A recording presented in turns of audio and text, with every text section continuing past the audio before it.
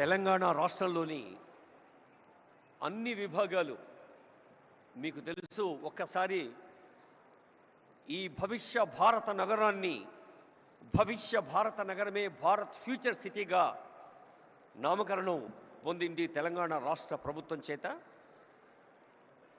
హైదరాబాద్, సికింద్రాబాద్, సైబరాబాద్ 3 నగరాల సిగలో 4వ నగ, ఈ 4వ నగరం భారత్ ఫ్యూచర్ సిటీ.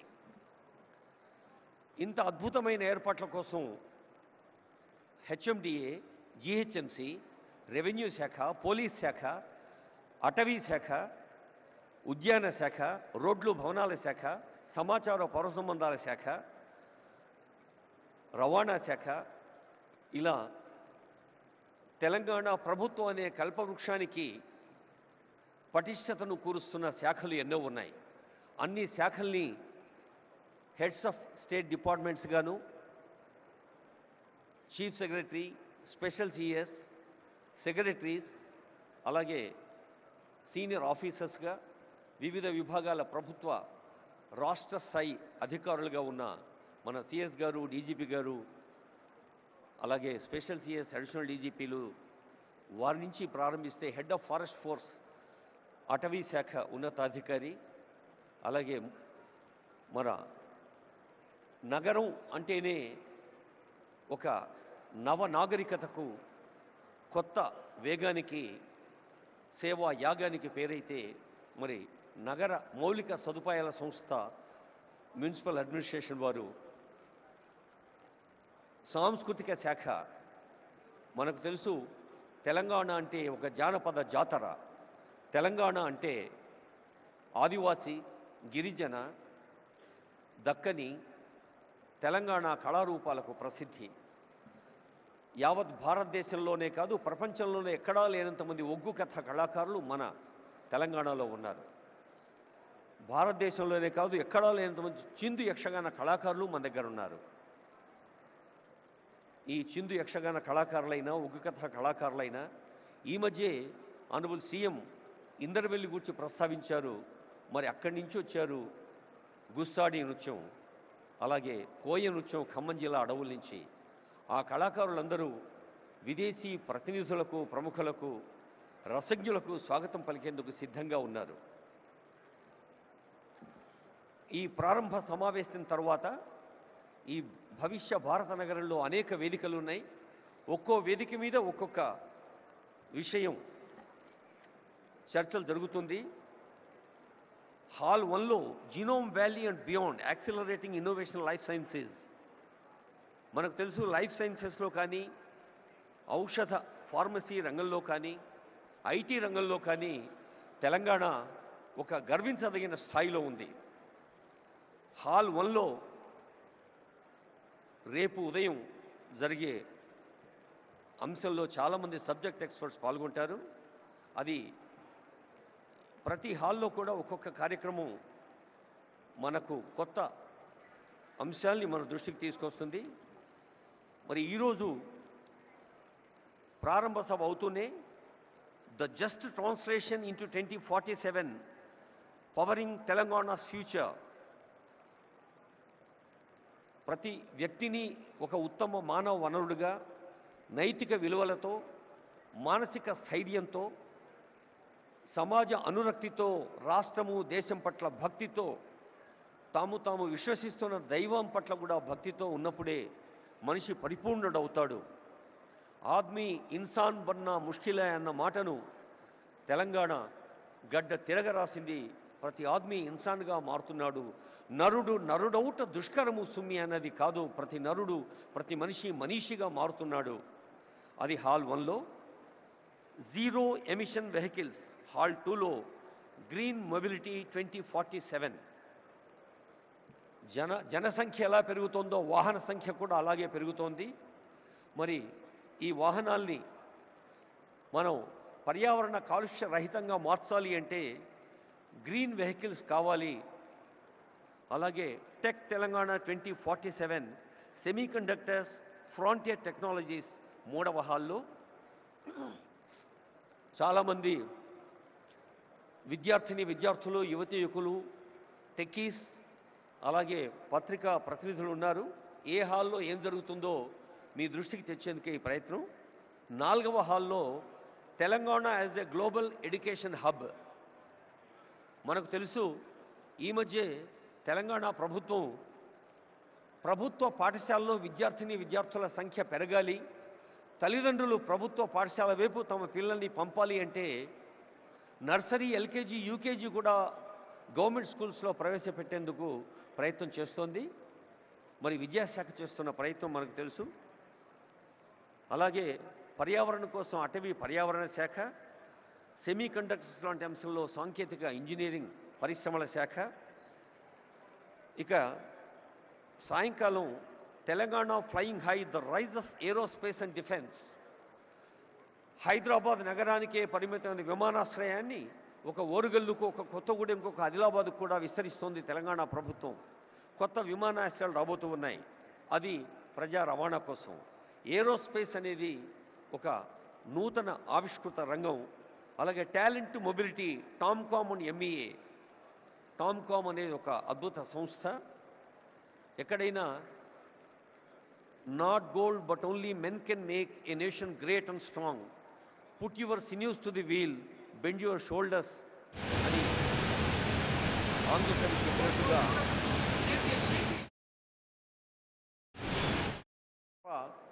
కేవలం వేదికల పైన మనం అనుకునే సంకల్పాలతో సాధ్యం కాదు అంటారు ఆనరబుల్ సీఎం. అందుకని talent mobility is the top priority of Telangana state. Accessible, affordable and equitable health care. ఆరోగ్య రంగంలో ప్రాథమిక ఆరోగ్య కేంద్రం కానీ, ఉప ప్రాథమిక ఆరోగ్య కేంద్రం నుంచి ఉస్మానియా, గాంధీ లాంటి ప్రతిష్టాత్మక వైద్య సంస్థల దాకా అనేక వైద్య కళాశాలలు, సామాన్యులకు అందుబాటులో ఉండే వైద్యాన్ని, రాజీవ్ ఆరోగ్యశ్రీ లాంటి పథకాలు ఇప్పటికే ఉన్నాయి, మీ అందరికీ తెలుసు.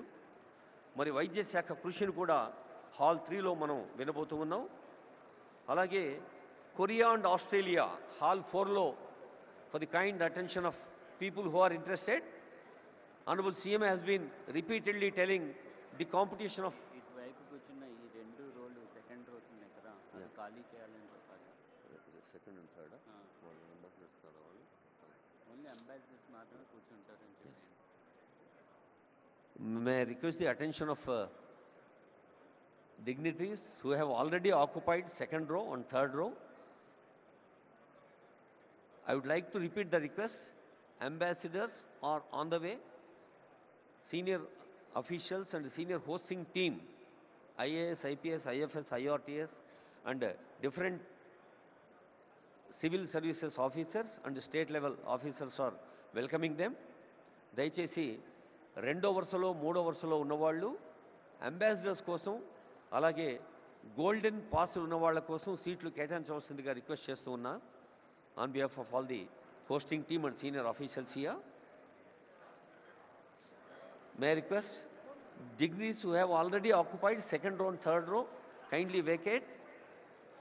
Let's all welcome with warmth of Telangana the people from different parts of country and different parts of the world. Narasimha Reddy garu.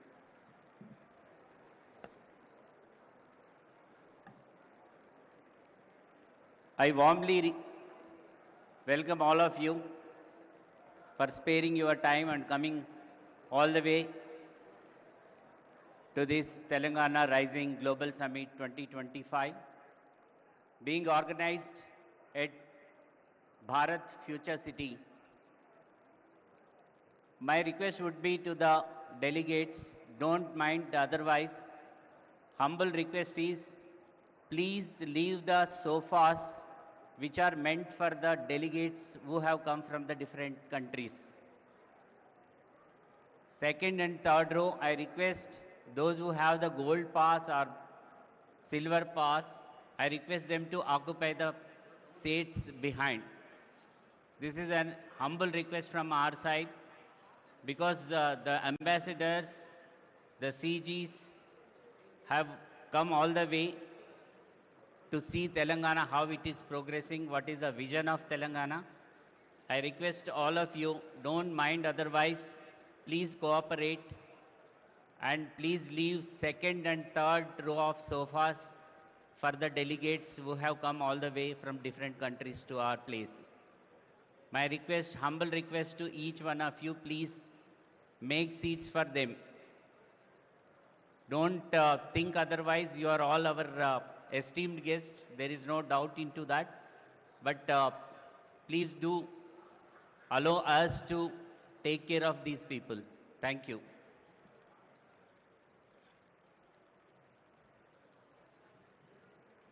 Telangana రాష్ట్రాన్ని ప్రపంచంలోనే ముందు వరుసలో ఉంచేందుకు ప్రయత్నం చేస్తున్న పెద్దలందరూ ముందు వరుసలో ఉన్నారు. గౌరవనీయులైన శాసన మండలి అధ్యక్షులు గుత్తా సుఖేందర్ రెడ్డి గారు, గౌరవనీయ సలహాదారులు షబీర్ అలీ గారు, సుదర్శన్ రెడ్డి గారు, మేడం శ్రీమతి జగ్గారెడ్డి గారు, ఇంకా ఆనరబుల్ మినిస్టర్స్ కొండా సురేఖ గారు, పొంగులేటి శ్రీనివాస్ రెడ్డి గారు, సీదరబాబు గారు, పొన్నం ప్రభాకర్ గారు అందరూ ఈ ప్రాంగణంలోనే ఉన్నారు. అందరికీ హృదయపూర్వక శుభాకాంక్షలు తెలియజేస్తూ, కొరియా,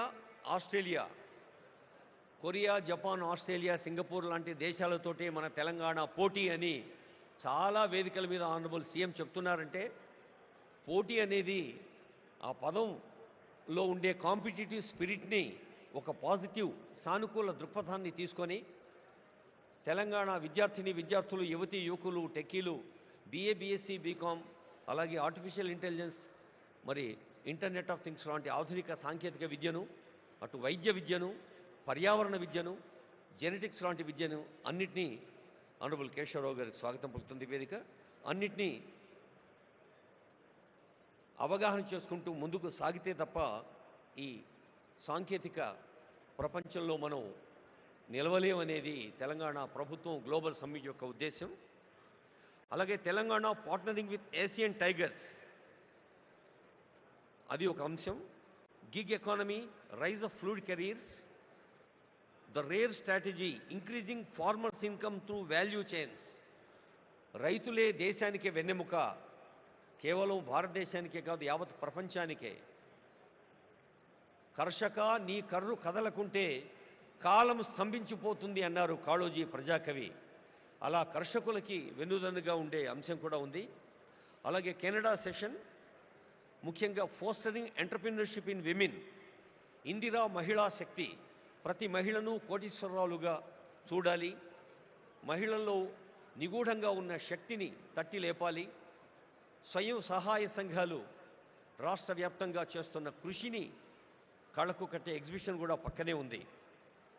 అలాగే రేపు ఉదయం genome valley, beyond accelerating innovation life sciences, hall 2లో తెలంగాణస్ ఒలింపిక్ గోల్డ్ క్వెస్ట్. మన తెలంగాణ రాష్ట్ర జనాభాతో పోలిస్తే కొన్ని ప్రపంచ దేశాల జనాభా తక్కువ. అలాంటి దేశాలు సాధించే medals, whether they are bronze, silver or gold medals, they are quite more.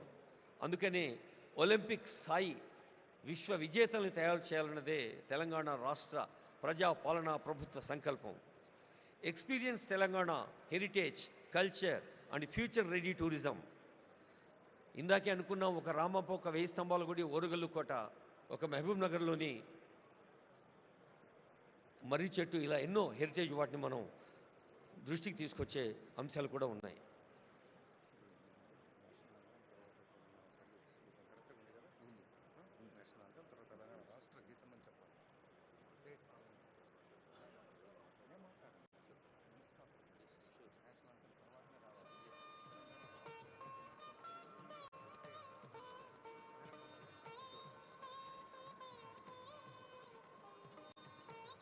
I would like to remind, మరోసారి సవినయంగా గుర్తు చేస్తూ ఉన్నాం, ఆనరబుల్ గవర్నర్ గారు, ఆనరబుల్ సీఎం గారు, ఇతర పెద్దలు వేదికపైకి వచ్చాక మన జాతీయ గీతం తవ శుభ నామే జాగే తవ శుభ ఆశీష మాగే అంటూ జనని భారతి ఆశీస్సులు అందుకుంటాం.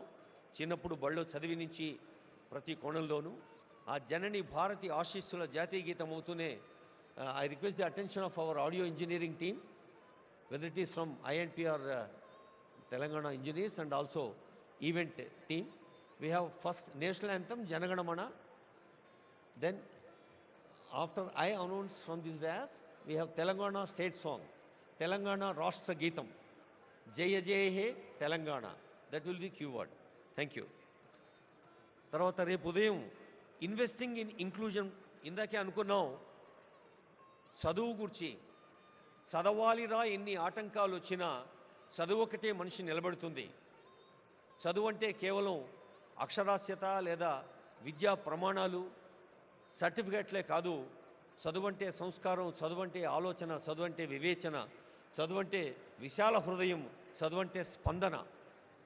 అలాంటి చదువు అందించేందుకు young India integrated schools Telangana రాష్ట్ర వ్యాప్తంగా ప్రతి నియోజకవర్గంలో 250 కోట్ల రూపాయల వ్యయంతో young India integrated schools honourable CM గారి ఫ్లాగ్షిప్ ప్రోగ్రామ్స్లో ప్రాధాన్యత రంగాల్లో అదొకటి మీ అందరికీ తెలుసు, అందరూ అనుభవజ్ఞులే పెద్దలు.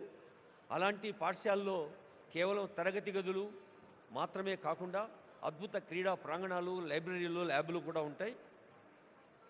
తర్వాత towards 3 trillion economy leveraging capital and productivity, లక్షల కోట్ల ఎకానమీ సాధించడం అనేది అది కేవలం ఆర్థిక లక్ష్యం మాత్రమే కాదు. ఆర్థిక వికాసం సాధ్యమయ్యేది హార్దిక స్పందనతో మాత్రమే. అలా హృదయపూర్వకంగా స్పందిస్తూ అర్థవ్యవస్థను పటిష్టం చేసుకుంటూ సాగాలి అంటుంది ప్రజా పాలనా ప్రభుత్వం ఈ 2 ఏండ్ల పండుగ. Investing in inclusion prospects in affordable housing sector. Indiramma ఇళ్ళు ఎందరో పేదల కలల వాకిళ్ళు. అలాంటి ఇందిరమ్మ ఇళ్ళు ఒకవైపు, మరి ఇతర నిర్మాణ సంస్థలకు ప్రోత్సాహం కూడా మరోవైపు. Musi rejuvenation, blue green infrastructure in Hyderabad. నీళ్ళంటేనే నీలి రంగులో ఉండే బ్లూ రెవల్యూషన్ మనకి ఇదివరకు తెలుసు. శ్వేత విప్లవం పాలు, సస్య విప్లవం లేదా హరిత విప్లవం అటు పచ్చని పర్యావరణం మరియు పంటలు. ఇది నగర విప్లవం మూసీ రీజువినేషన్. అలాగే అర్బన్ రూరల్ కనెక్టివిటీ, హైదరాబాద్ మహానగరాన్ని చుట్టుపక్కల ఉండే నగరాలు, పట్టణాలు, రీజనల్ సిటీస్తో లింక్ చేసేది, అక్కడి నుండి పల్లెలకు కలిపేది రేడియల్ రోడ్స్. ఆ మూడింటి గురించి కూడా ఆనరబుల్ సీఎం గారు చెప్తారు ఈ వేదిక పైన. తర్వాత Bharat future city as a magnet for 3 trillion Telangana. ఇది రేపు మధ్యాహ్నం ఉంటుంది. I hope all of you will be interested to take part in it with constructive ideas. Bharat future city 3 ట్రిలియన్ల ఎకానమీ దేశంలో ఎలా ఉంటుందో, building Telangana's entrepreneurship eco system, ease of doing business అనేది ఒకటి, investment pathways, financial hub strategy, high impact sections అనేది ఒకటి, innovative PPPs, harnessing private capital towards public goods మరొక అంశం. అలాగే creative century, India soft power and the future of entertainment. అంతర్జాతీయ ప్రమాణాలను సినిమాలు కేవలం తెలుగులోనో, దక్షిణ భారత సినీ రంగమో, భారత సినీ రంగం కేవలం టాలీవుడ్, కోలీవుడ్ మాత్రమే కాదు, బాలీవుడ్ మాత్రమే కాదు, హాలీవుడ్ కూడా రావాలి అన్నదే ఈ క్రియేటివ్ సెంచరీ యొక్క లక్ష్యం. అలాగే inclusive prosperity, expanding opportunity for everyone. మరి మన దేహంలో ప్రతి అంగం పరిపూర్ణ ఆరోగ్యంతో ఉన్నప్పుడే ఒక ఫుల్ ఫ్లెడ్జ్డ్ పర్సనాలిటీ శారీరకంగా, మానసికంగా ఎలా సాధ్యమవుతుందో, 4 కోట్ల తెలంగాణ ప్రజలందరూ కూడా ఆరోగ్యంగా, ఆనందంగా, ఆత్మవిశ్వాసంతో, ఆర్థిక వికాసంతో విజ్ఞాన పథంలో ముందుకు సాగాలి అనేదే ఇంక్లూజివ్ ప్రాస్పరిటీ తెలంగాణ ప్రజాపాలన ప్రభుత్వ లక్ష్యం. Global capability centres, startup ecosystem, ఇలా అనేక అంశాలని మీరందరూ, ఈ సభలో ఉన్న వారందరూ కూడా వివిధ రంగాల్లో దశాబ్దాల అనుభవాన్ని సొంతం చేసుకున్న పెద్దలున్నారు. వైద్య రంగం, విద్యారంగం, ఔషధ రంగం, పర్యావరణ రంగం, వ్యవసాయ రంగం, శ్రామిక పెట్టుబడులు పెట్టే గృహ నిర్మాణ రంగం, శ్రామికుల్ని దశ చూపే కార్మిక కర్మాగారాల వ్యవస్థాపకులు, ఎంటర్ప్రీనర్స్ ఎందరో ఉన్నారు. అందరికీ మరోమారు తెలంగాణ రాష్ట్ర ప్రజా పాలనా ప్రభుత్వం ప్రజా విజయోత్సవాల్లో ఇది ఒక అద్భుత మహోత్సవం. ఇది తెలంగాణ మీ అందరినీ ఆత్మీయంగా ఆహ్వానించిన ప్రపంచ స్థాయి సదస్సు ఈ క్షణం నుంచి వెళ్ళి విరుస్తుంది నవనూతన ఉషస్సు. భవదీయ దక్షిణామూర్తి. మీ అందరికీ నమస్సులతో మ్యూజిక్ ప్లీజ్.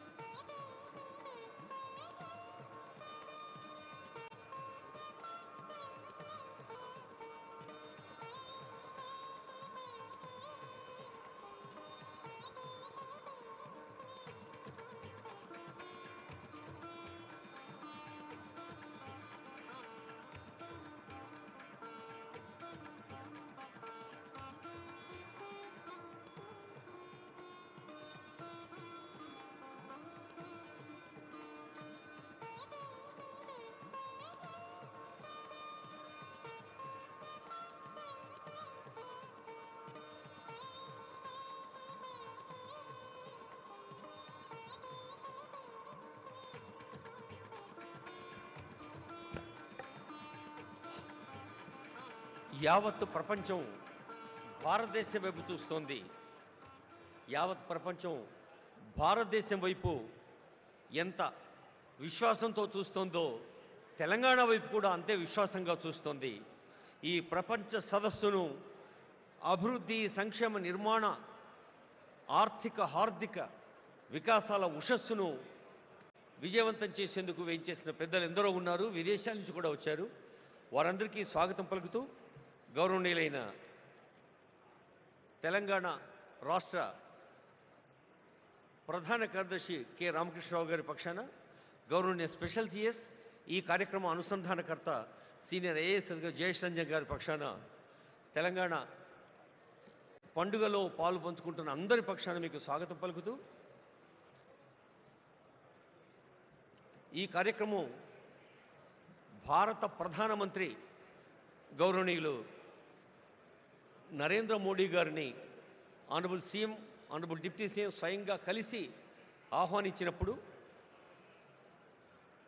ప్రధానమంత్రి గారు తెలంగాణ ఎంత వేగంగా, సేవా యాగంగా, నిర్మాణాత్మక పనుల్లో ప్రతి సామాన్యుడు భాగంగా సాగాలి అని ఆశీర్వదించారు. గౌరవనీయులైన కేంద్ర మంత్రివర్యులు ఇప్పుడే వేయించేశారు. మీ అందరి కరతాళ ధ్వనుల మధ్య honourable union minister G Kishan Reddy గారిని వేదిక సవినంగా ఆహ్వానిస్తోంది. గౌరవనీయులైన జయేష్ రంజన్ గారు, ఇతర సీనియర్ అధికారులు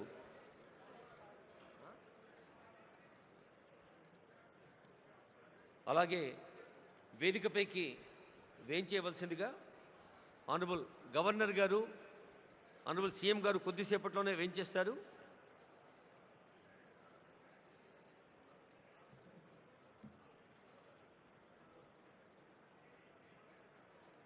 హలో కాల్ అమ్మా, తెలియదు కదా నువ్వు.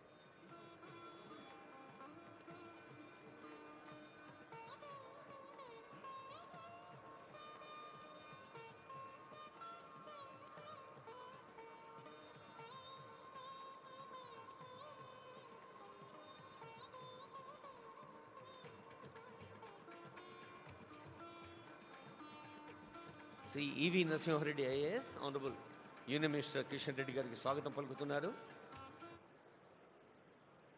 మనం కూడా స్వాగతం పలుకుతాం honourable union minister Kishan Reddy గారికి చప్పట్లతో.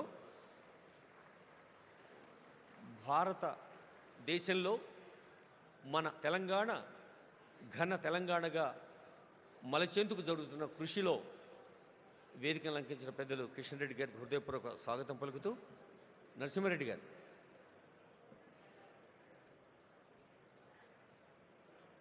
Sir Narasimha Reddy sir.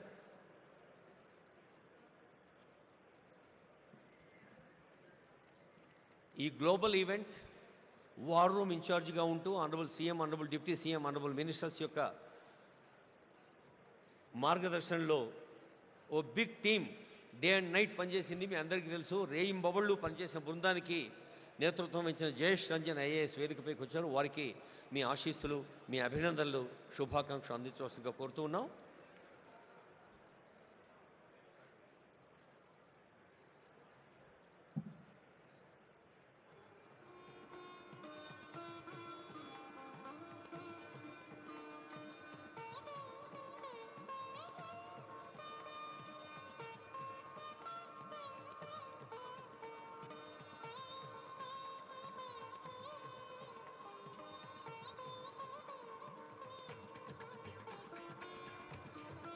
మన వేదికకే ప్రపంచ స్థాయి విలువ తెచ్చే పెద్దలు వస్తున్నారు వేదికపైకి. Please give a big hand. Kailash Satyarthi garu, Nobel laureate. Jeremy Jurgens garu, managing director and head of centre for frontier technologies, innovation and centre for cyber security. అలాగే Eric Swider, director, Trump media. అలాగే మీ అందరి కరతాళ ధ్వనుల మధ్య వీరందరినీ ఆహ్వానించుకుందాం.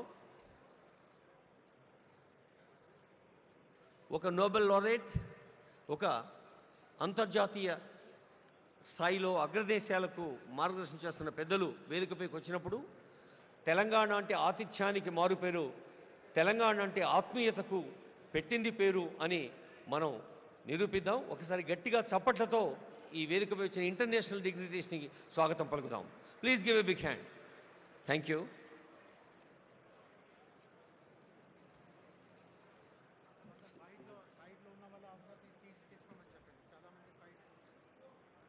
సార్ దయచేసి మీరందరూ మీ సీట్లలో కూర్చోసుకోతున్నాం. వెనక కూడా సీట్లు చాలా ఖాళీ ఉన్నాయండి.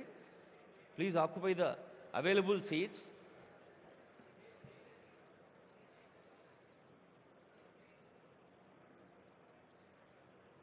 సార్ చెప్పండి. సార్ స్టేజ్ మీద వస్తారు గ్లోబల్ చెప్పండి.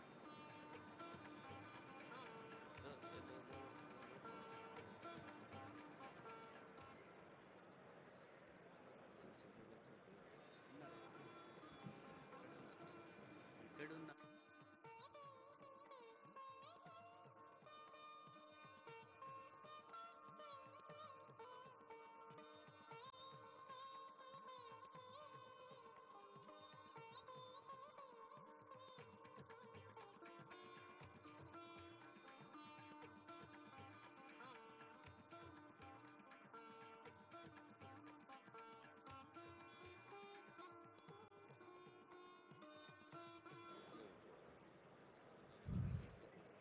I warmly welcome all the dignitaries here for this Telangana Rising Global Summit 2025 opening ceremony. I request all the delegates who are standing to the left of the dais, kindly take the back seats. Please should not stand like that. It will not be appreciated. It will give very bad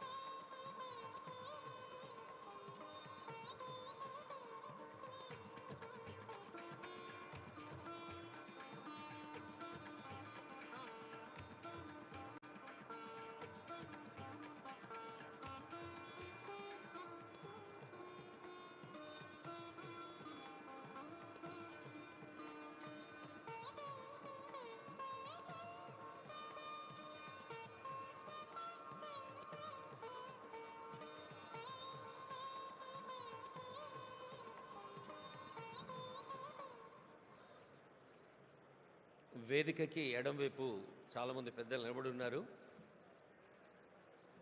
May request all of you to occupy seats which are available. ఎవరైనా ఒకరు కొంచెం initiation తీసుకొని మిగతా వాళ్ళందరినీ వారి వారి సీట్లలో కూర్చోబెట్టుకొని రిక్వెస్ట్ చేస్తున్నాం. ఇంకొక 5 నిమిషాల్లో డిగ్నిటరీస్ అందరూ వేయించేస్తారు, అప్పుడు కార్యక్రమం ఆరంభమవుతుంది.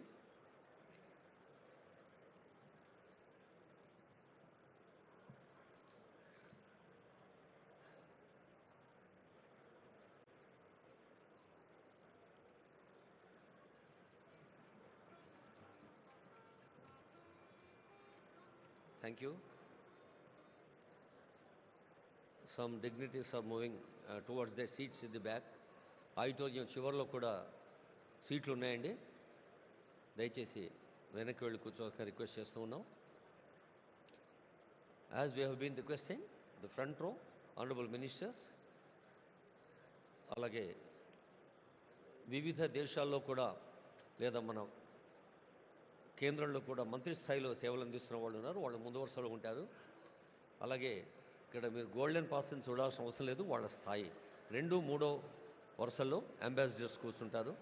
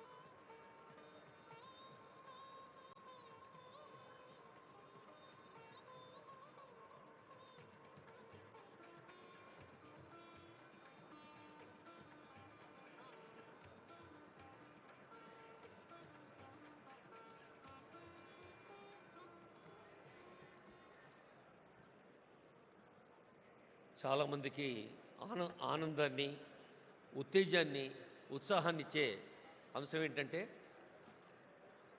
అందరికీ తెలుసు ఇప్పుడు ప్రచార ప్రసార సాధనాల హోరులో జోరులో ఈ మధ్య నోబెల్ పీస్ ప్రైజ్ అన్న పదం చాలాసార్లు విన్నాం.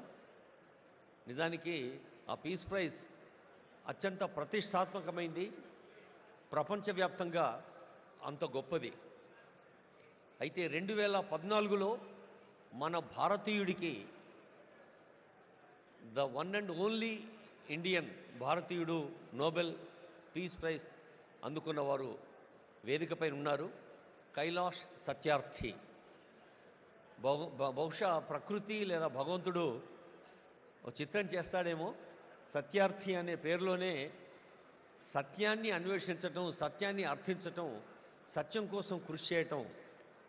నేను ఇందాకే అడిగాను, సార్ అది మీ ఇంటి పేరా అని. కైలాష్ సత్యార్థి అని చెప్పారు. సో ఆ శాంతిని మించిన సత్యం మరొకటి లేదు అని నోబెల్ శాంతి బహుమతిని మన భారతదేశానికి చెందిన కైలాష్ సత్యార్థి గారు అందుకోవటం శాంతి కాముకులకు, శాంతి ప్రేమికులకు, మరి సత్యము అహింస పునాదులుగా ఏర్పడిన మన భారతీయ సంస్కృతికి అది ఎంతో గర్వకారణం. ఎందరో వేయించేశారు. మళ్ళీ మళ్ళీ రిక్వెస్ట్ చేస్తున్నాను, దయచేసి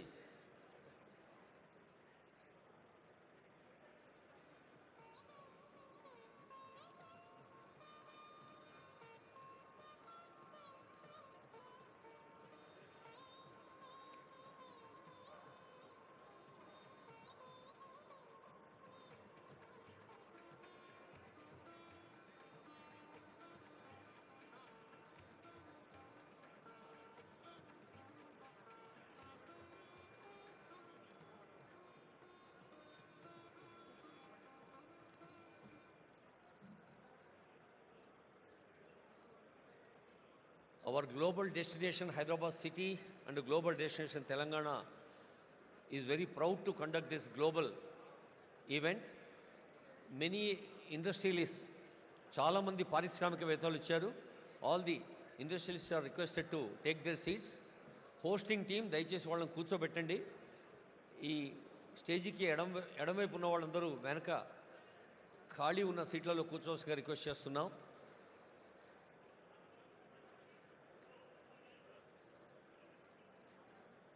వేలాది మంది వారి వారి జీవన రంగాల్లో విజయం సాధించిన వాళ్ళు, విజేతలుగా విజయ కేతనాన్ని ఎగరవేసిన వాళ్ళు ఎందరో ఉన్నారు. వారందరికీ స్వాగతం పలుకుతోంది వేదిక. మనకు తెలుసు, విశ్వకవి రవీంద్రుడికి తొలి నోబెల్ వచ్చినప్పుడు యావత్ భారతదేశం పులకించిపోయింది. ఒక గీతాంజలితో ప్రకృతిలోని ప్రతి అణువులో పరమేశ్వరిని దర్శించమన్న గీతాంజలి విశ్వ మానవ భావనను మనకు అందజేసింది.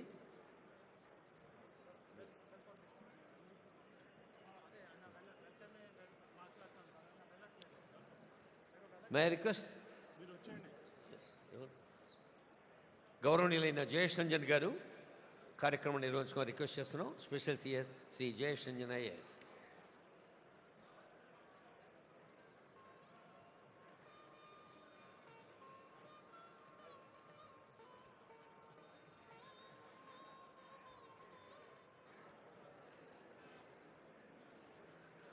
I request everyone to please settle down.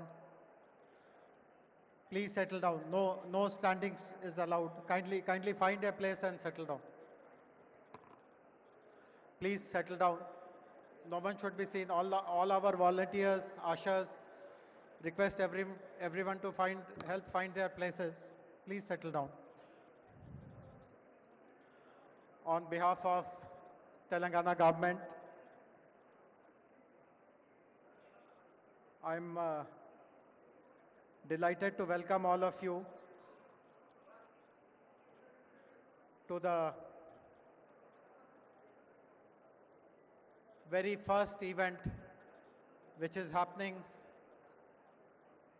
at the Future City, Bharat Future City Arena. We are all very fortunate to witness this day.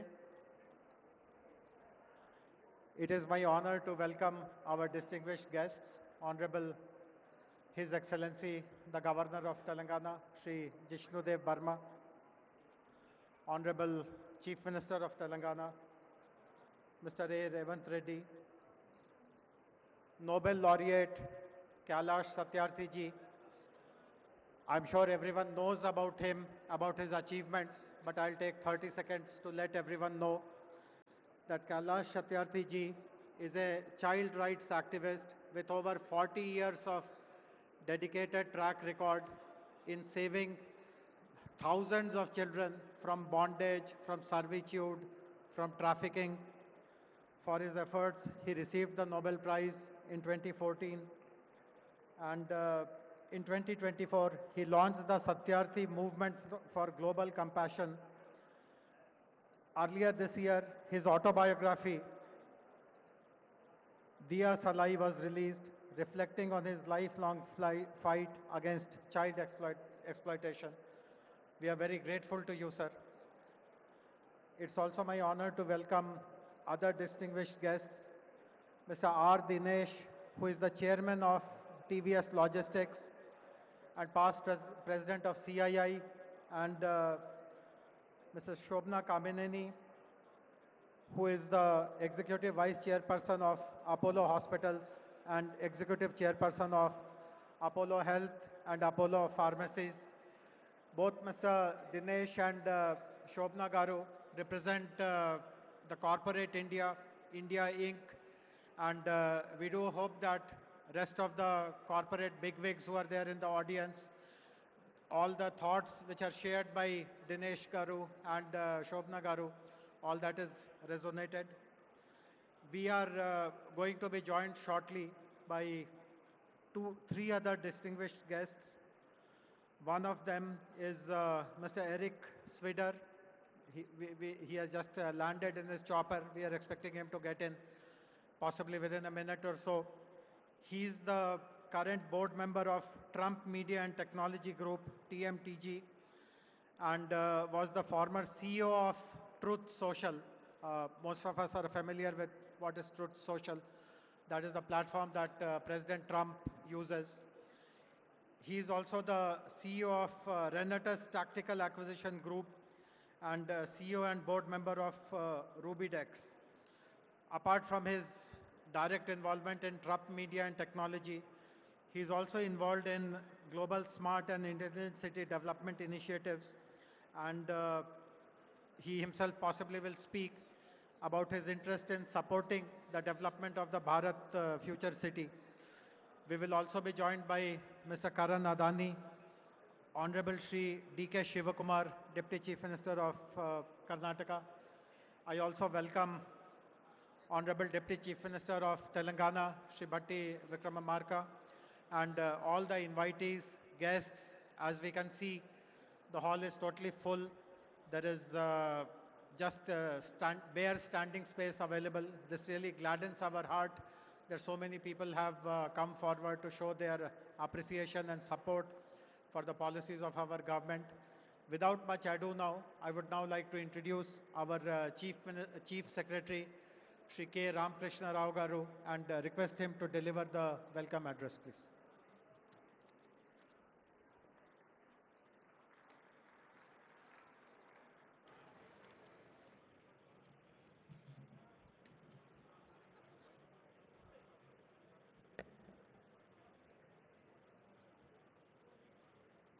Honorable Governor of Telangana, His Excellency Sri Jishnudev Barmaji, Honorable Chief Minister Sri A. Revant Reddy Garu, Distinguished Noble Laureate Sri Satyarthi Garu,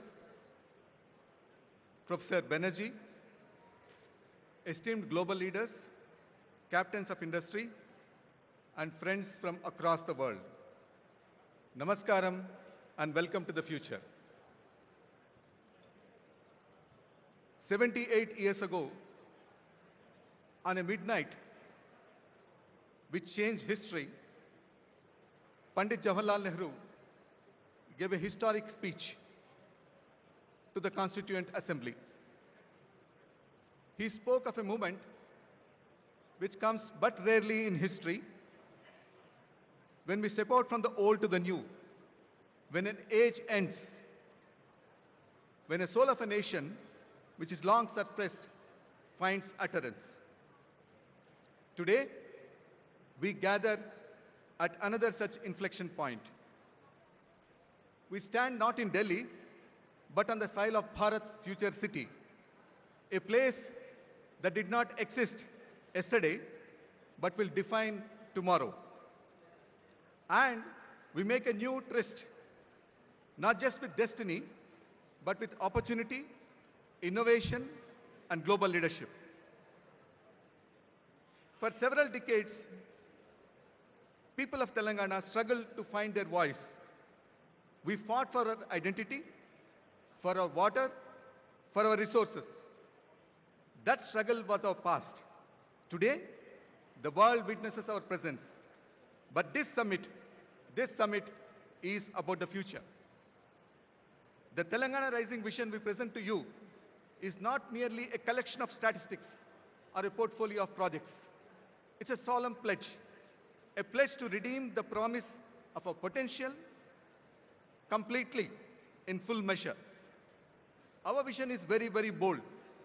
You would have seen the billboards on the way to this particular venue.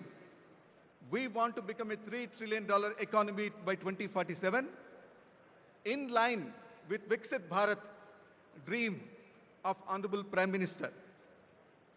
By 2047, when India celebrates its 100 years of freedom, Telangana will also be a proud member of the country. But how do we redeem this pledge? How do we achieve this goal? We do so by reimagining the very geography of growth. As all the captains of industry, the economists, all of you are aware, the economy is made up of three parts: the agriculture, the industry and manufacturing, and the services. In Telangana, we have defined the geography exactly to reflect these areas. The rural area, where 60 lakh of our farmers live, We would like it to become a vibrant, natural farming area, which will be connected to the agriculture value chains across the world. Now, this will be the engine which will drive the rural area's growth. After the rural area, in between Hyderabad and the rural area, we have the peri-urban area. Now, this particular area where the Bharat Future City is located, we would like the imagination of the future to take shape here, whether it be artificial intelligence, quantum computing, net zero, any of these new ideas, we would like them to take place here. And then comes the core. The great city of Hyderabad, which has more than 400 years of history, is now looking at the future. This is where we would like to have the services to be located, the world-class services, IT company, and other companies to be located here, where they will not only produce for India, but for the rest of the world. This is the architecture of our ambition. To the nation of the people in the world who are represented here, from the Asian tigers to the capitals of the West, we send greetings and pledge ourselves to cooperate with you in furthering peace, freedom, and sustainable commerce.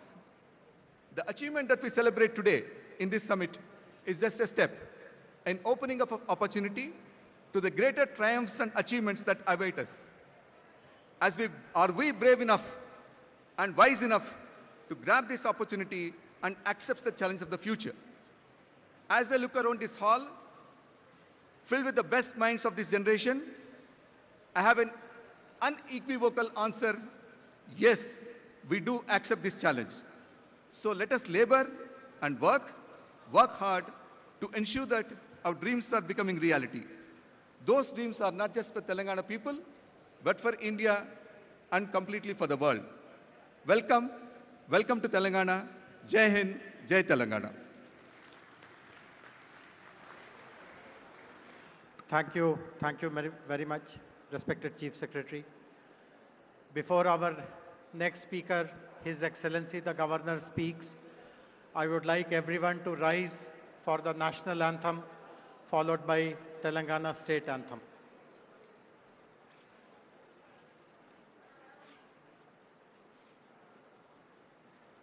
जनगण मन अधिनायक जय हे भारत भाग्य विधाता पंजाब सिंध गुजरात मराठा द्राविड उत्कल बंगा विंध्य हिमाचल यमुना गंगा उच्चल जलधि तरंगा तव शुभ नामे जागे तव शुभ आशीष मांगे गाहे तव जय गाथा जन गण मंगलदायक जय हे भारत भाग्य विधाता जय हे जय हे जय हे जय जय जय जय हे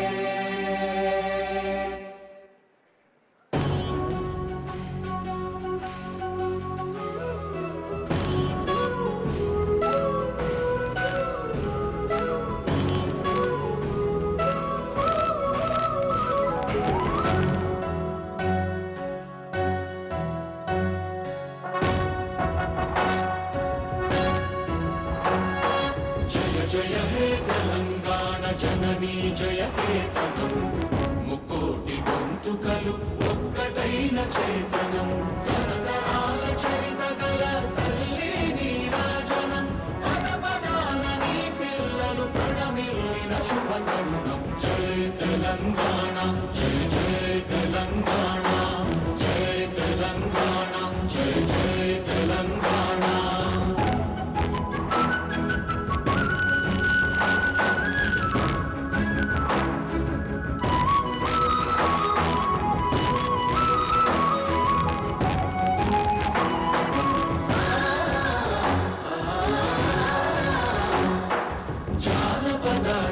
जीवन चावड़ीलु जानुवान कवि गायक वैतानिक कणला मंजीरालु जातिनि जागृत परचे गीताल जनजातर अनुनित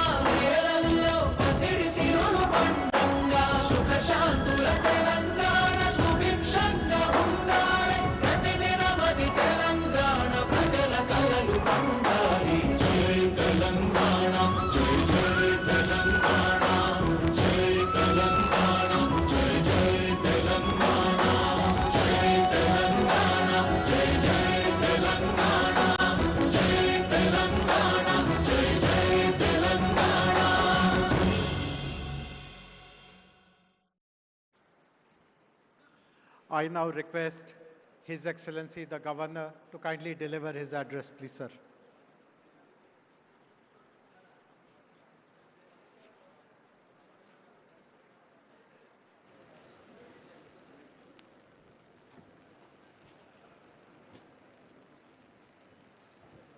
Good afternoon and namaskar. On the dais, Sri A. Revant Reddy, Honorable Chief Minister of Telangana, Sri Kishan Reddy, Honorable Union Minister, Sri Bhatti Vikramarka Mallu, Honorable Deputy Chief Minister of Telangana, Sri Kailash Satyarthi, Nobel Laureate, Sri R. Dinesh, Chairman TVS Logistics and past President CII, Sri Eric Swider, Director of Trump Media and Technology Group, DJT, Srimati Shobhana Kaminenu, Executive Vice Chairperson, Apollo Hospitals, Sri Ramakrishna Rao, IAS Chief Secretary, Sri Shivdhar Reddy, IPS, DGP Telangana, Sri Jayas Ranjan, IAS Special Chief Secretary, national and international delegates, distinguished guests, dignitaries, esteemed media friends, ladies and gentlemen, it is my honor and privilege to join you today at the Global Business Summit, a platform that brings together some of the finest minds shaping the economic and technological future of our world. I extend my warm greetings to all participants who have traveled from different regions and nations to be part of this significant gathering. Viksit Bharat by 2047 and Telangana Rising represent clear and purposeful national and state goals.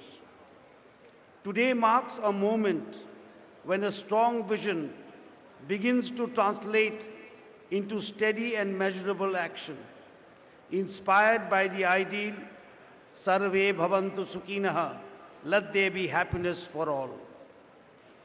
Setting targets, planning strategically, and executing with discipline require clarity and a forward-looking mindset.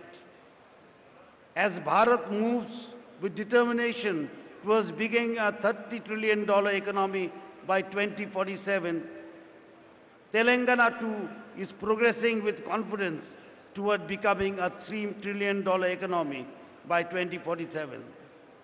This progress is visible across the state today. There is a renewed focus on democratic and socio-liberal values where citizens' voices are heard more clearly. Transparency, accountability, active engagement, and regular reporting are strengthening trust between people and the government. The celebrated writer Amitabh Ghosh reminds us, history is about the stories we choose to remember and the lessons we seek to learn. Telangana is choosing a story of inclusive growth with women farmers, youth and children at its core under the leadership of the Honorable Chief Minister, Sri A. Revant Reddy. Women's empowerment is advancing through initiatives such as electric buses operated by self-help groups, retail enterprises and solar projects, making women active contributors to the economy. Environmental restoration, including the management of lakes by women groups, is supporting both ecology and livelihoods. Education is evolving through community involvement in schools inspired by Mahatma Gandhi's Young India, while skills and sports universities are preparing youth for present and future opportunities. The future depends on the work done today.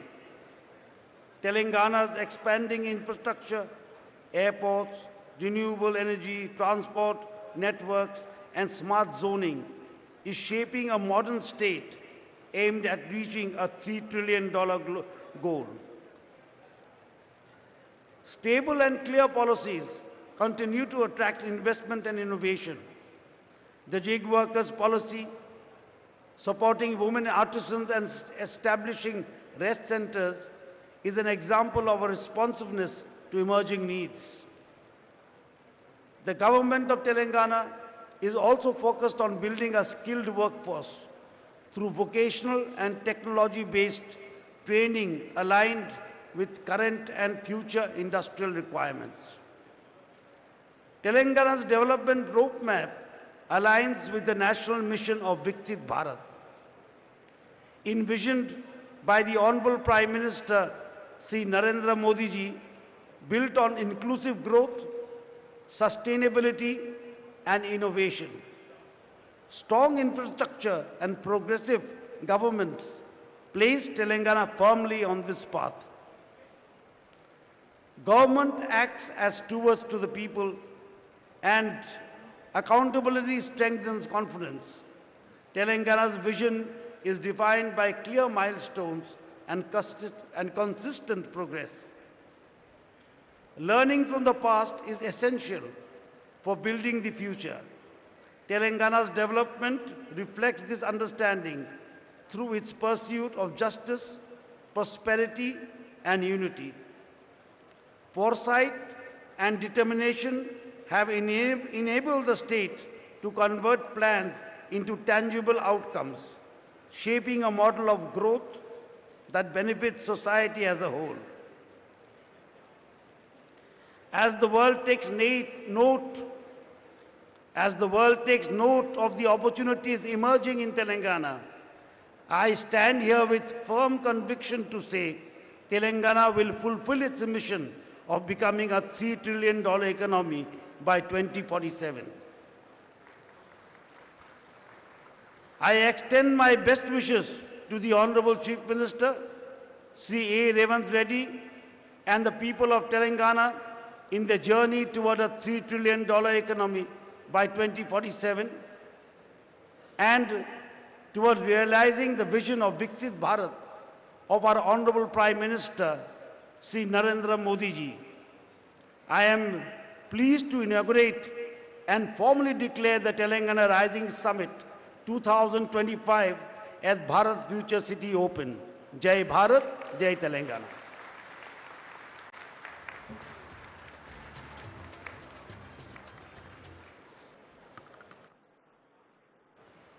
We are very grateful to His Excellency the Governor for delivering a very inspiring message. His Excellency has other contingencies and he takes leave of all of us. Thank you very much, sir, for your gracious presence.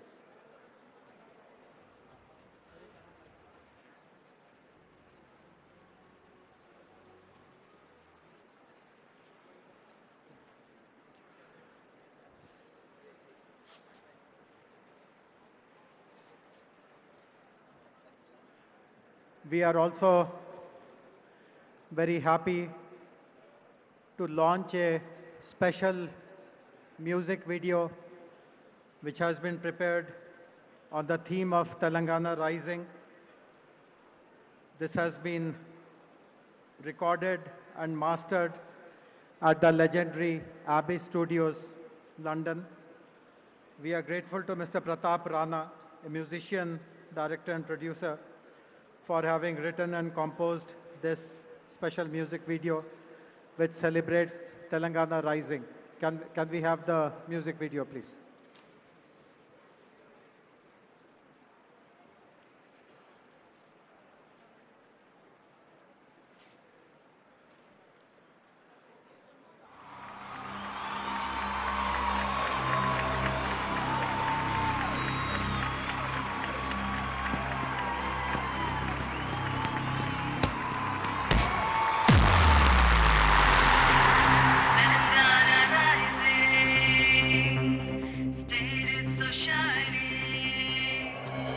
Telangana rising, state is so shining. It's just amazing, the future is building.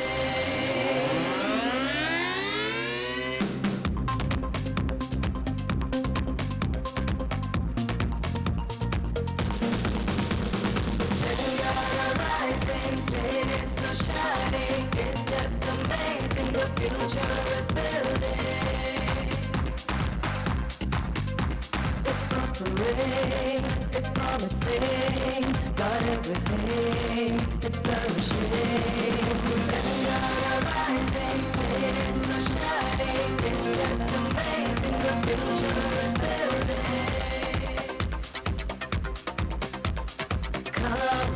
Come together, go together, let's all prosper here in this land of great history, technology, and tourism that you gotta see. Telangana rising, it's so shining, it's just amazing, the future is building.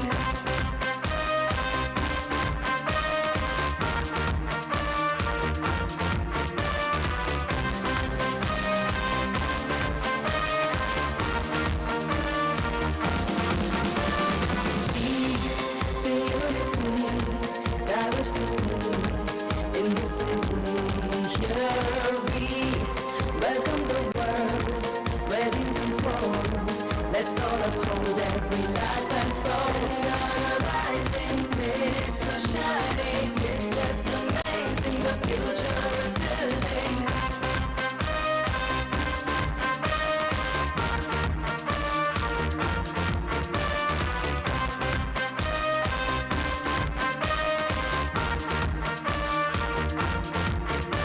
It's prospering, it's promising, got everything, it's flourishing.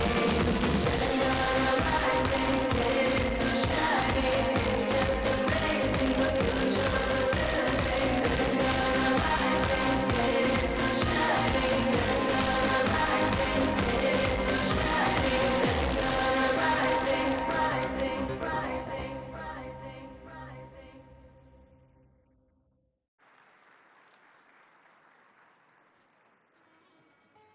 Thank, thank you very much, Mr. Pratap Rana. It has really come up to the best possible international standards. We are very fortunate to have two Nobel laureates who will be interacting with us today.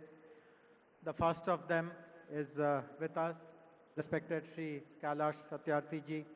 As I already introduced him, he has been relentlessly working to help the vulnerable, the most vulnerable of them all, the children. And his presence gives us a strong focus on how the state will pursue its goals and vision with a compassion towards the vulnerable, and the state will take up all measures which are required to safeguard their interests and future. I would request Kailash ji to kindly deliver his address, please.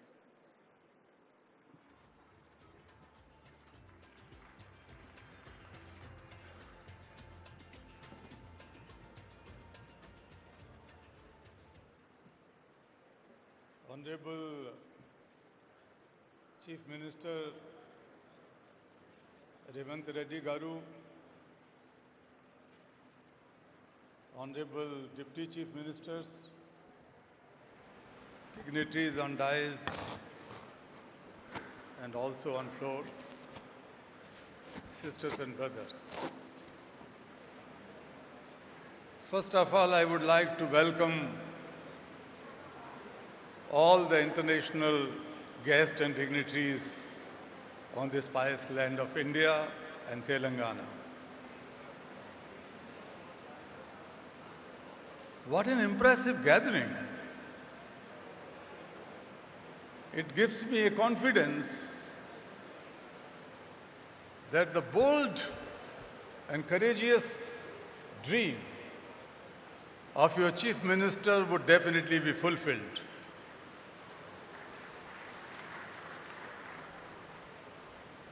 I tell you, when I see your faces, I could feel an assurance inside me that you are not only capable to shape a new Telangana and make the Vision Telangana a great success, but you can shape and help in shaping new India and a new world. We need not to borrow leadership from everywhere. The leaders are sitting here. You are the leaders in different walks of life. I would like to use this opportunity in congratulating Chief Minister Hemant Reddy ji and all his government, his team. In just 2 years, how could you imagine that the young Chief Minister can waive off loans of more than 2 million farmers? The farmers' loans are waived off. The women and girls can freely travel in the state buses. The health sector has been revamped. The quality and inclusive education has been your priority, and that is something to be admired. This is the new path. These are the new efforts towards Viksit Telangana, or the future of Telangana. Friends, when I see you here, there's that $1 trillion economy's vision for Telangana by 2034 is not impossible. It could be made, it would be made. And the $3 trillion dream for 2047, alongside Viksit Bharat, Telangana is not going to sit on the back seat. The shining Telangana will lead in your leadership.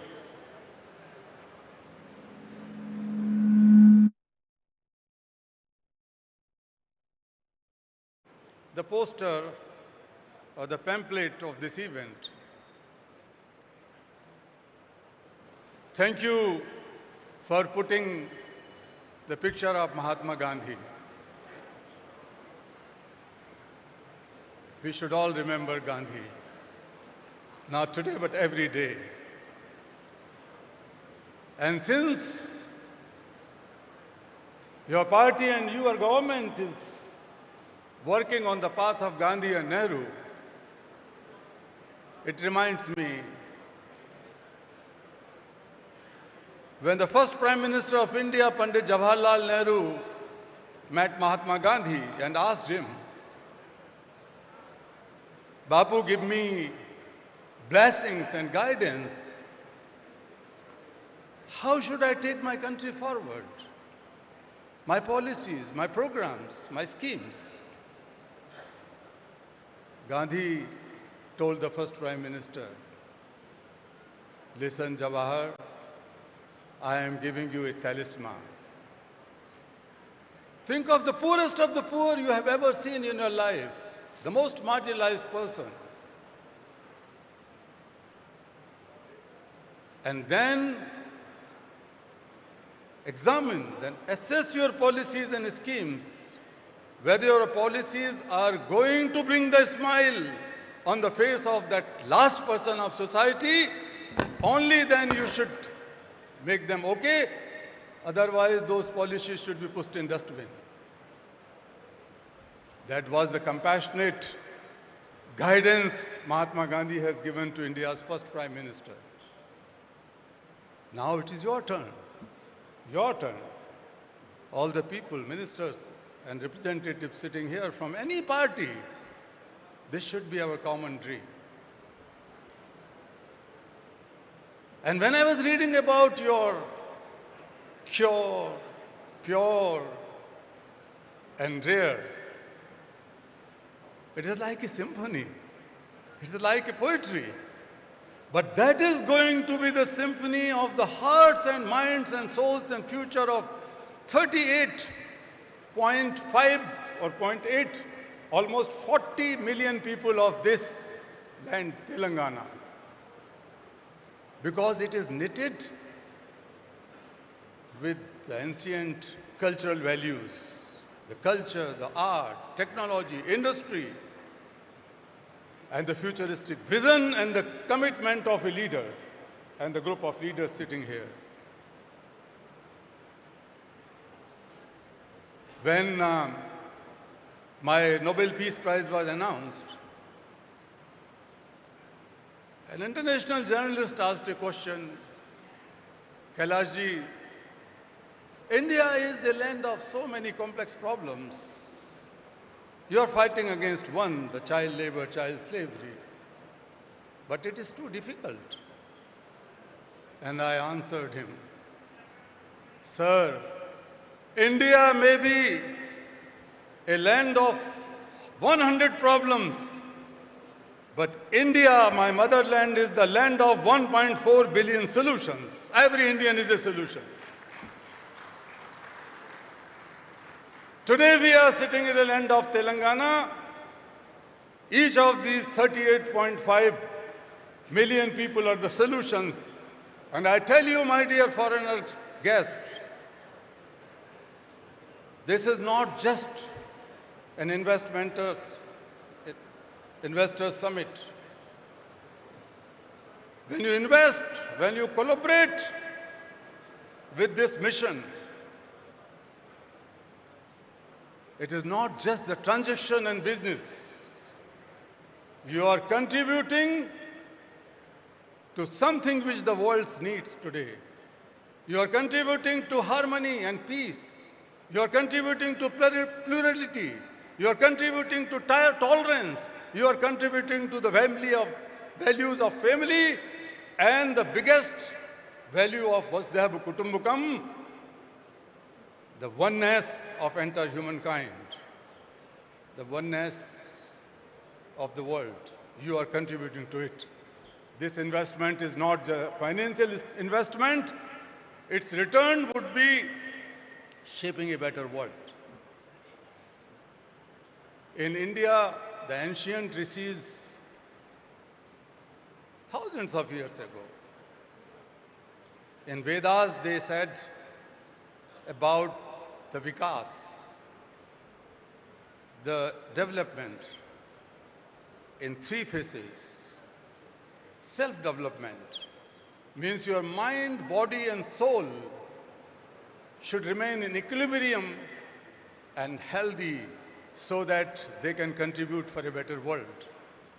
The second one was societal or community development, where the disparities, discriminations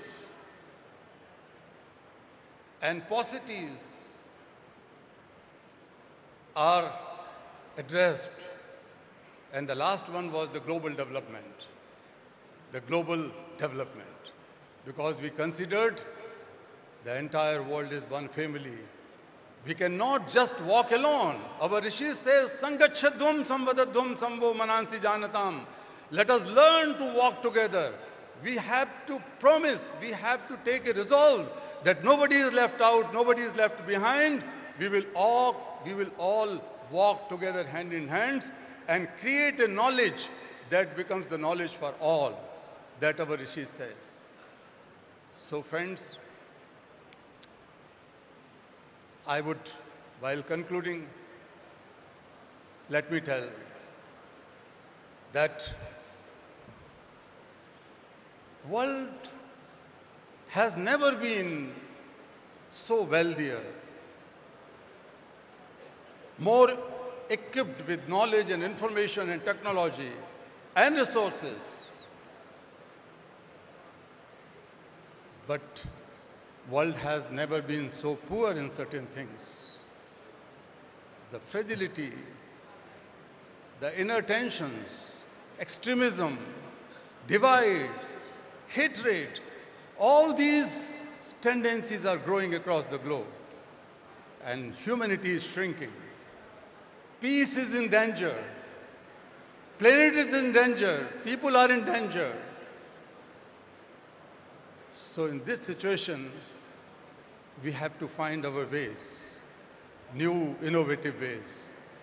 This economic growth, definitely the inclusive, more sustainable economic growth will help in advancing Sustainable Development Goals.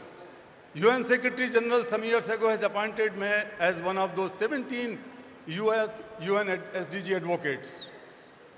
But I can confess that none of the goals can be accomplished in the given time.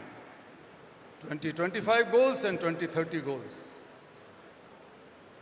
But I wish that Telangana can rise, India can rise and will rise and make a big contribution in advancing these sustainable development goals in coming 5 years or so.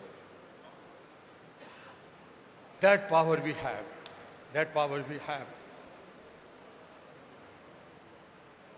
What we need? What is the problem? Problem is that the world is facing serious deficits. Deficits of moral courage, deficits of moral accountability, deficit of moral responsibility. So there is nothing, कोई जादू की छड़ी नहीं है.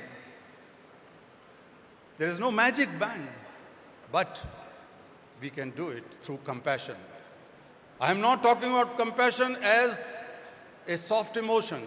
I am not talking about compassion as daya, kindness, or mercy, or benevolence. No, I am not talking about a soft emotion.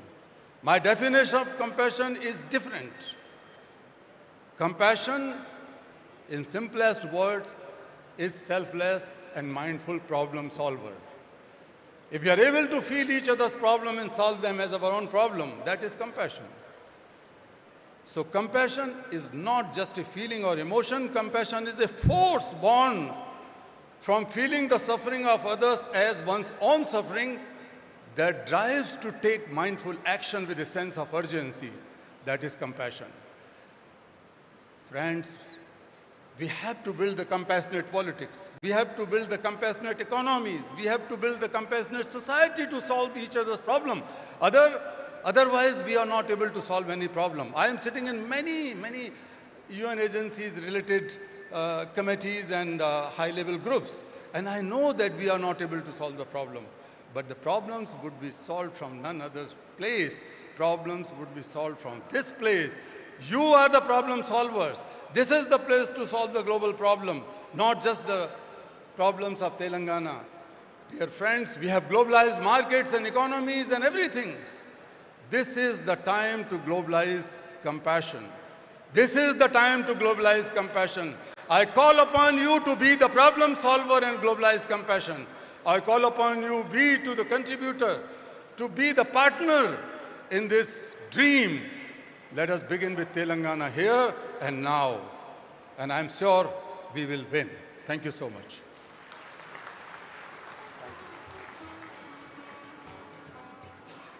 Thank you very much,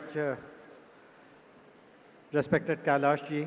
We will take your words to our heart, and I'm sure you will see lots of very progressive activities in Telangana related to women, children. In fact, most of you would be aware that our vision document, Telangana Rising Vision 2047, will be released tomorrow. And there are many sections in that document which relate to the welfare of children and women. All of you would be aware that Honorable Chief Minister has visited the prestigious forum, the World Economic Forum at Davos last year and earlier this year in January. And he has addressed many sessions there, including those on life sciences, on agriculture. And some of the ideas that he has shared has left a very strong positive impression about the state amongst the senior leadership of the World Economic Forum. Few weeks ago, he met the president of the World Economic Forum, Mr. Brende Borge, in Delhi.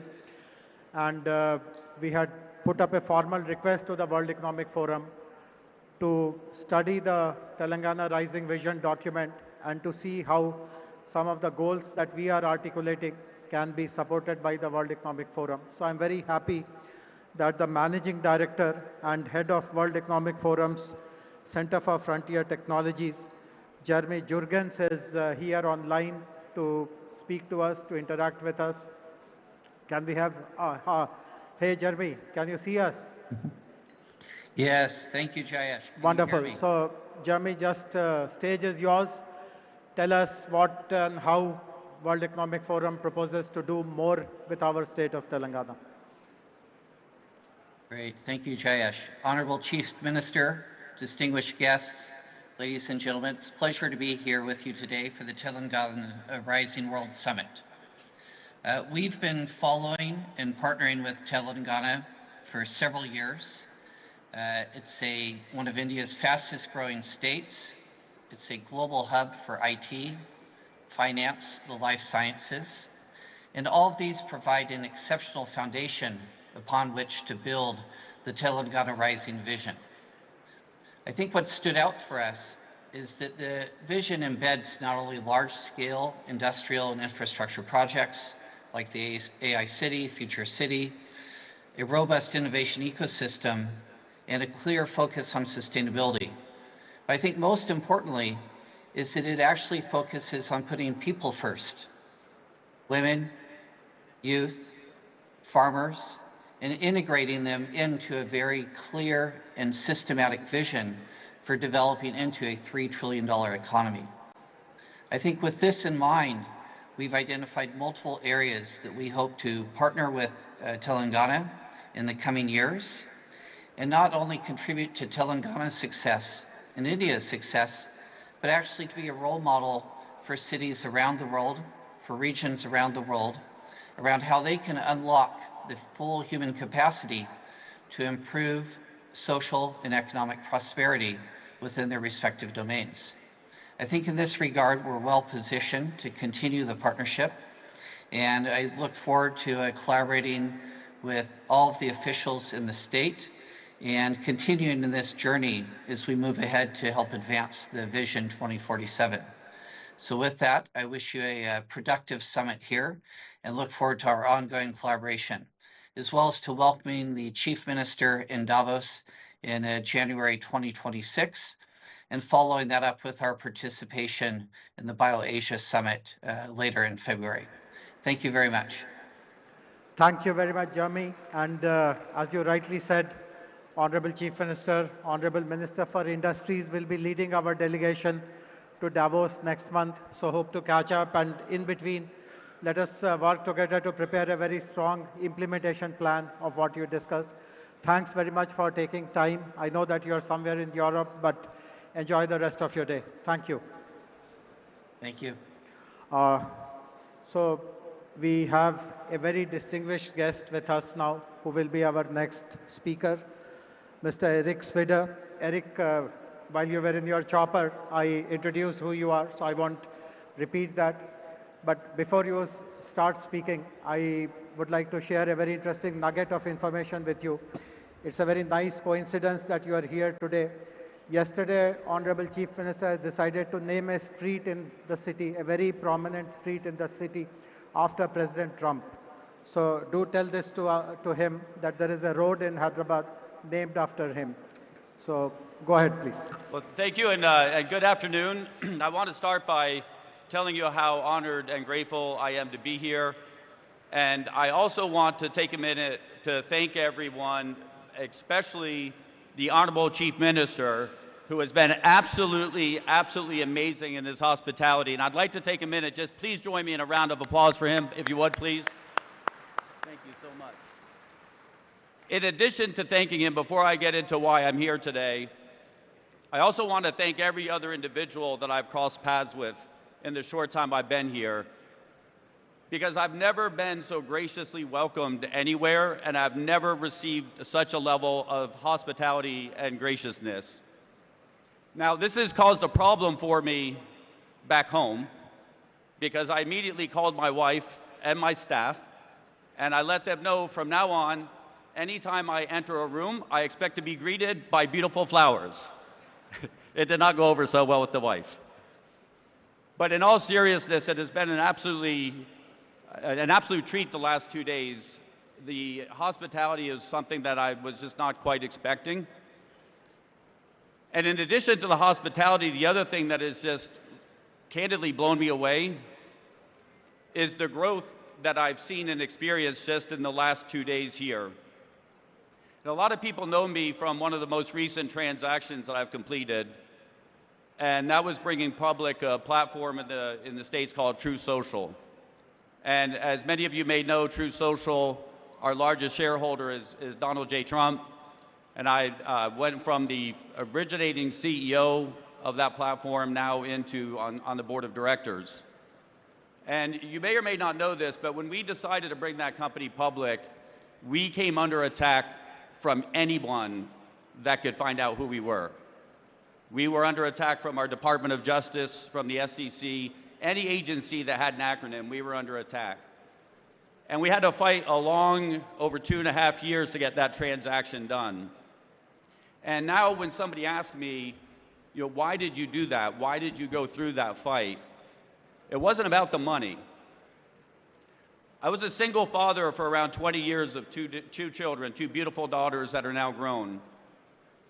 And it's hard to go back in time in your memory, but about 2.5 years ago, there were a lot of systems that were under attack by big tech and by government. And we were very close to a point when it was hard to find a platform that you could speak freely on. And I could not imagine leaving behind a place where my children could not have a platform that they could say what they wanted to say when they wanted to say. Because I believe that freedom of expression is one of the most fundamental rights for any human being. And without the ability to speak our minds and to speak, it leaves us with very few options to resort to.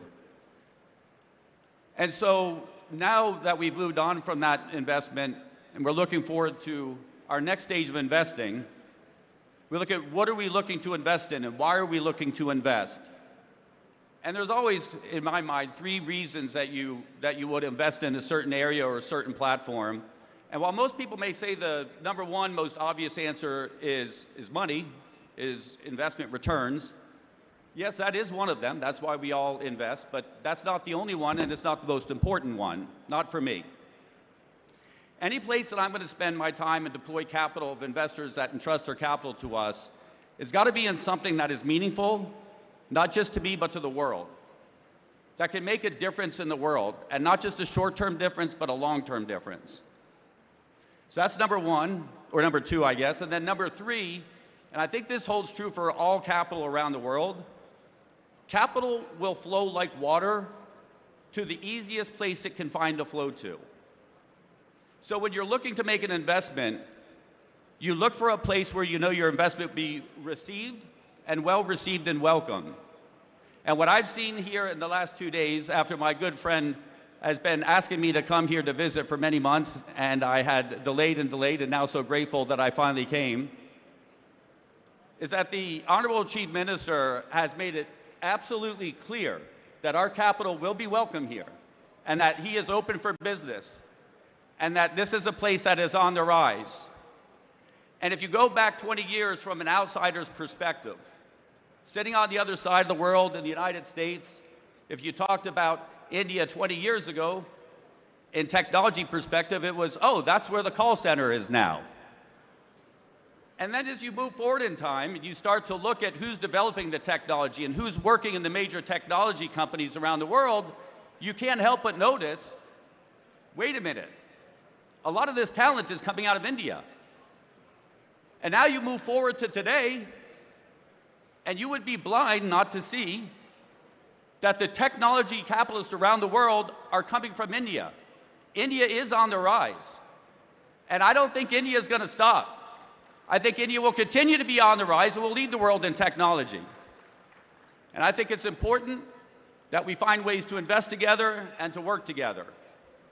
And so I am very excited to have been presented the opportunity to come here. We have seen technologies here that I'm very excited to invest in.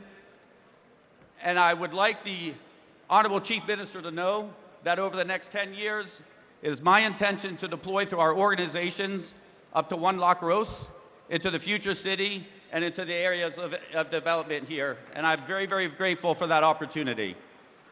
And I'm going to keep it short because I'm sure at this point everybody at some point wants to go on break or take a lunch.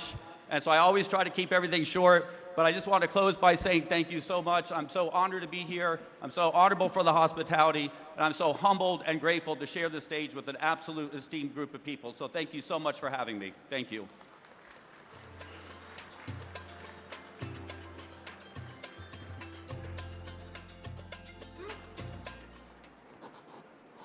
Thank you. Thank you very much, Eric. Thanks very much for appreciating the prowess of Hyderabad and Telangana in the world of technology, in the world of smart cities. Very grateful. I hope all of you caught this. Eric has just signed a big check for us. He has announced a 1 lakh crore investment in Hyderabad Future City. So thank you, grateful to you. And it's very appropriate that Eric, who is a champion of technology, is followed by Honorable Minister for Information Technology and Industries, respected Shri D. Sridhar Babu Garu.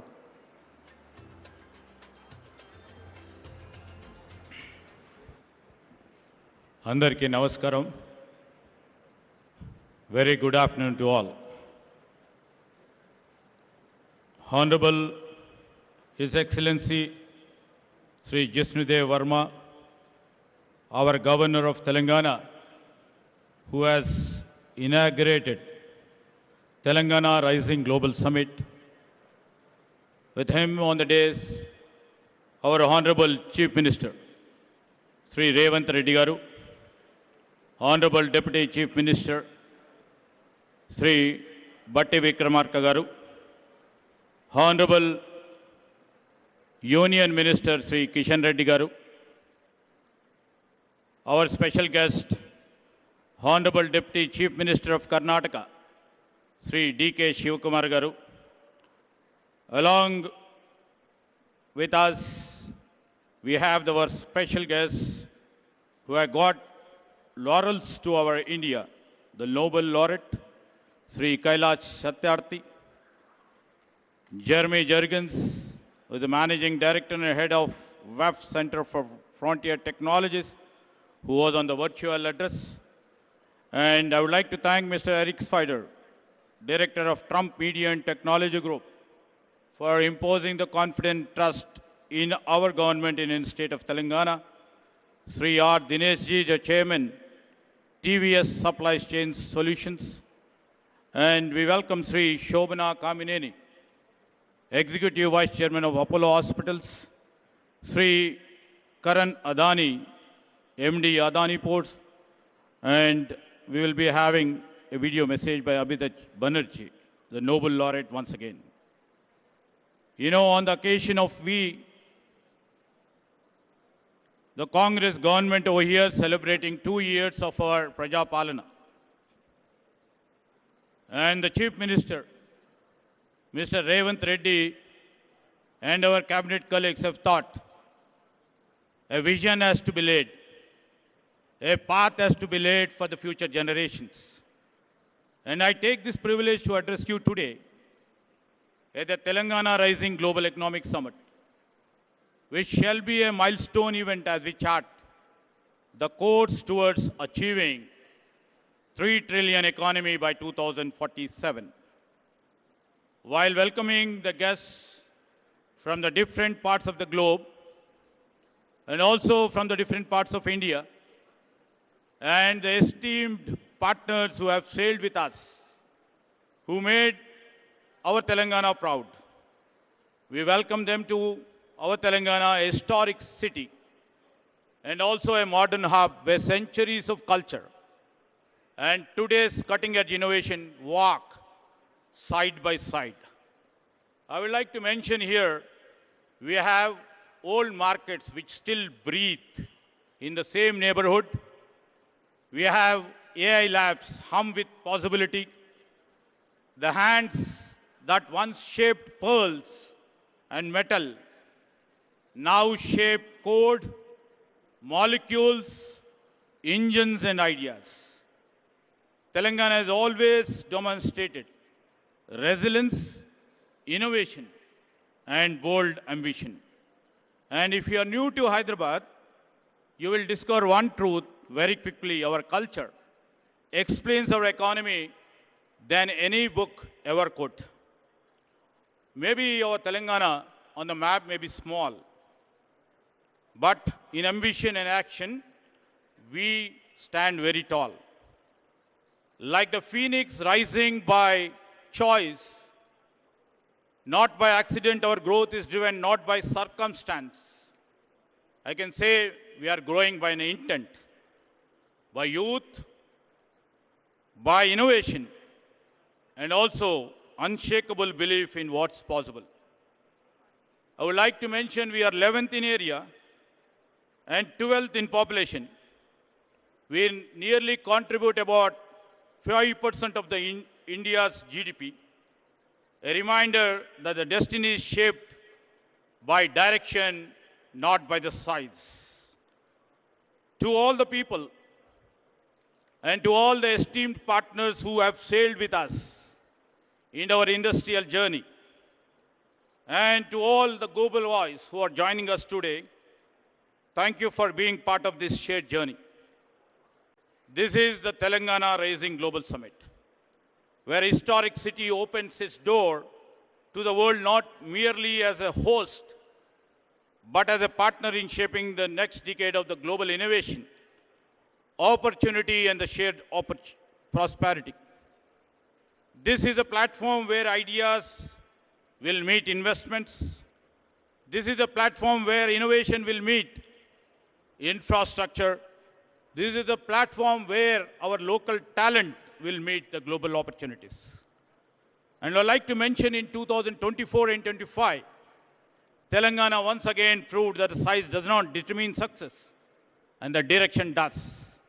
As a strong IT-driven state, and also as a strong pharma hub, and also as a vaccine capital, as we are building a robust hub for the defense and the aerospace, our GSDP grew at 10.1% ahead of India's 9.9%. Our per capita income reached 3.7 lakh, nearly 1.8 times the national average. Our industrial and manufacturing economy grew at 7.6% ahead of India's 6.6%. I would like to mention our service sector expanded by 11.9%, faster than normal national 10.7.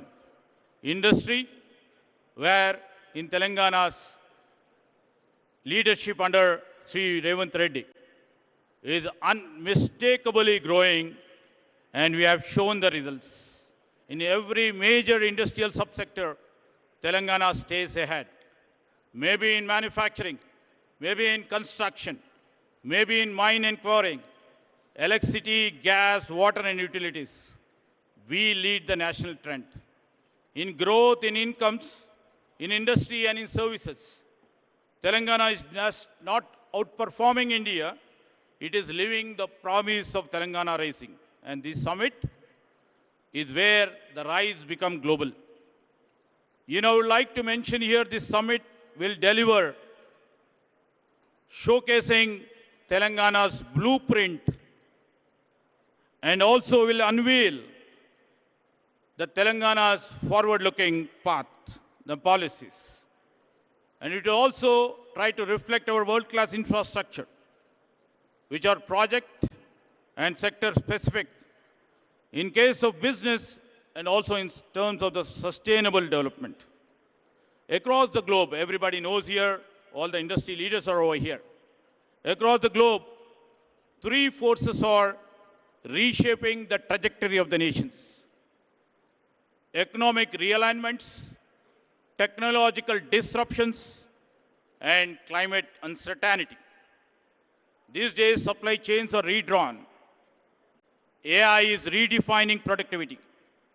And the government everywhere are reimagining the architecture of the public infrastructure. In this moment of transition, every economy is asking one question: where will be the next decade of growth comes from? India stands at the center of that answer.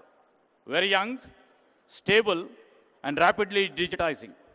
But national and the potential power comes only when states can convert scale into strategy, and aspirations into execution. That is why this summit matters. Today, the world is looking for a launch pad. India is looking for a catalyst, and Telangana is prepared to be both as a launch pad and also well as a catalyst. In this age of uncertainty, Telangana offers what world values the most: clarity, capability, and the confidence in the future. Sometimes, what the future reveals itself in the most unexpected places. We have shown and reflected under the leadership of Mr. Revant Reddy. I would like to mention that once a small village in my constituency is now India's first AI-powered village, proving that when talents meet technology, geography never matters. This is the spirit of our Chief Minister, which always he keeps on saying, we should not wait for the future. We must build it. That's what we are all here. And Telangana is doing exactly, we are doing it with a purpose, with a bold initiatives, and we would like to do it with a scale. Now, tomorrow's, we are all here in the midst of tomorrow's Bharat Future City. This city will be the most advanced urban innovation ecosystem. And we will be building AI city, will be the Telangana AI's Innovation Hub. We already built Telangana Data Exchange, India's first ever state data exchange, accelerating inclusion and innovation across the state. We have the AI University, the Skills University, and advanced ITIs, which Mr. Chief Minister Sri Revant Reddy has transformed them as advanced technology centers. We have AI-enabled classrooms. We have Young India International Schools. We have come up with a One Bio Life Sciences Hub, accelerating breakthroughs in vaccine biomanufacturing. And we have recently put a center of excellence in quantum technologies. This is Telangana.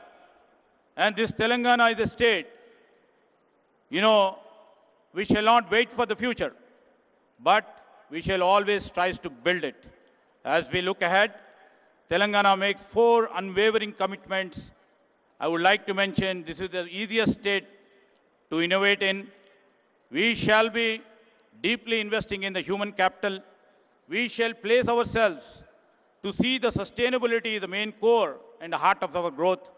And we would like to build a globally respected future economy, a Telangana who's set the benchmark for India and the world. A rising Telangana is not just a state ambition. It shall be the national accelerator, a global opportunity, and the beacon for the world. We have a vision, we have infrastructure, and most important, we have a political will under our dynamic Chief Minister. We shall turn the ambitions into our achievements. To every investor over here, to every innovator over here, and to every industry leader here, the government of Telangana invites you to come and join us to co-create with us. Your ideas, your capital, your expertise will find fertile ground.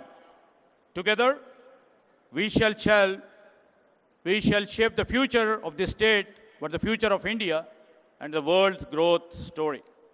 As a the quote goes like by Helen Keller in quote, alone we can do little, together we can do big, unquote. So together we shall shape not only the future of the state, but the future of India. So we always believe when Telangana rises, India rises, and the world rises with us. So I would like to appeal to all the investors, all the innovators, all the stakeholders, and also the people of this Telangana state. Let us invest, innovate, and build boldly together, because future does not wait, neither will Telangana. Thank you.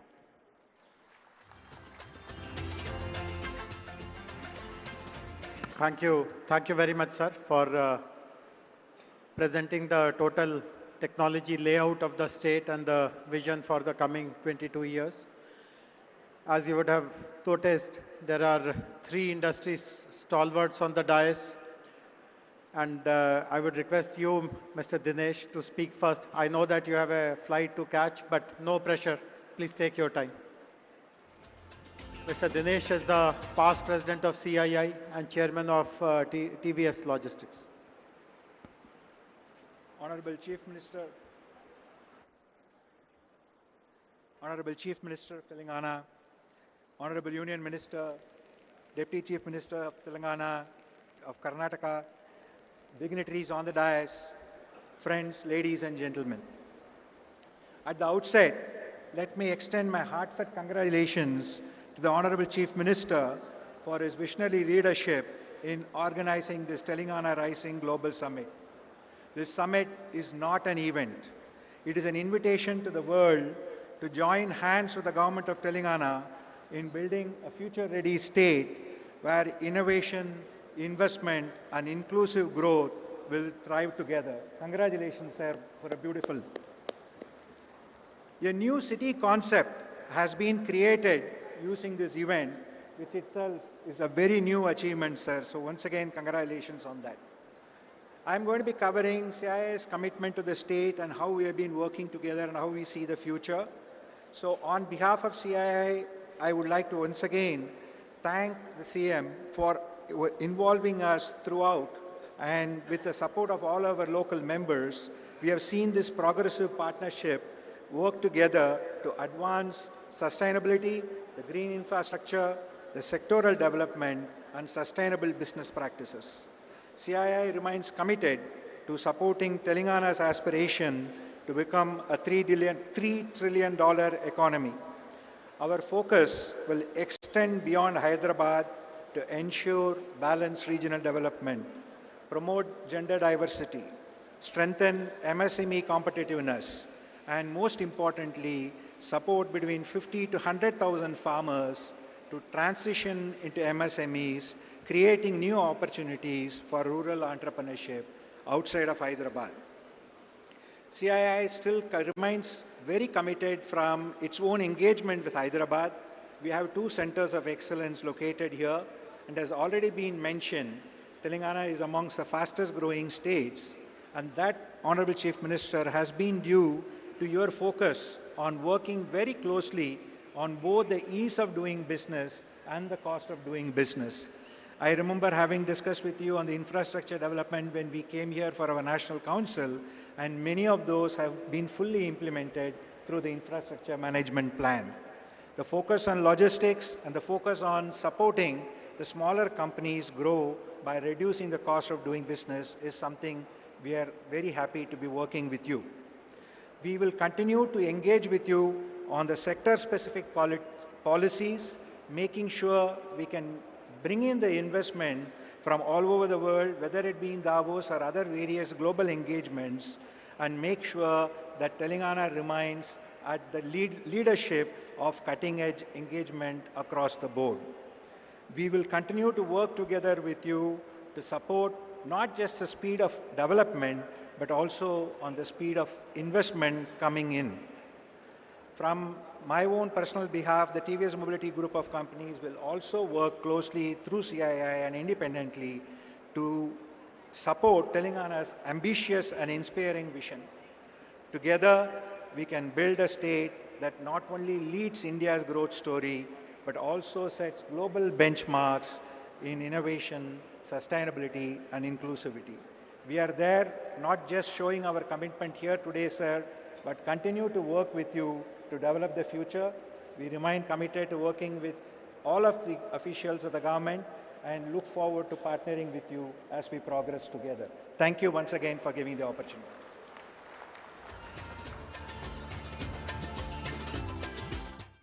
Thank you. Thank you very much, Mr. Dinesh. Glad to see the support of corporate India also to achieve our vision of making Telangana a $3 trillion economy by 2047. Up next, I would request Shobhana Kamineni Garu, Executive Vice Chairperson of Apollo Hospitals, to deliver her address. Later in the day, I'm happy to share with you that Apollo Hospitals is announcing a major expansion in Hyderabad. They are investing 1,700 crores, and they are also starting the first center in Telangana, possibly in India, of proton therapy. But I would request Shobna ji to please elaborate more on your plans.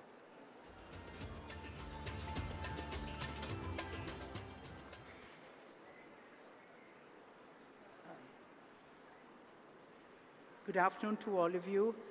Namaskaram. Welcome actually to a state that I live in and I completely love. Honorable Chief Minister Revanth Reddy Garu, our Deputy Chief Minister Batti Vikrama Garu, D.K. Shivkumar, the Deputy Chief Minister of Karnataka, Mr. Sridhar Babu, and all the honorable ministers here, our members of parliament, members of this assembly, and our one of the chief guests here, who is also a Nobel laureate, Mr. Satyarthi, distinguished IAS, our chief secretary here, and Mr. Jayesh Ranjan, IAS, all of you in the audience, my fellow industrialists. I see a lot of friends here. Good afternoon, and I can't tell you how privileged I am to actually represent industry at this very, very important juncture of Telangana's history. This is a wonderful summit, this Global Rising, and that does describe our energetic Chief Minister. Everything he does comes with a very special energy. Sir, I do hope you'll score a goal with Messi. And so I think that, you know, what we have to really, as industry, we do expect a great environment, but we also want to enable, and that is what we did 38 years ago when we came and built our second hospital here. It was not, it was given to a piece of land, you know, among rocks, and that turned out to be Jubilee Hills. So I think infrastructure provided by the government, infrastructure that we as industrialists provide. I know Mr. G.M. Rao Garu, your airport has enabled so much of industry to come here and to actually be proactive in this state. So I speak from the industry perspective that while we do appreciate the amount that great governments do for us, but we will partner you to do even more, sir. And I think the fact that every year from when we came into Hyderabad 38 years ago, we continue to invest in this state. Just to give you a few figures, 25% of all medicines distributed in Telangana are from an Apollo company. Almost 25% of people in Telangana, of people in Hyderabad actually use Apollo Pharmacy continuously. And more than that, the hospital, we're doubling down. We have here a medical college which is number 3 among private medical colleges in the country. And more than that, when our chairman created this medical city, at that time when they gave us this land, we said this is where we will build India's finest medical university. I think I'll use this. We said we'll build India's finest medical city, and that is what this investment in the next 3 years of another 1,700 crores in healthcare will actually take place, whether it's the Proton, whether it's the Innovation Center. Today in Hyderabad, we created an IT model that is actually works better for health as a large language model than Gemini, and that's Ask Apollo. And it's at the price which was even cheaper than DeepSeek. And that's what India can do. India can bring innovation to your door at the fastest pace. And that's what excites us about an environment like Telangana. So speaking on a larger perspective of the farmer, 1/3 of India's pharmaceutical companies are situated in Telangana. And India exports 1/3 of the world's vaccines again from Telangana. And this is because, again, of the infrastructure that was created, of great companies that came up because there was infrastructure like the National Institute of Nutrition, IDPL, and many other organizations of learning and of government industry. So this is the support, and this is how we work hand in hand. Take the Genome Valley. I think this is a wonderful example of what Telangana has been able to do.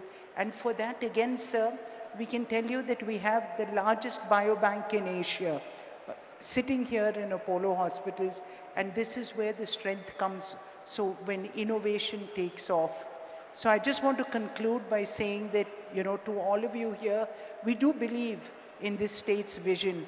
And the fact that you've brought us, many people say that, Karan in fact was saying, Hyderabad has wonderful convention centers, why did we come here?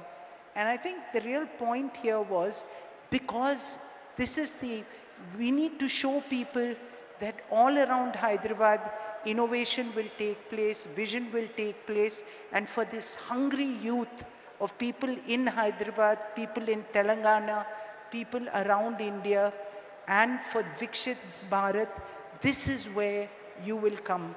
And I think this city will probably be one of the fastest growing with your vision. Congratulations again, and we are so proud to be a part of your vision and your growth. Thank you all again.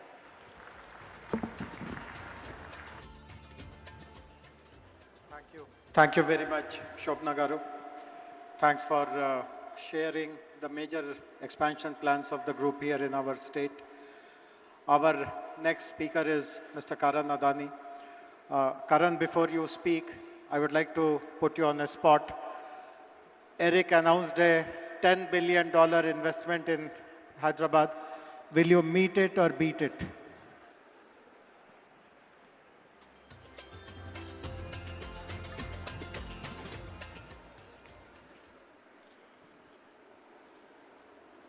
Honorable Chief Minister, Shri Revant Reddy Garu, respected ministers on the dais, distinguished guests, partners and friends. It is an absolute privilege to join you at the Global Telangana Rising Summit, a platform that reflects the ambition and confidence with which Telangana is shaping its future. Under the leadership of the Honorable Chief Minister, Telangana is experiencing a clarity of vision and purpose that is rare in Indian public life. Sir, your focus on transparent governance, rapid decision-making, and long-term economic planning has created an environment where industries like ours can think boldly and invest with confidence. What stands out most is your commitment to building a state that is not just growing, but growing with quality, where innovation, sustainability, talent development, and global competitiveness go hand in hand. Over the last few years, the Adani Group has forged a strong and growing relationship with the state of Telangana. In line with our earlier commitments, we have initiated investments in sectors such as defense manufacturing, green data center, renewable energy projects, and cement manufacturing facilities across the state. With a goal of Atmanirbhar Bharat, the Adani Group has developed a leading defense and aerospace park in Hyderabad. This state-of-the-art facility is the first UAV manufacturing facility in the country where long-endurance UAVs are manufactured. The UAVs manufactured in these facilities is supplied to both the Indian Armed Forces and also cater to the global market. Today, it provides direct employment to more than 1,500 youths and support many more livelihoods through its wider ecosystem. In the area of digital infrastructure, the Adani Group is setting up a 48 megawatt green data center in Telangana with an investment of 2,500 crores. This facility will be at the forefront of cutting-edge AI, cloud technology, and high-performance computing, and will play a crucial role in meeting the needs of rapidly digitizing India. In the last few years, Telangana has witnessed tremendous growth in capital infrastructure and logistics infrastructure. The Adani Group has played an important role in building roads infrastructure that connects different parts of the state, making logistics more efficient and positioning Telangana at the forefront of logistics gateway. With a total investment of 4,000 crores in road infrastructure, the Adani Group has built over 100 kilometers of highways connecting key districts such as Mancherial, Suryapet, Kodad, and Khammam. To support Telangana's rapid infrastructure growth, Adani Cement has invested over 2,000 crores to establish state-of-the-art cement manufacturing facilities at Ganeshpad, Tandur, Devapur, with a combined capacity of 7 million tons per annum. In total, the group has so far invested nearly 10,000 crores in the last 3 years in building state infrastructure and manufacturing facilities, and has contributed to employment generation of more than 7,000 people. As I close, I would once again like to express my sincere gratitude to Honorable Chief Minister, Shri Revanth Reddy ji, and the Government of Telangana for the visionary leadership and unwavering support. And we look forward to doing many more projects in the state. Thank you. Jai Hind.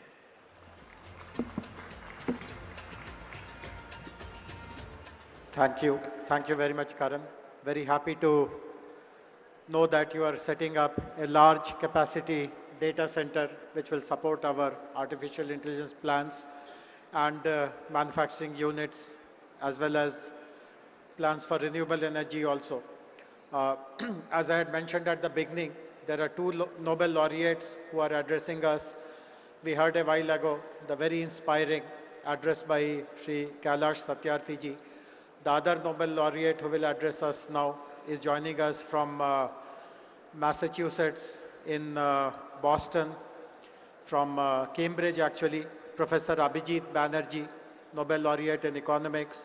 The other special thing about Professor Abhijit Banerjee is that at the request of Honorable Chief Minister advised us that we should set up a very strong oversight committee and advisory council to guide us in the preparation of our Telangana Rising Vision 2047. And Professor Banerjee chairs the advisory council, which has 16 members. Between today and tomorrow, almost half of them will be present here, speaking in some session or the other. So can we have the message of Professor Abhijit Banerjee, please, now?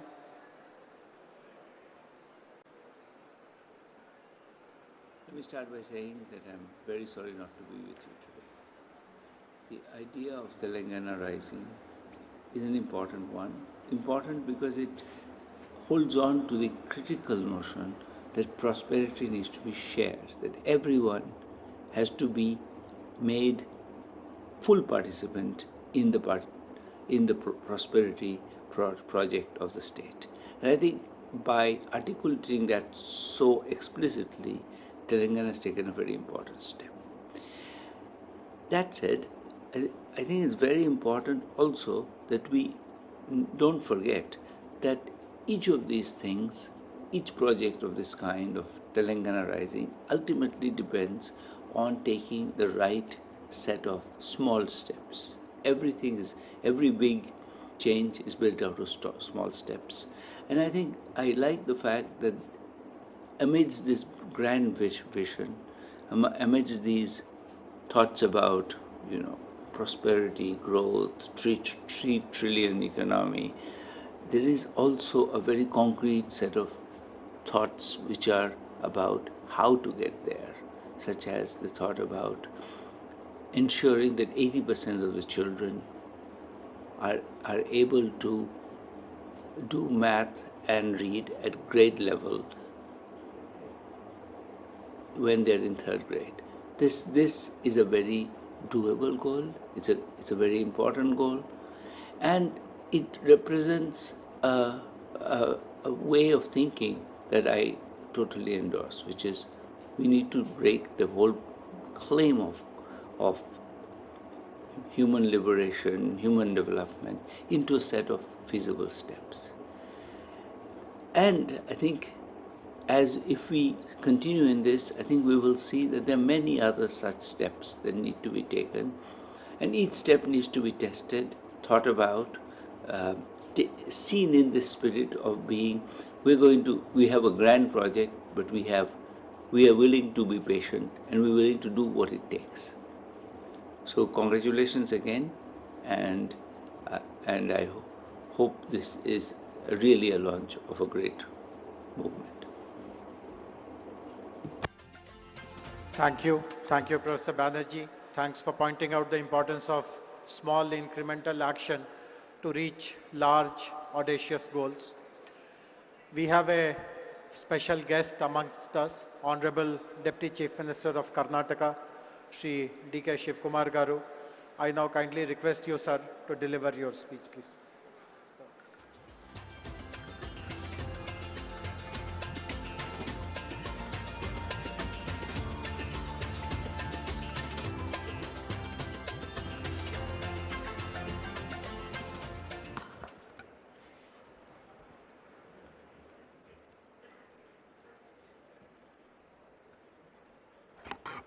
Good afternoon to all of you. Namaskar. Namaskar. I hope all of you are not sleeping. My Chief Minister is not here. I think he will come within few minutes. Mr. Revant Reddy Garu. The Honorable Union Minister, Mr. Krishna Reddy, is here on the dais. My colleague, Bhatti, is also not here. I don't know where he has gone. All the important tycoons and laureates who are sitting on the dais, my cabinet colleagues from Telangana who are just looking at all of us, my legislators, friends, all the business leaders who have come from all over the country and the world, ladies and gentlemen. Today, great event. Telangana government has crossed 2 years mark. On the 2 years mark of this government, Telangana government is moving ahead. I thought that Telangana is competing with Bangalore and Karnataka. I could see that Telangana is not competing with Bangalore. It is competing globally on an international market. Congratulations to Telangana government for this great venture.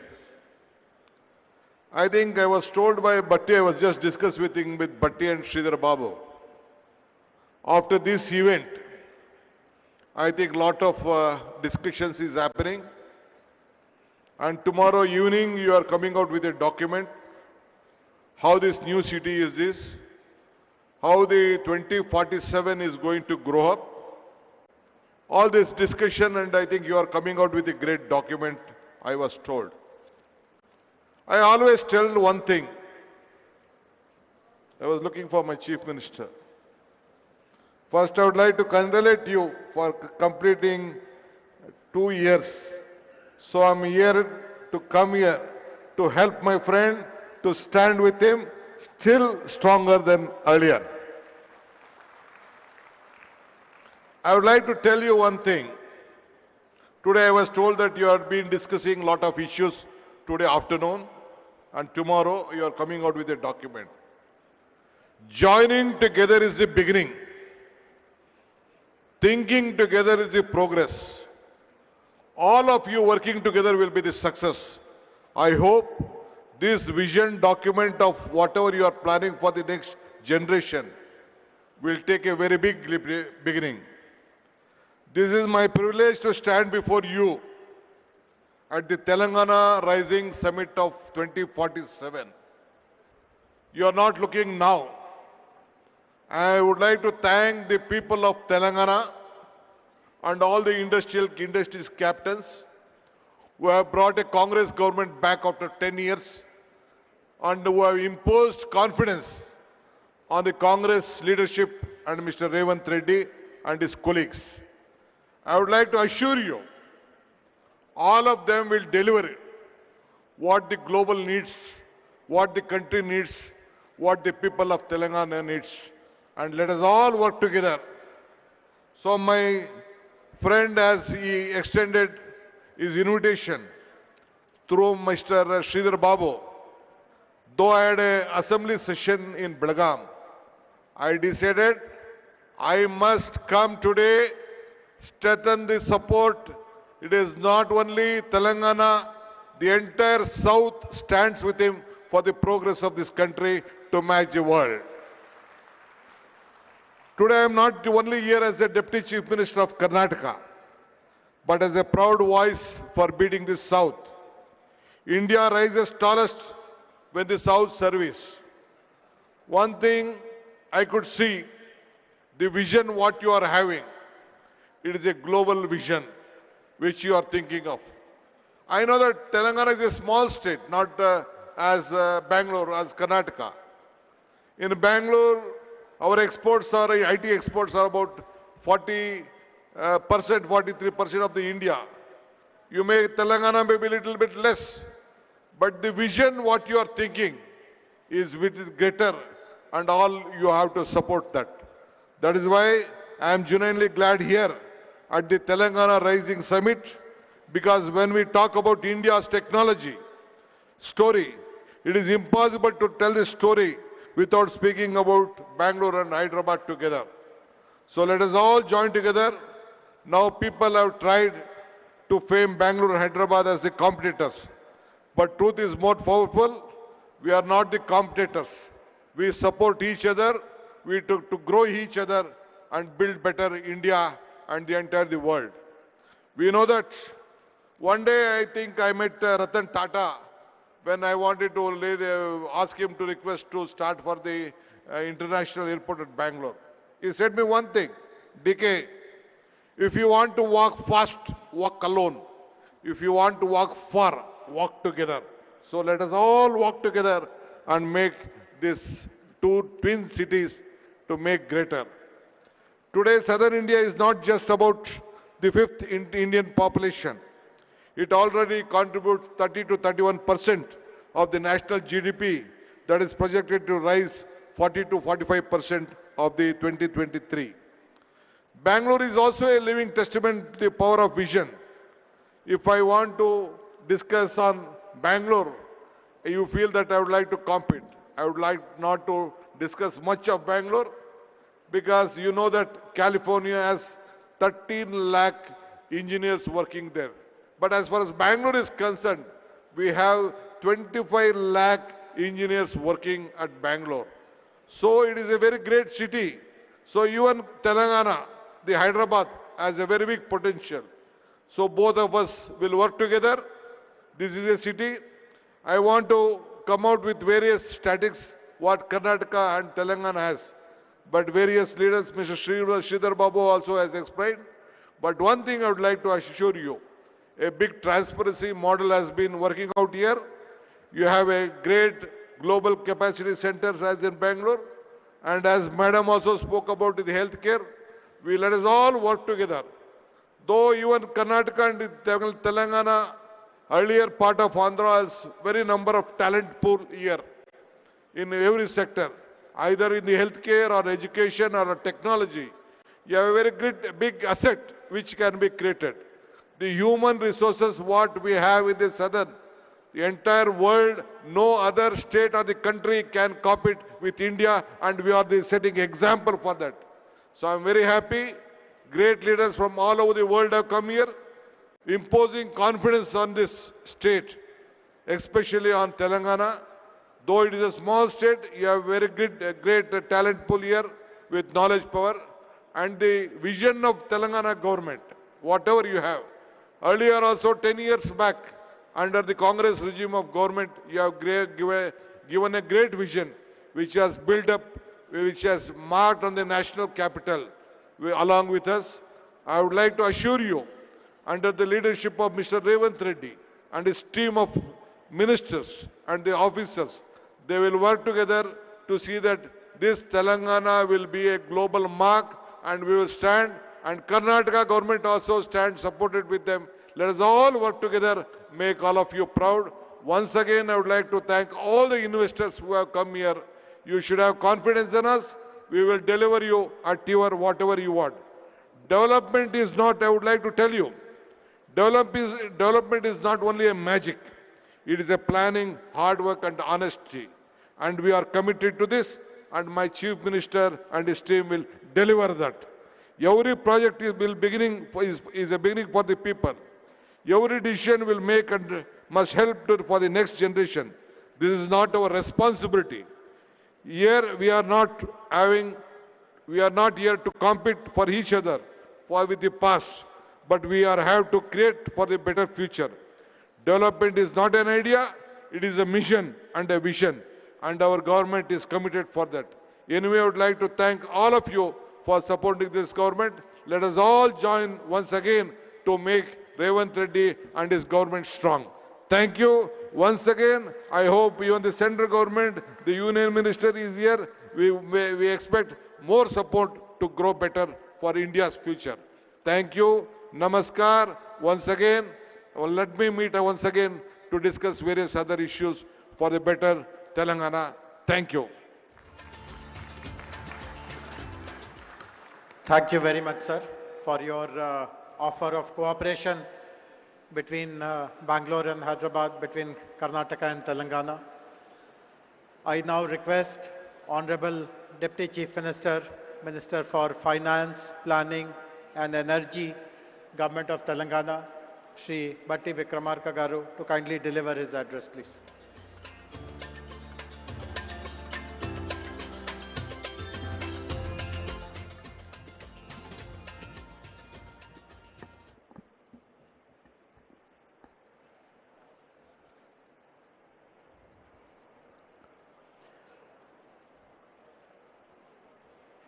Honorable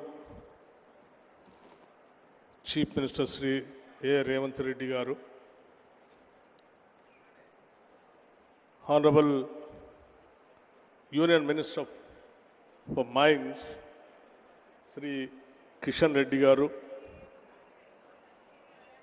Honorable Deputy Chief Minister Karnataka Sri D.K. Shivakumar Garu,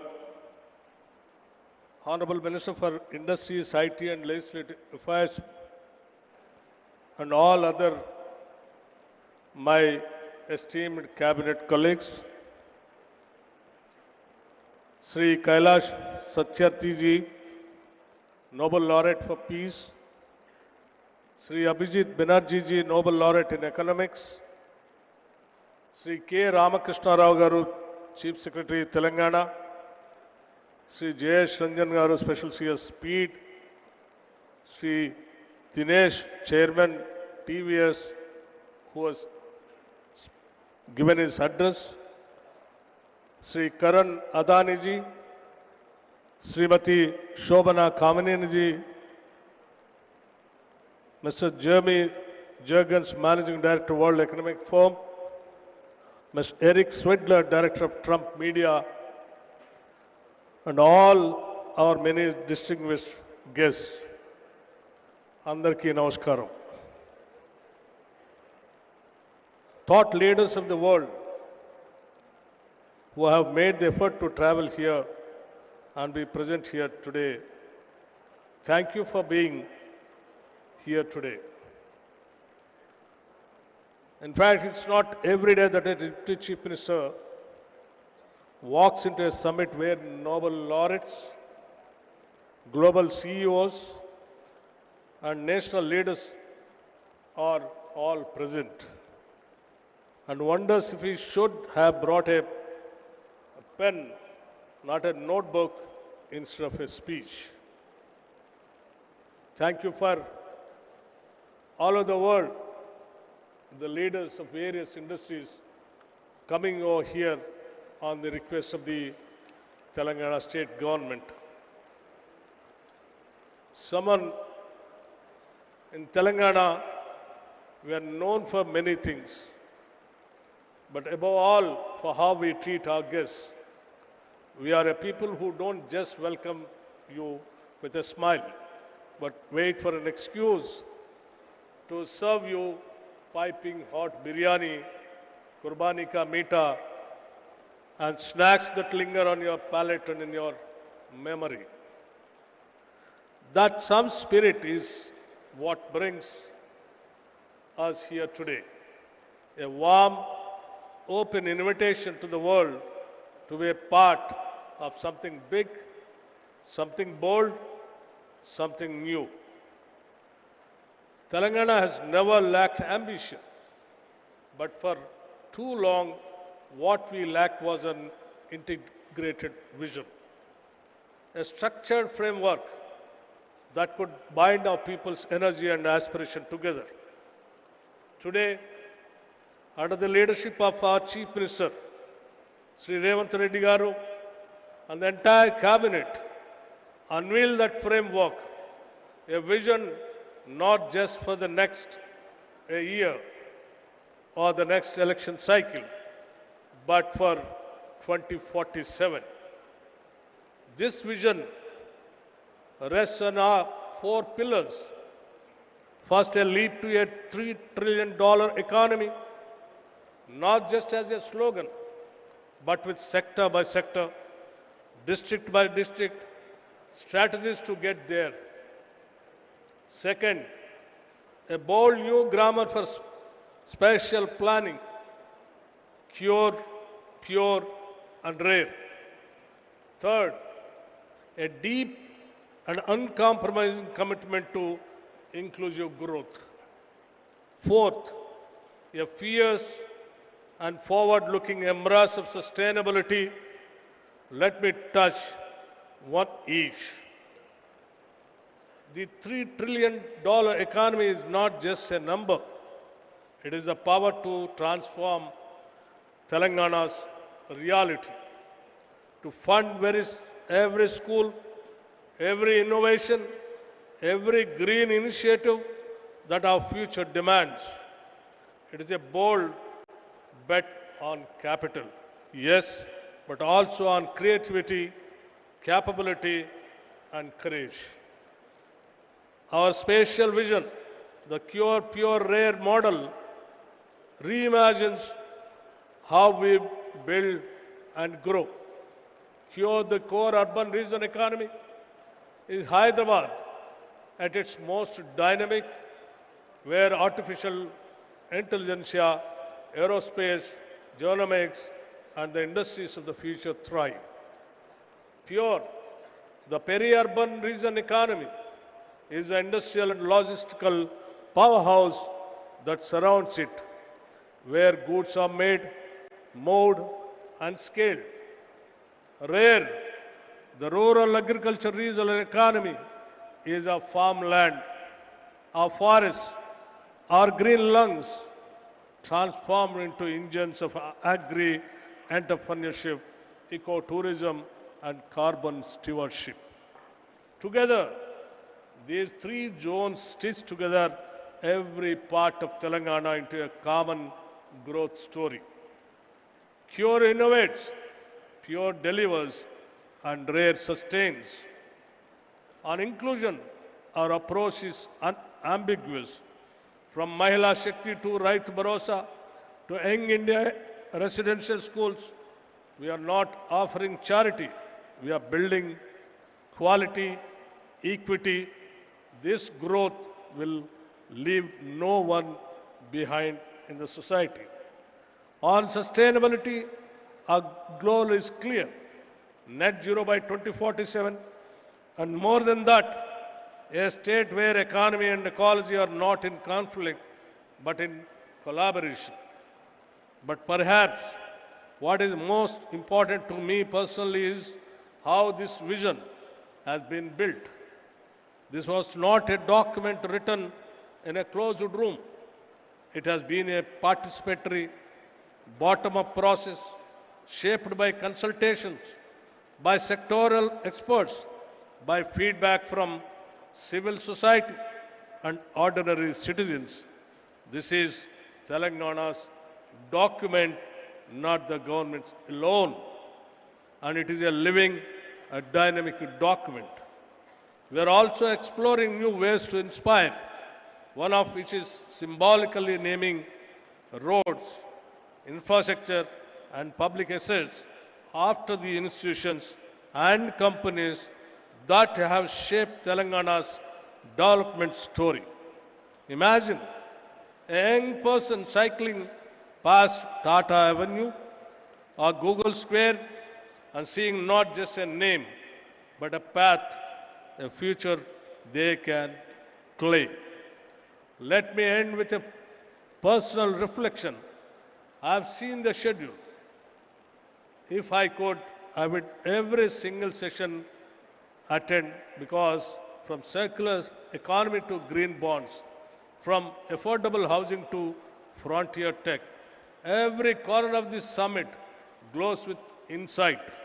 And like I warned you earlier, if you see me in your panel with too many questions, please forgive me.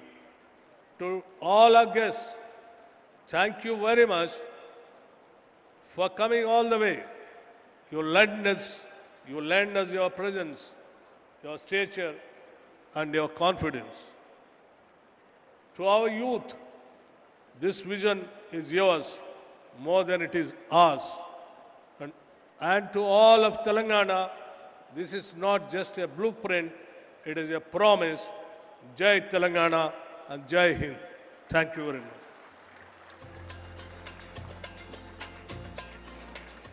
Thank you very much, Honorable Deputy Chief Minister, sir, for your valuable words.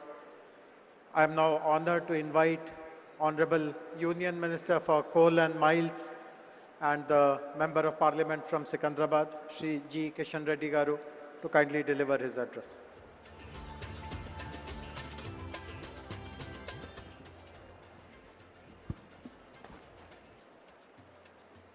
Respected Honorable Chief Minister Revant Reddy Garu,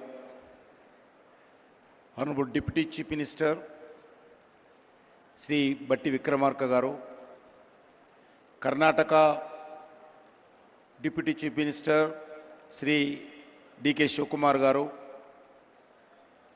Honorable Minister for Industries, Telangana Government, Sridhar Babu Garu, and Kailas Satyavati Garu, other esteemed dignitaries on the dais,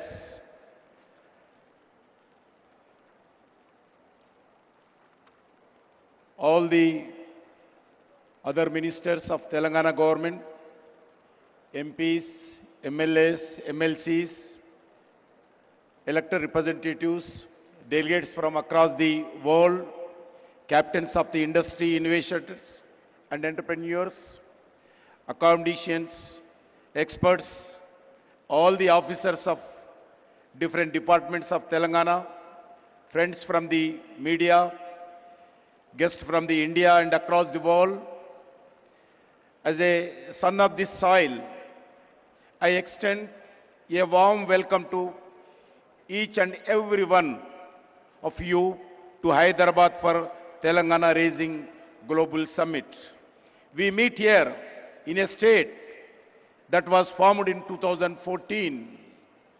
In the same year, Sri Narendra Modi assumed office as a Prime Minister of India with a promise of transformation of development. Today, India has emerged a strong nation to become one of the most dynamic economies of the world. Friends, in 1998, former Prime Minister Sri Atal Bihari Vajpayee ji inaugurated high-tech city in Hyderabad for one of the Asia's most dynamic technology innovation. Today, Hyderabad is not just a state capital. It is one of the India's strongest economy pillar. As an innovation corridor that today powers the global digital economy, as a IT hub, as a pharmaceutical capital, emerging as the vaccine capital and a pharmacy of the world, the defense research and manufacturing hub, as an aerospace technology center, key health hub, India, it is therefore our collectivity responsibility to protect and promote the brand image of Hyderabad and build its future. Friends, Honorable Prime Minister Sri Narendra Modi often talks about his goal of Vikasit Bharat by 2047, a developed India across all sphere of life. A Vikasit Bharat is possible only when all the states play a meaningful role in this transformation journey of development through twin mantras, cooperative federalism and competitive federalism. States must compete to attract industry, talent, startups and global capital. Such a healthy competition raises standards, accelerates reforms and ensure better outcomes for citizens. The results of the approach are visible across every major national indicator. India received US $748 million in foreign direct investment, 143 increase last one decade. This is largely because of reform-oriented policies of union government and the unwavering commitment to reforms, transparency, accountability, corruption-free ecosystem, and ease of doing business. Today, the global industry consider India not merely a best destination for investment, but also as the safest nation. Further, exports surged from US $824 billion in 2024-25. 75% of the increase last decade. Under the Make in India, India became the world's second largest mobile manufacturer. India defense exports increased 34-fold. India infrastructure extension plan has been remarkable. National highways grow 1,46,206 kilometers. There is a 60% raise last decade. Operational airports more than doubled. Airports in India 160, 74 to 160 last one decade. Railway capital investments increased from 3.6 to 17 lakh crore last one decade. Metro rail network grow 248 kilometers to 1,013 kilometers in 2025, making India the third largest metro network in the globally. In the last decade, over 25 crore of Indians have moved out of the multi-dimensional property. Recently, our capital investments has more than doubled and inflation is under control in India. Friends, the support to Telangana state is a deep, long-term and transformational. More than 1,500 lakh crores we are spending in all over India. 1,50,000 crores we are spending on national highways and logistic corridors in the form of the greenfield highways, upgrades, lane expansions and economic corridors. Investments in development of modern railway network in Telangana worth of 32,000 crores for new lines, doubling and tripling and existing lines, electrifications, signaling and safety. Friends, 42 railway stations are being modernized with redeveloping across the Telangana, establishing a railway manufacturing unit to build railway rolling stock at Kazipet, Warangal, 17,000 megawatts of capacity, new thermal solar power plant commissioned by NTPC in Ramagundam for 11,000 crore to ensure energy security. In the state and commitment to build an additional 2,400 megawatts of thermal power by NTPC in same Ramagundam. The PM Mitra Mega Textile Park in Warangal with a potential employment of more than 1 lakh, developing Jairabad Industrial Corridor as a smart integrated industrial city for more than 2,300 crores budget.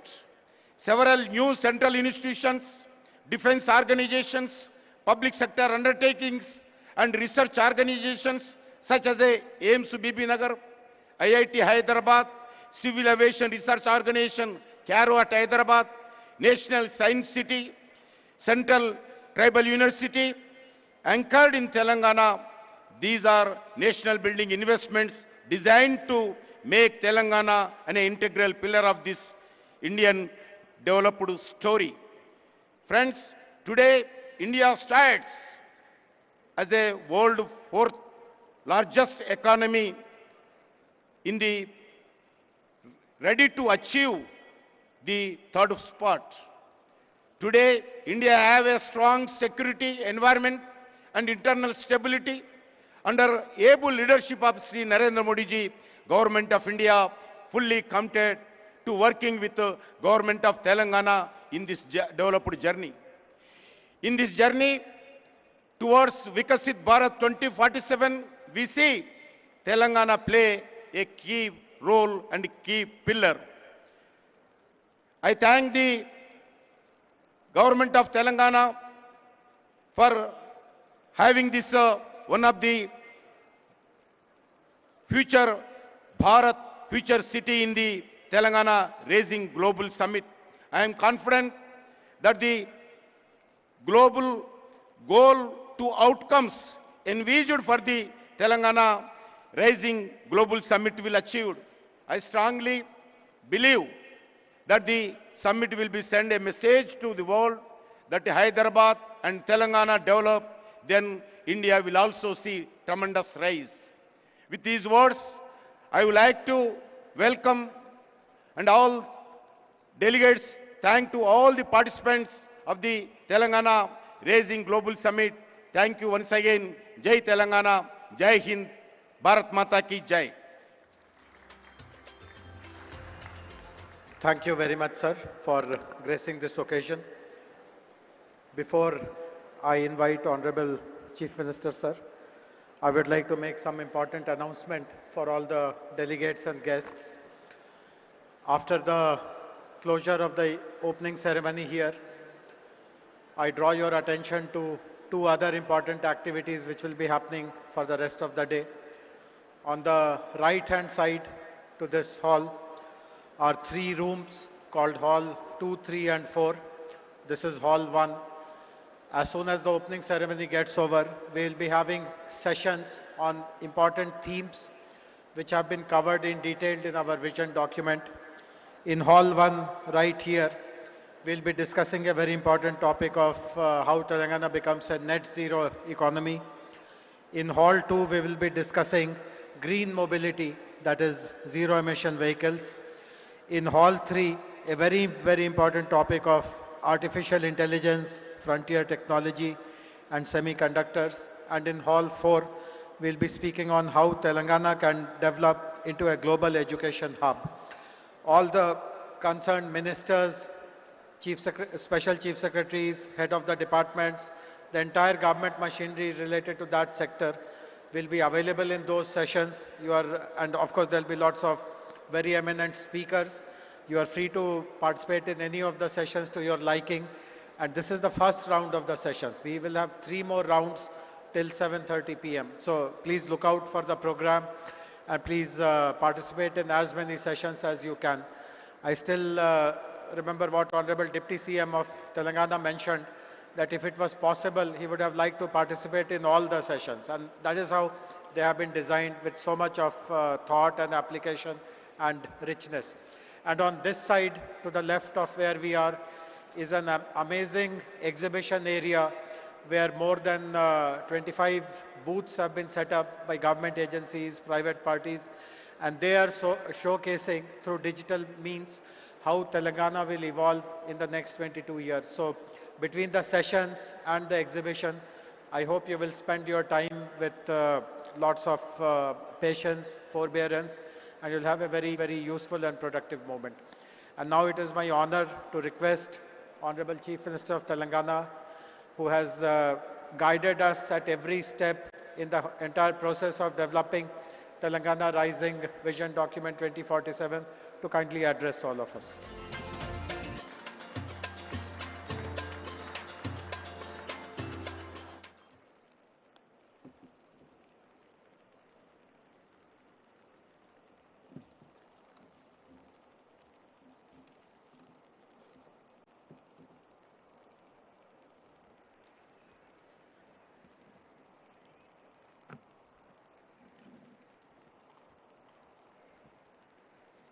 Good afternoon, friends. Long years ago, at midnight on August 15, 1947, when India achieved independence, our founding fathers made a tryst with destiny. When such a great time came to meet promises and build a great country, our leaders decided to constitute an assembly to discuss, to deliberate, to debate the future of India.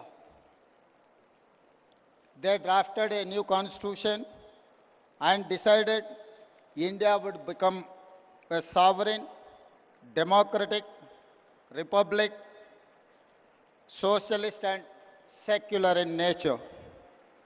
Today, when we want to lay a roadmap for our future, we take inspiration from Mahatma Gandhi and Dr. B.R. Ambedkar. We are inspired by constitution makers. Our people fought for decades for a separate state of Telangana. In 2014, under the leadership of Srimati Sonia Gandhi and Prime Minister of Dr. Manmohan Singh, we achieved our dreams. Telangana became India's youngest state. After 10 years, we are now trying to become India's most developed state and one of the best in the world. Following the Indian model of constitution making, we decided to deliberate upon our future. We asked experts to tell us what we can achieve by 2047, when India will celebrate its 100 years of independence. This is how the dream of Telangana Rising 2047 was born. In our Telangana culture, when we wanted to do something great, it is important to take blessings from our gods. Then we asked support of our people who told us their expectations, their dreams. Then we took help from our officers. Then we asked help from experts in central government, then Indian School of Business, and finally Niti Aayog. My thanks to all of them for helping create this vision document. Today, as we begin our global summit, we feel fortunate that leaders from all sectors have come here. Business, corporates, policy, diplomats, government and experts. Today and tomorrow, we will keenly listen to all your ideas and feedback. As you know, Telangana is India's youngest state. It is full of exciting opportunities. Let me share the vision in brief. We want to become a $1 trillion economy by 2034 and a $3 trillion economy by 2047. We comprise around 2.9% of Indian population, but contribute around 5% of national GDP. By 2047, I want to contribute 10% of Indian GDP.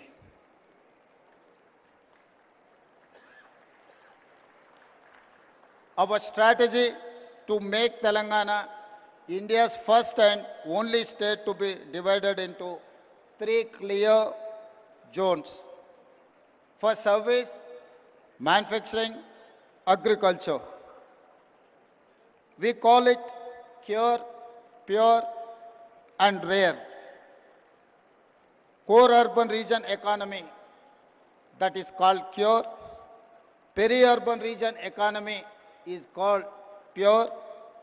Rural agriculture region economy is called rare. Let me mention the example of Guangdong province in China. Guangdong's economy is the largest for any province in China. In 20 plus years, they have achieved the highest investments and growth in the world. We want to replicate the same model in Telangana. We wanted to replicate Guangdong model. My state has taken inspiration from China, Japan, Germany, South Korea, and Singapore. Now we are getting ready to compete with them. We have also invited them to collaborate, invest, and support us in the Telangana rising journey. The vision may look hard, but we can do it. I tell my team, if it is difficult, let us do it immediately. If you think it is impossible, I will give you more time as deadline. Today, I am more confident than yesterday. Yesterday was a dream, a plan. Today, all of you have joined us. I see you as a partners and stakeholders in the journey. With your support, we can achieve all our goals. I want to conclude by saying Telangana rising is unstoppable. Come, join the rise. Thank you. Jai Telangana, Jai Bharat.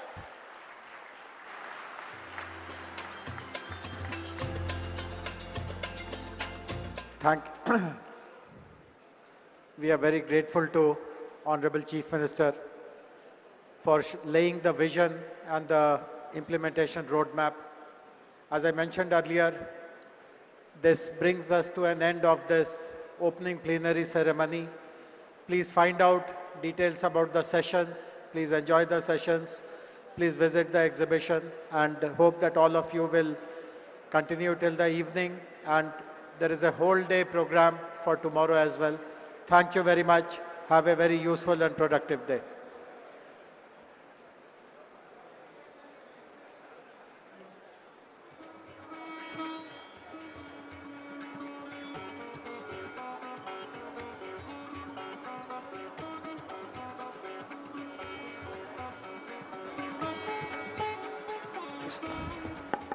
Thanks to one and all.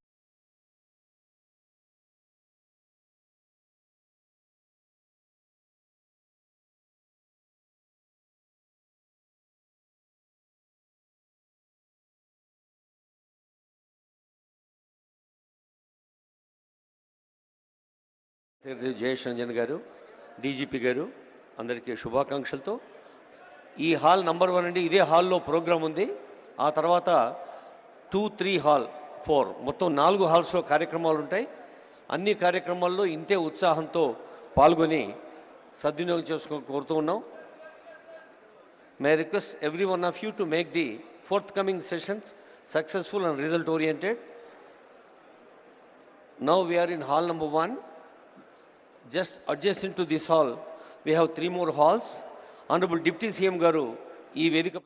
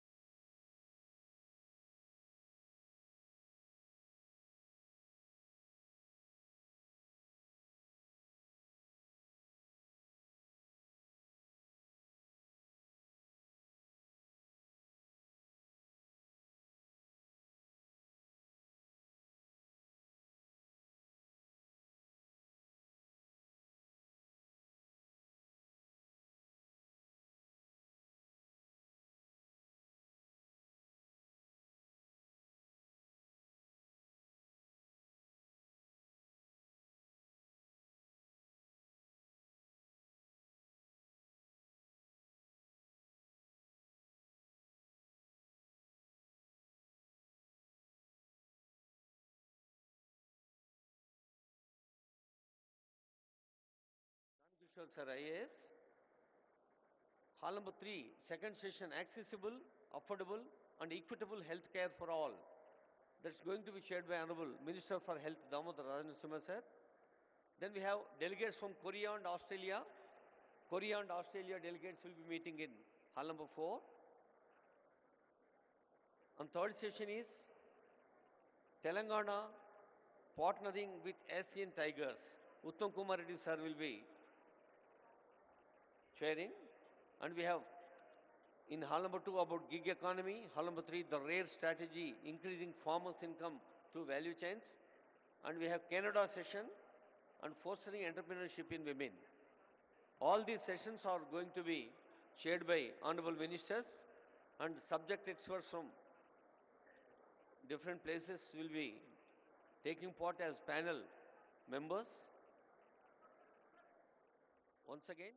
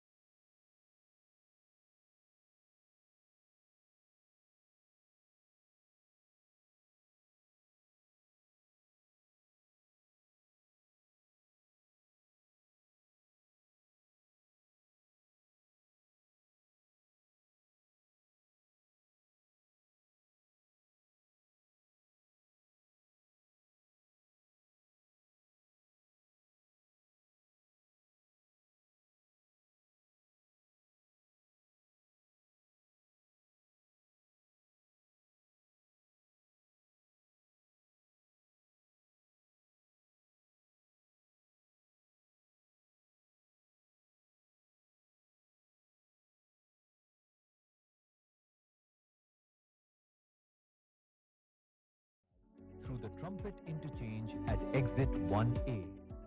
A 4-ramp, multi-directional connector providing unmatched regional mobility.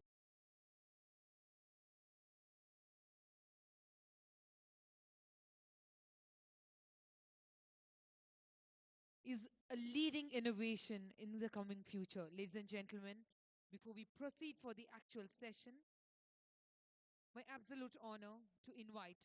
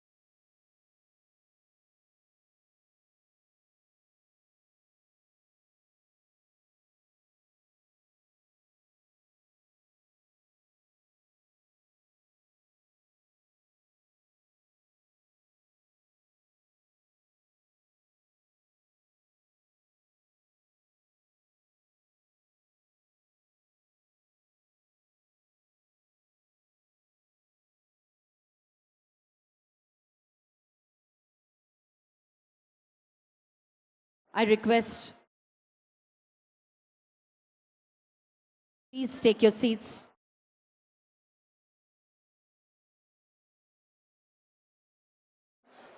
Into 2047.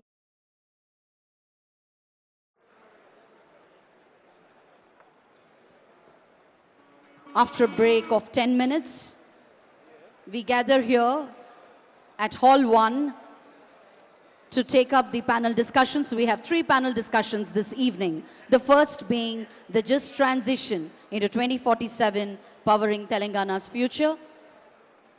Thank you for joining us, and we expect you to please come back to us in another 10 minutes as we are about to begin. Thank you.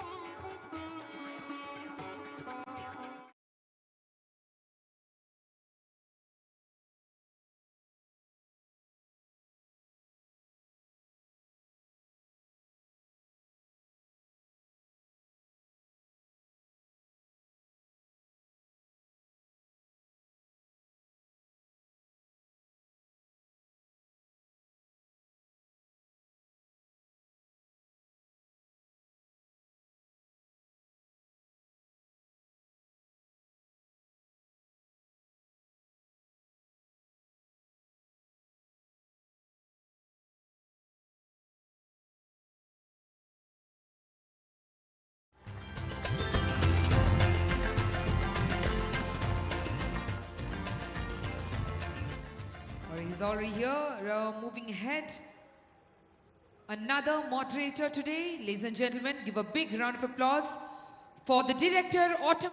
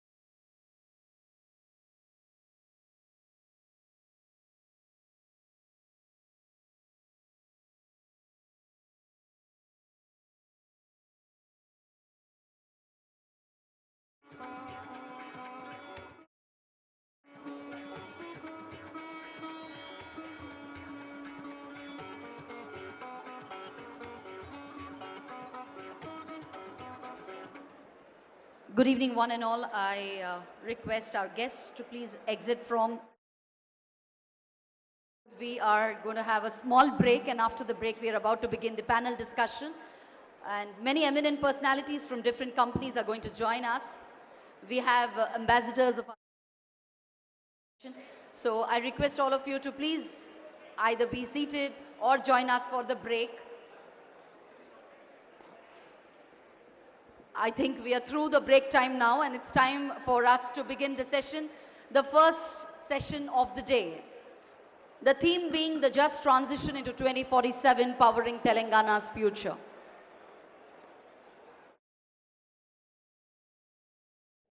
Requesting our guests, our delegates to please resume your seats.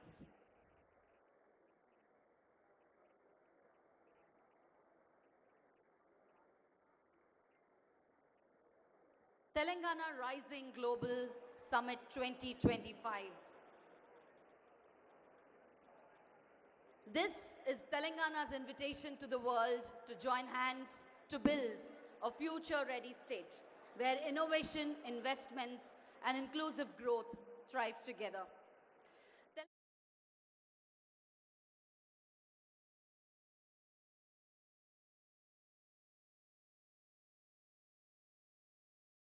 Of Rising Telangana, where Telangana is ready to partner with global investors and innovators.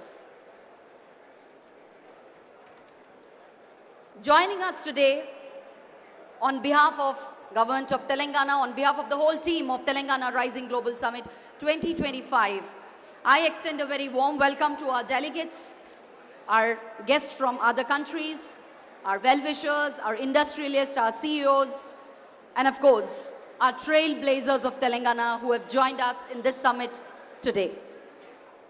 Firstly, we would like to start with a panel discussion where the theme goes in the just transition into 2047, powering Telangana's future.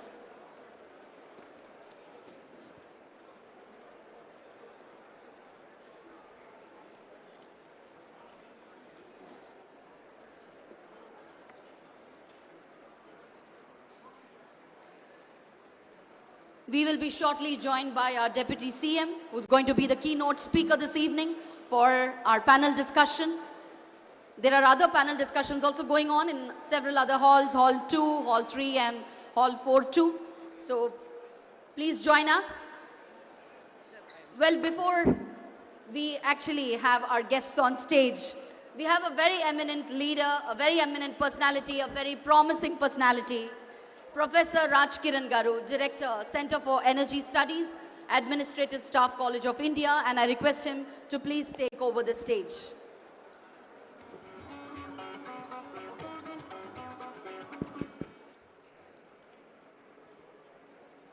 After a wonderful beginning of Telangana Rising Global Summit, a very warm good afternoon to all of you.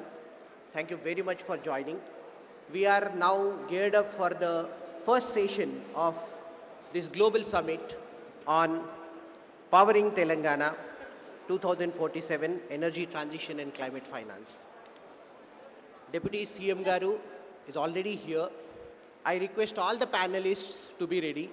I invite on behalf of Government of Telangana and Administrative Staff College of India and Swaniti Initiative, we request all the panel members to please join the dais. I request one by one. Srimati Uma Bhattacharya, Trustee, the Swaniti Initiative, I request her to please join us. Mr.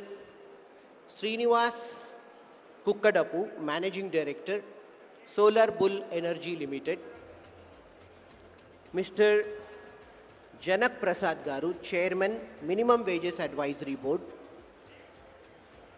Mr. P.M. Prasad, Ex-Chairman, Coal India Limited. I request please P.M. Prasad sir to please join. Now I request Ms. Netra Vadvalkar, Co-Founder and Vice President, Net Zero Energy Transition Association, Netra. Netra is working on various aspects of battery energy storage system and net zero energy transition in India. I request Himanshu Chawla, Head Regulatory Affairs, Power Foundation of India, please join us. I request Mr. Mohammed Saif, Partner Utilities, Ernst& Young, please join. I request Mr. Harish Yarlagadda garu, Founder and CEO, Mahalakshmi Group, formerly Founder Chairman, Greenco, please join us. I request Mr. Sarit Maheshwari ji, CEO, NTPC Green Energy Limited, NTPC Renewables, I request him to please join us. I request Ajit Pandit ji, co-founder and director, Idam Infrastructure Advisory Private Limited, as a power sector expert in the country. And I request Mr. Jha, Executive Director, Power Finance Corporation, to please join us. All the panelists are there. Now I request our key government officials who are leading the energy transition as well as just transition in the country, in the state. I request Srimati C. Suvarna ma'am, IFS, Principal Chief Conservator, Forest. Request you to please join, ma'am. I request Sri Ahmed Nadeem Garu, IAS, Principal Secretary, Environment and Forest. I request Navin Mittal sir, IAS, Principal Secretary, Energy, Government of Telangana.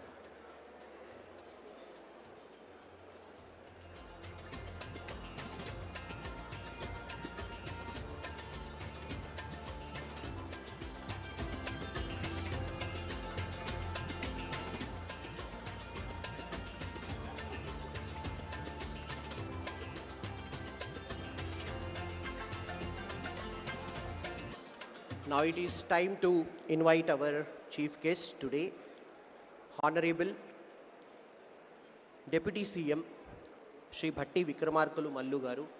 Sir, I request you to please join the dais.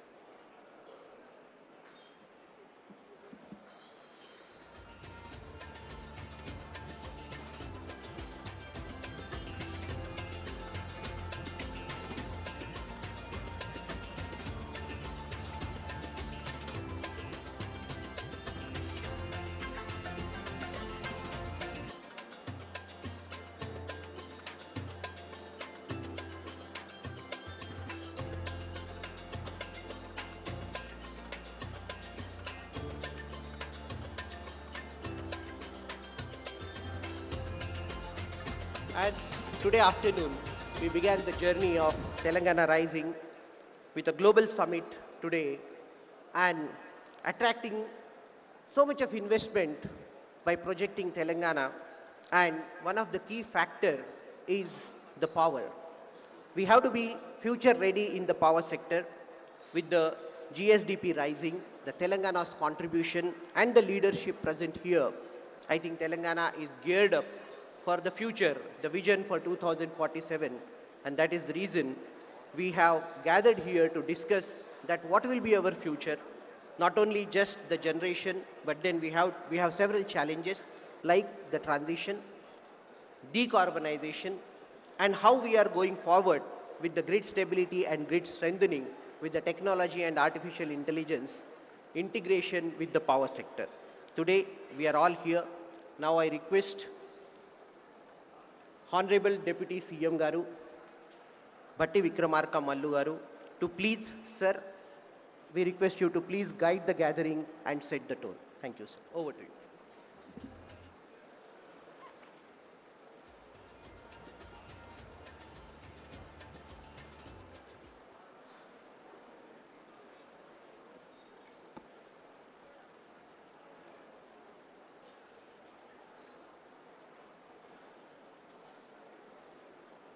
Distinguished guests,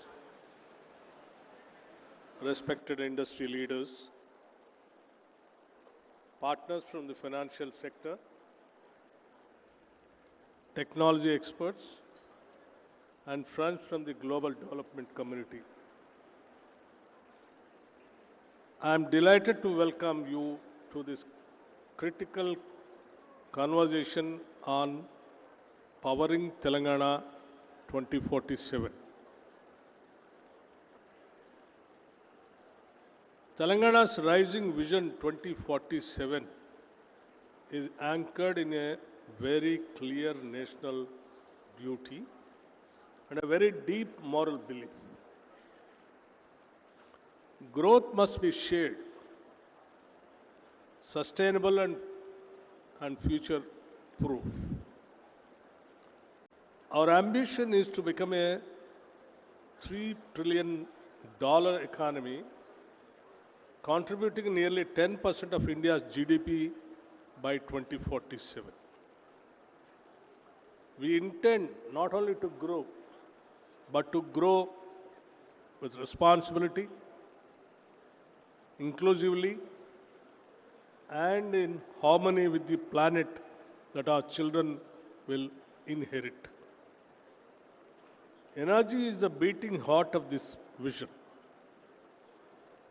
It determines industrialization, job creation, agriculture prosperity, mobility, and quality of life. That is why Telangana has placed energy transition, friends, alongside this. Urban greening, forest expansion, and low carbon industrial growth are no longer ideas. They are active work streams shaping Telangana's future. But let us be honest, our task is large. The power sector shows how much we have achieved and how much lies ahead. Telangana has today ensured round-the-clock supply, more than doubled contracted capacity, and emerged among the leading states in per capita power consumption. Looking forward, power demand could exceed 1.39 lakh megawatts and about 780 terawatt hours by 2047 if we meet our growth and industrialization targets. That scale of demand cannot and will not be met by business as usual. We will need more renewables, more storage, flexible thermal capacity, a stronger transmission backbone, a digital grids, resilient urban distribution system, and a financial ecosystem that can enable all of this. Traditional budgetary support alone cannot carry the ambition. Telangana will actively explore green and sustainability linked bonds, blended finance and multilateral and DFI backed facilities to complement public investment. However, this is a point of concern. A clean transition must also be just a transition.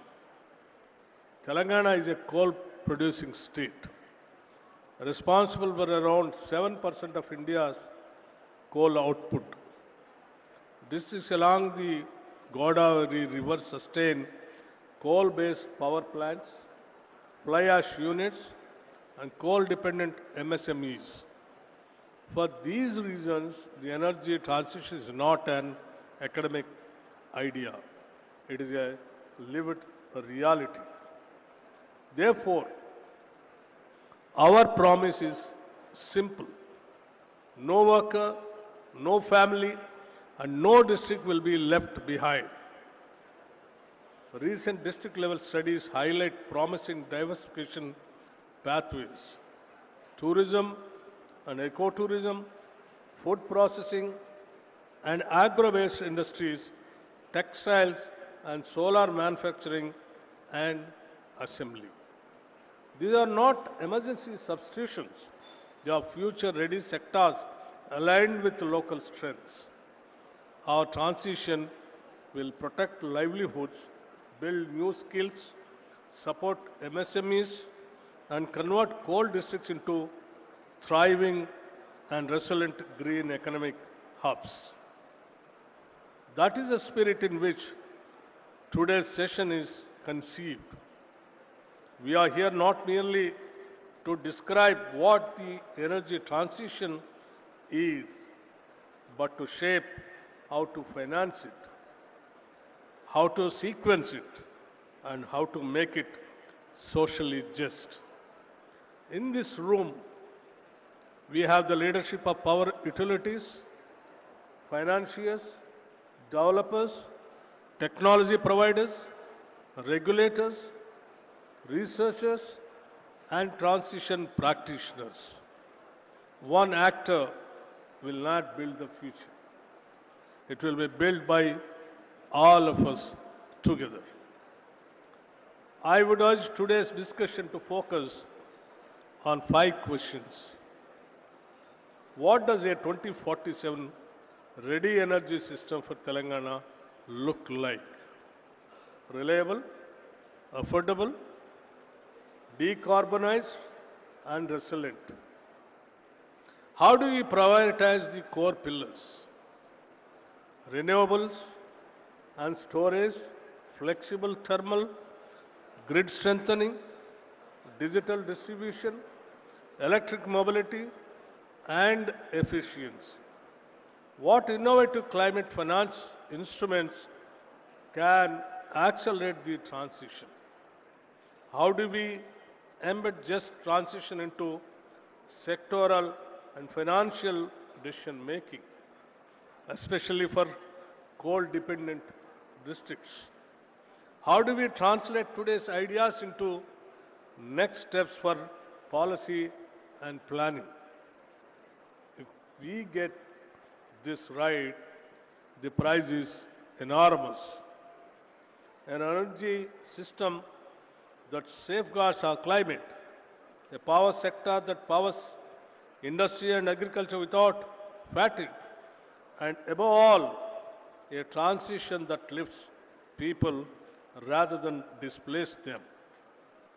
Telangana's energy story will not be a story of hesitation. It will be a story of courage, planning, investment, collaboration, and compassion. Let us work together, build an emergency architecture worth of a $3 trillion Telangana in 2047. Worthy of the youth who dream here, worthy of the planet that sustains us. Friends, the idea of and the dream of Telangana Rising 2047 with $3 trillion economy is our goal. To reach that $3 trillion economy, we know that what kind of energy and how much we require. Keeping all those things in our mind with a calculation, a proper calculation, the growth rate we have planned in such a way that we will make and will make sure that the production and the supply of power with the green energy to reach to the economy of $3 trillion by 2047. This is our dream, and we have already planned and we will achieve that also. The only thing that I just wanted to request all of you, please share your ideas, throw your suggestions, and take the partnership in building the state to the dream of making the state of 2047 with $3 trillion economy. That is what we wanted to request all the friends who all have come all over the world. Though it is a very short period, you all made it the dream of Telangana 2047 $3 trillion economy, the beginning by you all joining in this summit. Thank you very much. Jai Telangana.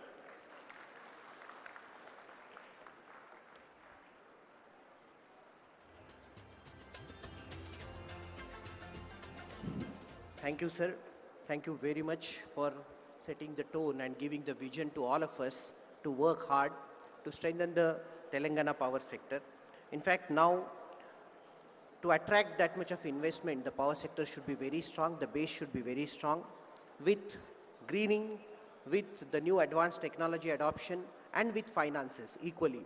Sir is having the energy and the finance, and I think under his leadership, Telangana is going to strengthen day by day. So thank you very much, sir. Now I request Naveen Mittal, sir, IAS, Principal Secretary, Energy Department, to moderate the session. Over to you, sir. Sir, just please, I request all of you to please sit and please take your seats for this session. Wonderful session is going to begin. Thank you. I request all the people who are there on the left side of the dais to please sit. Please take your chairs. Please take your chairs.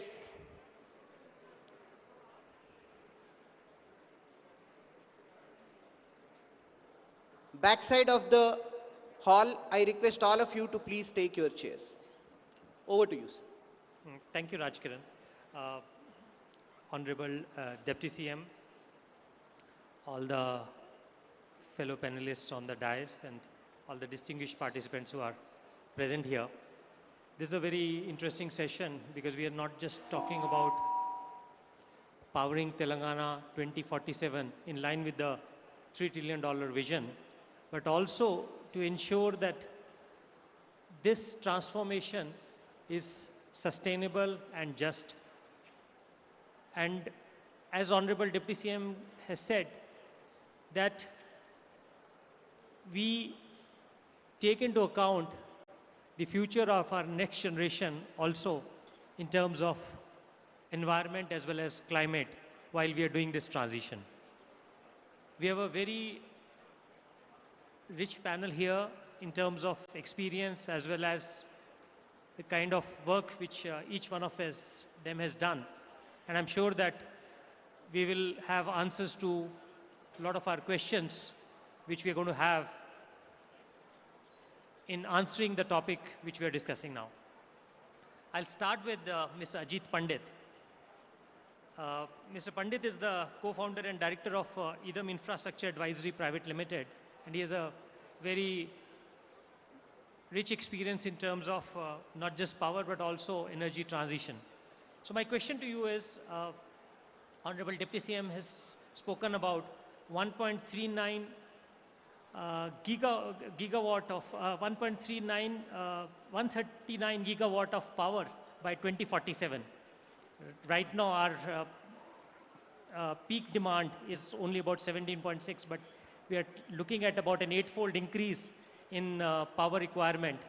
Though in economic terms we are growing about 15 times, but in energy transition terms we are saying we are targeting about 8 times because of lower energy GDP intensity. What do you think this energy mix is going to be in terms of renewables, in terms of generation mix to achieve this goal?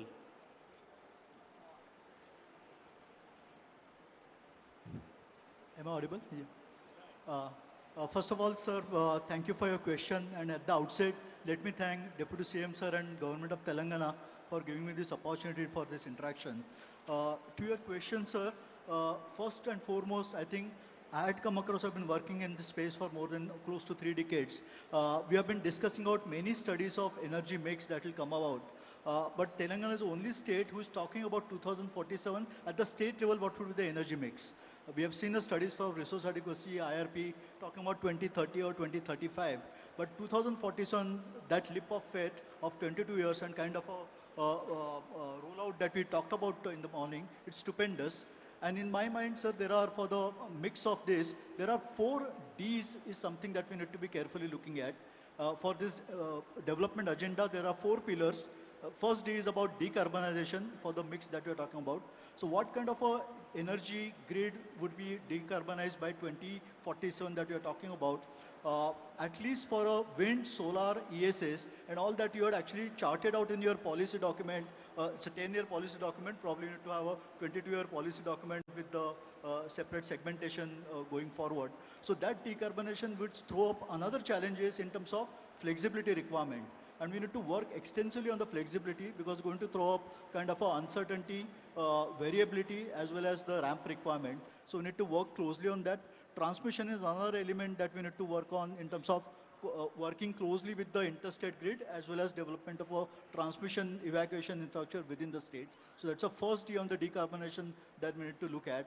The second D that I'm talking about is about in terms of the complete democratization of the renewable energy. We are going to actually have a plethora of distributed renewable and DRE going to come into the grid to make it facilitated to get integrated into the grid. You are already targeting in your 2035 scenario about 8 gigawatts of DRE, but 2047 we'll see a huge amount of DRE from rooftop, the PM Kusum or PM Surya Ghar and various other schemes that state themselves want to take up. So DRE is something that we need to carefully look at. Deputy CM sir did talk about digitalization. That's a third D that we need to extensively work on digitalization.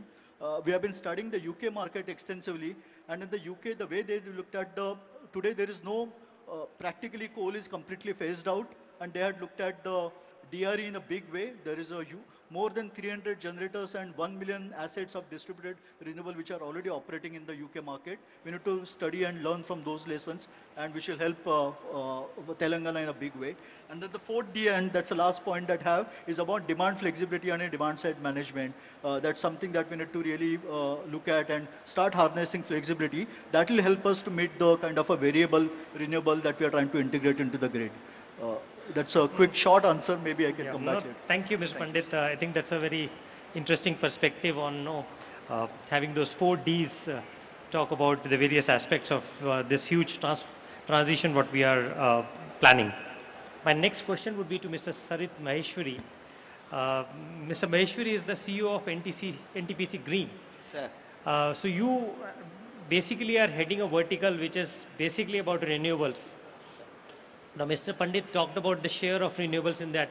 What do you think is going to be the overall share of renewables in this goal which we are having?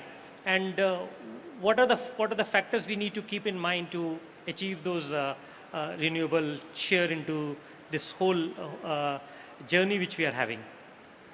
Thank you very much, sir, for giving me the opportunity at this esteemed panel to talk about the renewables.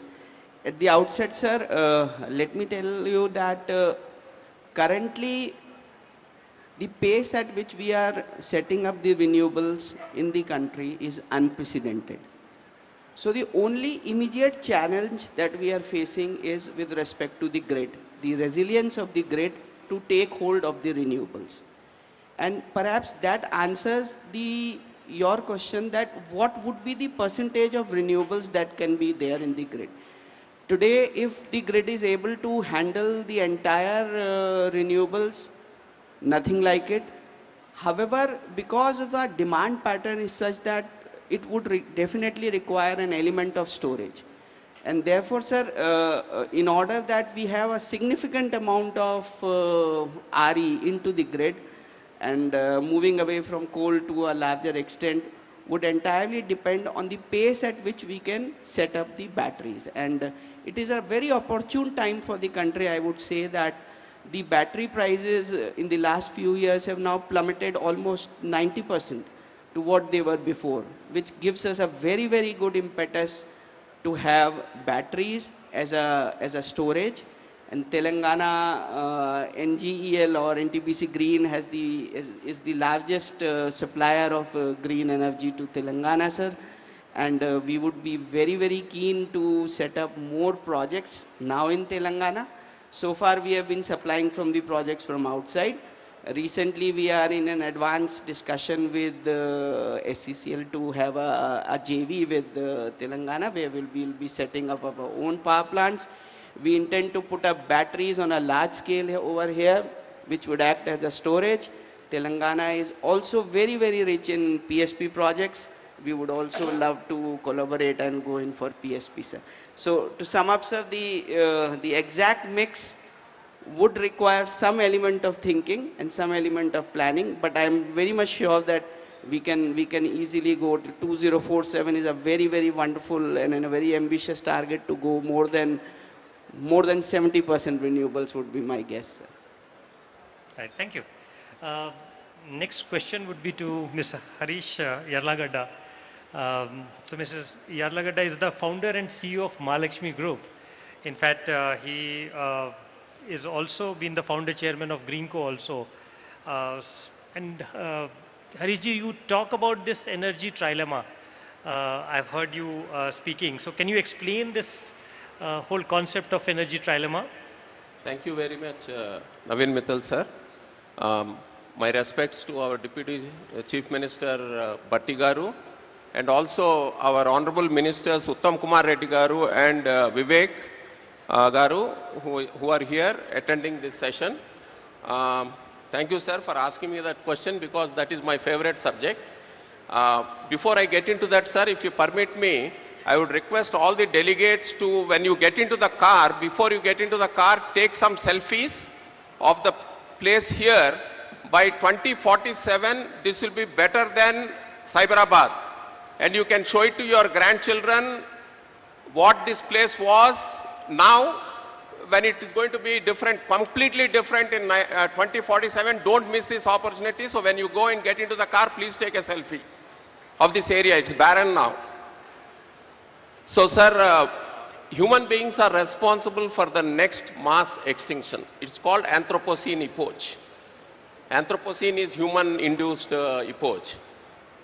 So, till 1950, we were only considered about energy dilemma. So, we wanted to have cheap power and reliable power. But today, we have seen what is happening. We are nearly reaching about more than 420 ppm of carbon in the atmosphere, which is not good, and we are heading towards the mass extinction. So, it has become energy trilemma. So, we need cheap power, reliable power, and sustainable power.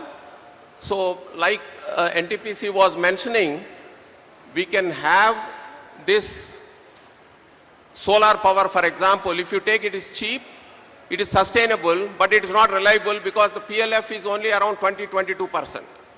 So you need to have battery storage. And if you want to have battery storage, you can't depend upon lithium ion all the time, because it's controlled by some other country. So maybe we have to do research on flow batteries, on sodium ion batteries, on so on and so forth. Like that, there are huge opportunities, billions of dollars of opportunities in this energy trilemma. So we have to look into that, and that is going to really help us in building the economy to a 3 trillion economy in Telangana. And also, if you see, there is a staggering 1 lakh megawatts of power required to achieve this 3 lakh, and if it is, and most of it is going to be non-conventional, so the PLF will be lower. So you need at least 2 to 3 lakh megawatts of installed capacity by 2047, and that is where that staggering figures itself will show how much opportunity is there in achieving the energy trilemma. Similarly, there are 3 or 4 business opportunities for us. One is the India energy stack, like the UPI. The government of India is thinking of India energy stack, where the Florence School of Regulation is helping, and the lady who is in charge of that is from Hyderabad, sir. Sweta Ravi. So, so we should take that, and tomorrow what will happen is, once this India energy stack comes in, like UPI, every person will have a code. So every household also will have a number, and in Telangana, I am assuring you, with all the policies coming out by the government of Telangana, there will not be only consumer, there will be a consumer and a producer. The new English word that Telangana will coin soon will be the prosumer, producer and consumer. So there will be a lot of prosumers with the UTI number. And also, Telangana, sir, we have to get into Bio 2X. So we have to install a lot of biorefineries where, for example, from the agriculture products like lignin, you can produce benzene. So the long chain carbons are going to dictate in future. Telangana should be the leader in the Bio 2X, in the biorefineries. And of course, SMR, small modular reactors, and so on and so forth. The last point that I want to tell is that there are some YPOs and CIIs here. There is 30,000 crores of CSR money, and that should go for the just transition. Because there is a lot of just transition. We discussed this, sir, once before. 30,000 crores లో నుంచి మనం చూస్తే మన రాష్ట్రంలో దరిదాపు ఒక 5-6 వేల కోట్లు సంవత్సరానికి సిఎస్ఆర్ మనీ వెళ్తుంది. దాన్ని మనం యూటిలైజ్ చేసుకోవాలి. Probably most of the money should not go for just, some of the things which are not sustainable. So, ఈ just transition కు వాడితే మనం చాలా బాగుంటుంది అది. So, kindly I would request the government of Telangana to look into it.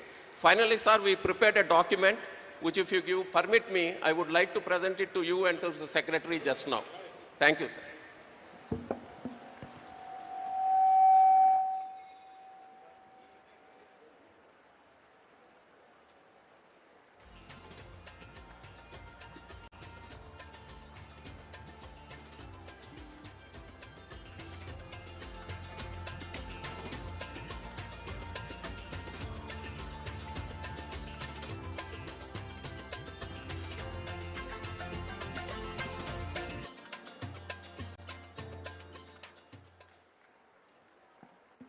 So that was a very interesting perspective. I think you coined two new words. One is the energy trilemma and the other is the prosumer. I now move on to Ms. Netra Wakwakekar, and she's the co-founder and vice president of Net Zero Energy Transition Association, which is NETRA. So Ms. Netra, I think the organization is basically the acronym for your name. And you've done a lot of work in net zero transition. So Telangana has set up a very, very ambitious goal of being net zero by 2047. India as a country, under our Paris climate goals, under our indices for achieving Paris climate goals, we are saying India will achieve that in 2070. But Telangana is saying we'll achieve by 2047. So we are literally halving the number of years in which we are planning to achieve that. How difficult do you think it is going to be, and what do we have to keep in mind to achieve this? Is it working? Am I audible? Yeah. Namaskaram, and first of all, congratulations to State of Telangana for this initiative and so much aspirant goal. So Net Zero Energy Transition Association is again the platform where we bring lot of stakeholders on this platform for collaborate. When we talk about Net Zero Energy Transition goal, so it is about a holistic approach that one should take as a state, as a nation. We talk about addition of solar, wind, and already earlier speakers have talked about the flexibility. So when we look at the entire picture, it has to be a system approach. So far in India, so much solar and wind has already got added. Similarly, in state of Telangana, similar things will happen. But when you add more and more renewables, you have to be very careful about the grid's health and how exactly this grid is going to behave. So how the energy storage technologies, and we have to be a technology neutral again. So it is not like about just a lithium ion or sodium ion or pumped hydro. So we have to match the what kind of application is suitable for what kind of technology, and again the timeline, that what timeline the new technology is coming. So it is about the accelerating the transition, and it will not happen if everyone works on the silos. We have to work collaboratively, learn from each other. It is not like Telangana is looking at its own picture, but Telangana can learn from other states. I'll also talk from the industry perspective. It is not like whenever somebody is going ahead with the project, it is not like always lowest price is the best price, because that is something we have to understand, that we have to keep the certain standards and safety standards, implementation standards in place, so that the right projects will come into picture which are sustainable long term. The other thing is about investment. So investors are looking at India, investors are looking at Telangana as a state.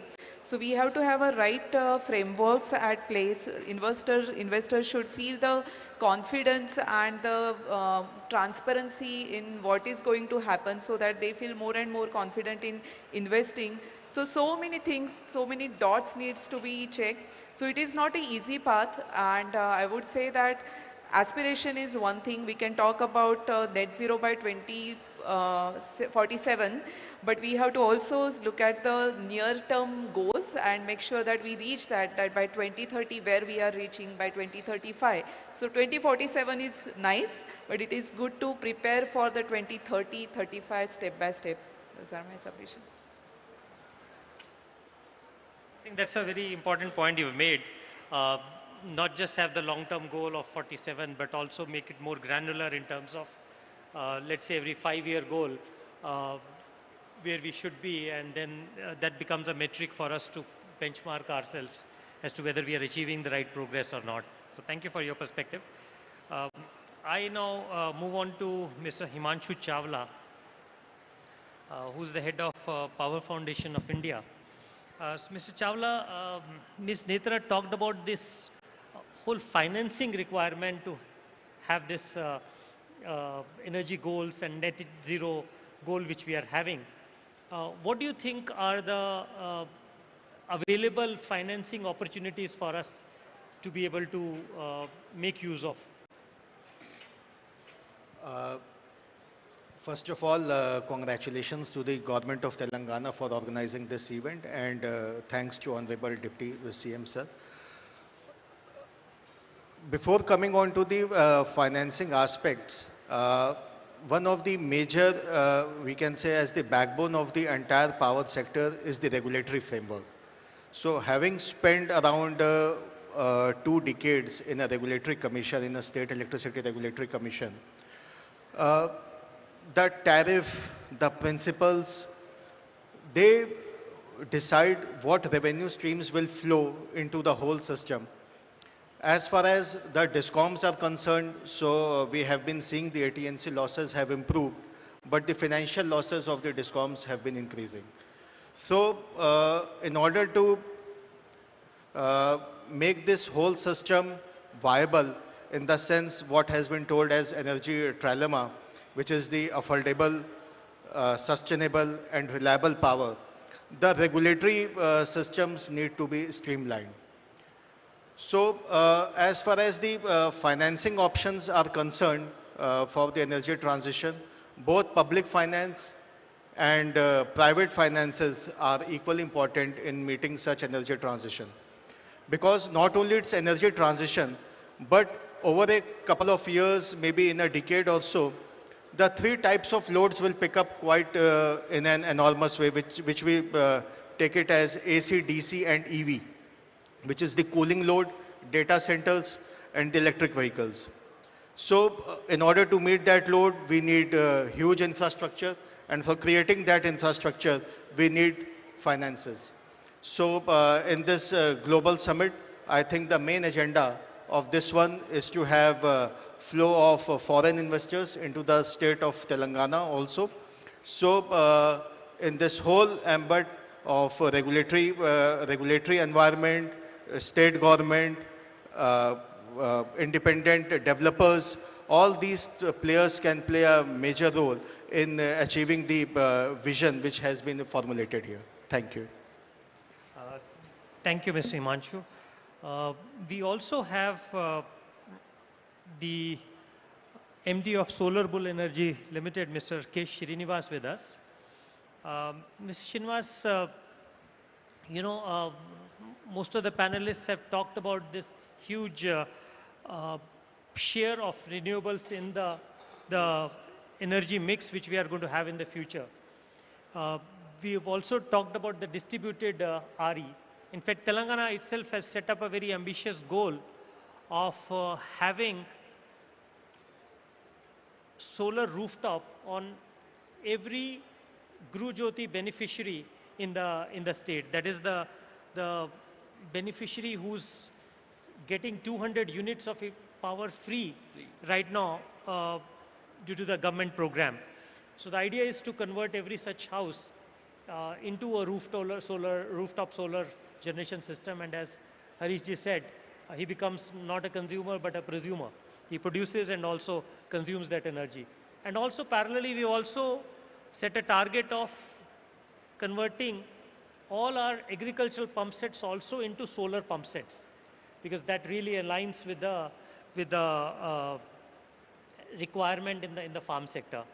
Uh, how difficult do you think is achievement of both these goals in our journey towards this? Thank you, sir.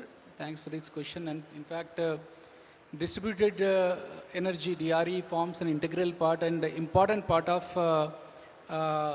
the solar journey. In fact, Telangana had been the forerunner in distributed energy, while the country had gone for solar parks expansion in a large scale, whereas Telangana had adopted a unique method of distributed energy. The 3,000 megawatt what we have today is distributed energy with little burden on the distribution network, which means lesser losses. So I really believe that what the Telangana government intends to do in terms of promoting distributed energy, rooftop solar, particularly in the lower income strata groups, and incentivizing those will certainly go a long way in strengthening the grid infrastructure. In fact, that will reduce the burden on the storage, which is essential for grid stability. The second part is also the PM Kusum scheme, which is one of the scheme to promote the solar pumps, agricultural pumps promotion. Currently we have a part of the capacity under implementation, and I think that is coming into shape right now, and a lot of farmers are looking forward to more support from the government. I think going forward by 2047, I see a mix of about 5 gigawatt of rooftop solar and 5 gigawatt of PM Kusum should be part of the overall 70 gigawatt mix. And I think with the state government's promotion, in addition to the central government promotion, would help a lot of push to this subject, sir. So, microgrids. Yeah, interesting perspective, Mr. Srinivas. After talking in detail about renewables, I think we go to our traditional sector, which is the coal sector. So we have Mr. PM Prasad, who was the chairman of Coal India. Mr. Prasad, you worked in the coal sector your entire life, and we are now talking about net zero, and also a huge mix of renewables in our entire energy. Where do you think we are moving? I mean, in the direction of the thermal plants, new plants coming up, or how do you think the coal sector is going to be in next decade or two?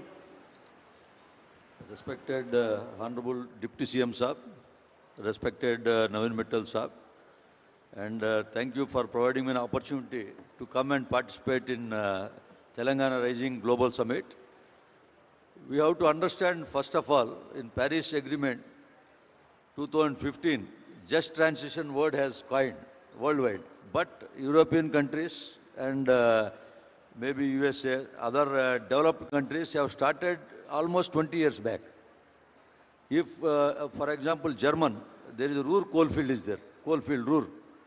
German at that time, 15 years back, the workers' population is around 2 lakhs. Now the workman population is 30,000. In 20 years, they could cut down. So this is a very tight target Telangana has taken, and a wonderful objective by 2047, phasing down. Definitely coal perspective, renewables are coming. One of the goal by having 40% connective renewable capacity already achieved, as the Honorable PM says, and now 50% target of non-fossil fuel or renewable. But coal, because of this base load requirement, it is going to stay in the next 2 to 3 decades. It may, the percentage from 50% may go down by 2047, maybe 30%. Now the coal sector's responsibility, or coal ministry, or even Singareni CMD, he is here, or former CMD Secretary Siddhar Saab is here. Our job is to cut down the emissions from coal, like by going to this first mile connectivities. We have almost stopped 60% blasting in coal by blast-free technology. Similarly, for overburden also blast-free. By first mile connected coal handling plants, we have to reduce the dumpers lead, and if you can reduce, recently in Pakri Barwadi, NTPC, Mr. Maheshwari is there, 150 vehicles are plying. With digital, by engaging Ola Uber in the mine, where 150 vehicles can be brought down to 40. Ola Uber in the only mine network. Everyone doesn't need, only manager, GM need a full-time vehicle. We can cut down 100 vehicles there. So each mining practice, unit of operations, maybe drilling, blasting, with digitization, we can cut down number of holes drilled, blasting amount we can save, haul roads, diesel emissions. We have seen from NIRI studies, once we have developed this coal handling plant and first mile connectivity, even Singareni also these track lanes have taken, railway lines have brought to nearer to the mines. So huge saving in diesel, dust emissions. So certain good unit operations we have to take. We have to become 10% GDP in the entire by 2047. So coal you cannot wish away. In next 10 years, Singareni cannot be stopped. Already Singareni is doing diversification like solar, pump storage, even green hydrogen, and Singareni going to other minerals. Recent auctions taken one mine in Karnataka. Similarly, as a country as a whole, the policy we have to reduce the emissions and we have to participate responsibly and sustainably. With that, coal will be there for a few more decades. Maybe not by 2047, it may up to 60. But diversification is also going, and since we are having abundant reserves, we cannot copy European model or developed countries model. We don't have petroleum and natural gas also. In Argentina and Chile, they are not touching even coal because they are having shale gas. So we cannot compare with them. So coal we have to do responsible mining, and we have to plan this diversification. And net zero, for getting this, we need $3 trillion even to convert this just transition. Just transition need huge funds. Here to Navin Mittal sir's attention, district mineral fund is there, every district. We cannot use it for other purposes. We can increase that quota.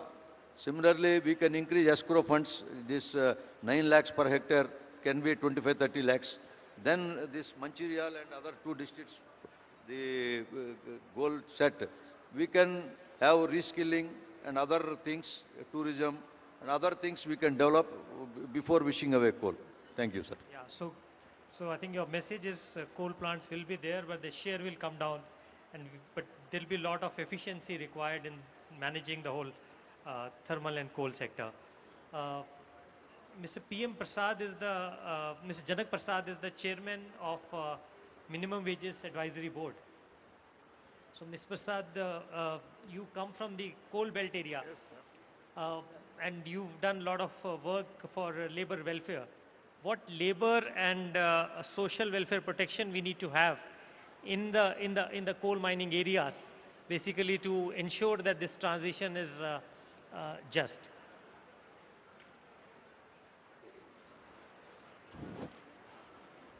Respected Deputy Chief Minister, Energy Minister and Coal Minister, Batti Vikrama Garu, Navin Mittal Garu, all the dignitaries participated in the debate. First of all, Singareni Collieries is the first government company in India. Recent past, up to 19th and 20th centuries, we are depending upon steam and coal. After that, we have transmitted to electricity and other activities. What is happening as far as transition is concerned? There are number of families dependent upon one sector.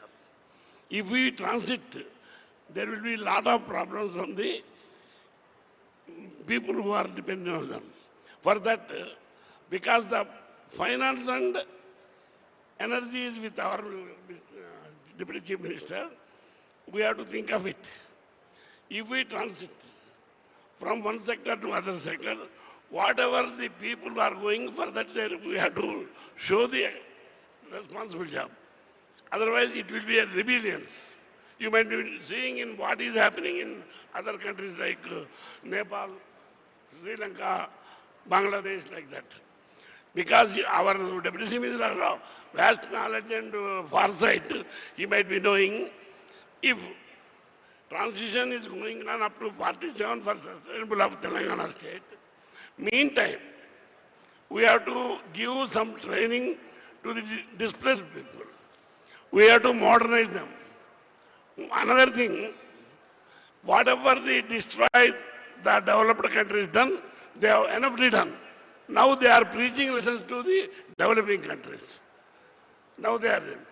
Another thing, most of the coal is being produced and power is produced by government. Recently, when private players entered into power, one very important FGD is to be introduced in power plants. And it is a mandatory. But unfortunately, when they have entered, the clause was removed. So that what will be the ecological balance? What will the climate change? It will affect on the agriculture also. Indiscriminately, we are advancement is there. Industries are going. Day by day, agriculture is coming down. For that only, we have to, all the industrial development depends upon agriculture also. Sugar industry, jute industry, cotton industry. We have to depend upon agriculture. We have to simultaneously develop agriculture also. So many people will be employed. Another thing, as far as Singareni College is concerned, our Deputy CM has taken the charge of coal and energy. Lot of welfare measures are organized. Another thing, whatever the DMFT and CSR funds we are giving, somebody told, that has to be spent for skill development, encouraging the students, and we have to taking pressure from budget or investment from outside. They are in rural area. As far as I know, number of persons are prepared to invest for industries. We have to conduct plans. Otherwise, it is very difficult. In the rural area, if we conduct that type of sessions, it will be helpful for that. Because not only a lot of money is there in areas, they don't know how to invest, what will the position, how to prepare project report, they do not know. Another thing, sir. As far as Singareni College is also, some advancement is to be taken place, sir. Day by day, mines are residing. After receiving of the mines, there will be a lot of problem. For that also alternative. Recently, what our Deputy CM told, the diversification from coal to other sectors, critical minerals, and solar energy. By that, there will be a possibility of emission remission. That will be very important. Another thing, day by day in global heat, 1.5 Celsius degrees of heat is generating. So that a day will come, totally the ecological balance difference depend upon climate. Then there is shortage of food grains. Then there will be a lot of problem. Up to 47, I know that our people are that far-sighted. Certainly they will take care of it. and they will sustain. Thank you, sir. Thank you. Thank you. Miss Uma Bhattacharya, uh, so she's the trustee of Swaniti initiative, which basically works for bringing public services to the marginalized and socially inaccessible areas. So, Ms. Bhattacharya, what do you think is the need for a governance or a coordination mechanism to ensure that just transition is built it into the energy and economic policy of the state? Firstly, thank you so much for having Swaniti here. Thank you so much, Deputy Chief Minister, sir. So, what we feel after having studied for 2 years in Mancherial and Pedapalli, these two coal mining districts, we have studied very intensely with the workers and the household, the MSMEs, and what we realized that you need to have a task force, because coordination between every department is very necessary at this point of time to ensure that what you are planning, and we have made a 10-year plan also, that what you are planning in this just transition among the people, this should be fruitful only if all the departments are coordinated properly and it goes down to the people, it is conveyed to the community that this is what is coming up, because the community is very willing to take it. But then it is our responsibility, it is like-minded other organizations' responsibility to support the government in ensuring that it reaches the people and to tell the people that the government is doing this for you. So this is very important at this point of time, sir. Thank you so much. Thank you. We also have Swarna Madam with us. She's the Principal Chief Conservator of Forest of Telangana. So ma'am, can you explain the role which Forest Department is going to play in this net zero transition which we are aiming till 2047? Thank you, Naveen and Honorable Deputy CM Saab and everyone present here. We have been talking about development, what will be there in 2030, in 2039 and 2047. Lot of development is being envisaged, but then how this development is going to happen, at what cost, and then to what kind of ameliorative measures we need to take up to sustain this kind of fast development. This is what we need to look into. Most of the coal blocks in the country, even in Telangana, locate underneath the forest area, which is because since ages the coal has been there, forests led to that, and we need lot of forest land diversion for laying forest roads, telecommunication lines, irrigation projects, electricity lines, power projects. We need land outside as well as inside the forest areas. So when a part of the land is diverted toward this kind of projects, then how we are going to compensate that? This is what we kept in mind while writing our vision. I mean, from the Forest Department side, we wanted that to be incorporated in the vision document. That's what you can see now. Within the forest areas, what should be done, what measures we are already taking up, and how we are going to sustain that. We have few schemes like CAMPA. We also have constituted a fund like a Green Fund, Telangana Green Fund. We are going to get funds from JICA or different kinds of sources we are going to get the funds. And then where to do what activities. That's the point here. Degraded forest lands are there. Could be due to ecological succession or biological pressure, human intervention or human interference. All this we have to take in count. And then we have a network, 7,200 square kilometers of protected area network, which includes 3 national parks, sanctuaries and 2 tiger reserves. Have to protect them. Lot of human interface is happening now. Man-animal conflicts are arising. Have to handle that. So everything is thought about, and then have we to confine these afforestation measures to only the reserve forest areas which are under the control of the forest department? No, We have to go beyond, forestry is beyond forest department's conventional measure. We have to involve everyone, every stakeholder, all other line departments, government departments, all other public, then other stakeholders who are involved in this. We need to, I mean, go for PPP. Already we started. We have to go for CSR. And Mr. Harish, we have been on a national level discussion forum, like how to bring in more CSR to forestry sector, biodiversity sector, because mostly it goes toward health, education, and other sectors. How we can bring that to this sector? And we have urban forest parks now. Like Hyderabad is expanding beyond its limits, and all the forest blocks, reserve forest blocks, now they are becoming part of this urban conglomerate.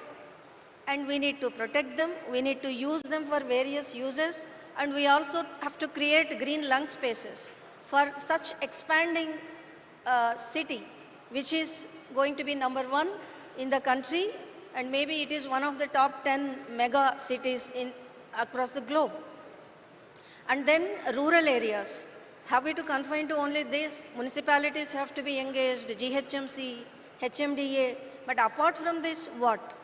Then we have to involve every citizen. If they fell trees, they have to compensate. Could be outside forest areas only. But they need to, and we have to implement this mechanism strictly. And in rural areas, of course, gram panchayats, local administration, village administration, we need to involve. And apart from this, education, climate literacy, environmental education, we need to involve NGOs, and we have the plans for all this.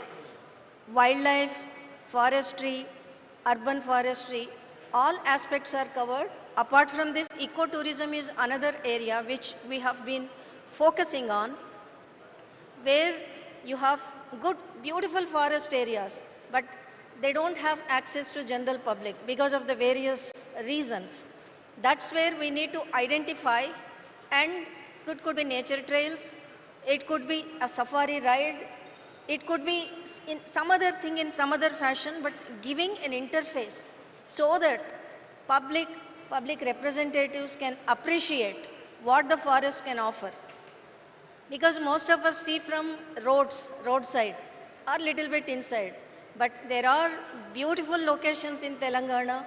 We have wonderful wildlife, and it's our job to protect this, expand our domain. It should not be confined to forest department alone. We need to involve everybody, then only the sustainability will happen, and the sustainable development is the mantra which everybody is talking about in the developed countries especially. And so this development not at the cost of natural resources which we are already having, but this will be used to enhance whatever investments come in to that would come to the state. Part of it should go toward this sustainable development. This is what we are thinking about, and we have planned, and we try to incorporate as much as possible on a broader level. Thank you. Thank you. So forest is a real integral part of this net zero transition journey. We also have Mr. Ahmed Nadeem, who is the Principal Secretary of Environment, Forest, Science and Technology. So Nadeem, what is the work which your department is going to do, both in the environmental side as well as the forest side, to have this net zero goal? Yeah, thank you. Good afternoon, Honorable Deputy CM Gariki, the moderator and my senior colleague, Naveen Garu, all the distinguished panelists here. So we heard the speakers speak about what development activities are going to take place to take Telangana into 2047. The Honorable Deputy CM also in his address mentioned about that the development is not going to be just mindless development, but it will be an inclusive, just human development. So we are very conscious of this effort, and we also know the role the forest plays as a natural carbon sink. Forest and the green cover, if we see as of now, the forest has about 19% cover of the total area of Telangana. Total area of Telangana being about 1,12,000, of which 19% presently is covered by forest. Similarly, outside the forest also, we have some green cover in the form of trees, etc., which is another 3%. So all put together, about 22% of the current area presently is the total green cover of Telangana. This we will raise to 33%. By 2047, we will raise this green cover. Green cover means forest cover plus outside forest green cover. So this will be raised from 22%, which is currently there, to 33% by 2047. And to achieve this, we will plant about 2.5 billion trees, which is 250 crores in the next 22 years. As a result of which, the green cover which will be there, it will act as a natural carbon sink. And as per the estimates by the experts, it will account for about 986 million tons of equivalent of carbon dioxide which is emitted. So it will play a very significant role in acting as a natural carbon sink and to mitigate the impact of the climate change which is caused by the various development activities such as data centers and etc., which we know it produces lot of heat. Similarly, it will also provide green jobs to the local communities, thus not only as a natural carbon sink, but it also provides the green jobs. In addition to this, we will also create wealth from waste.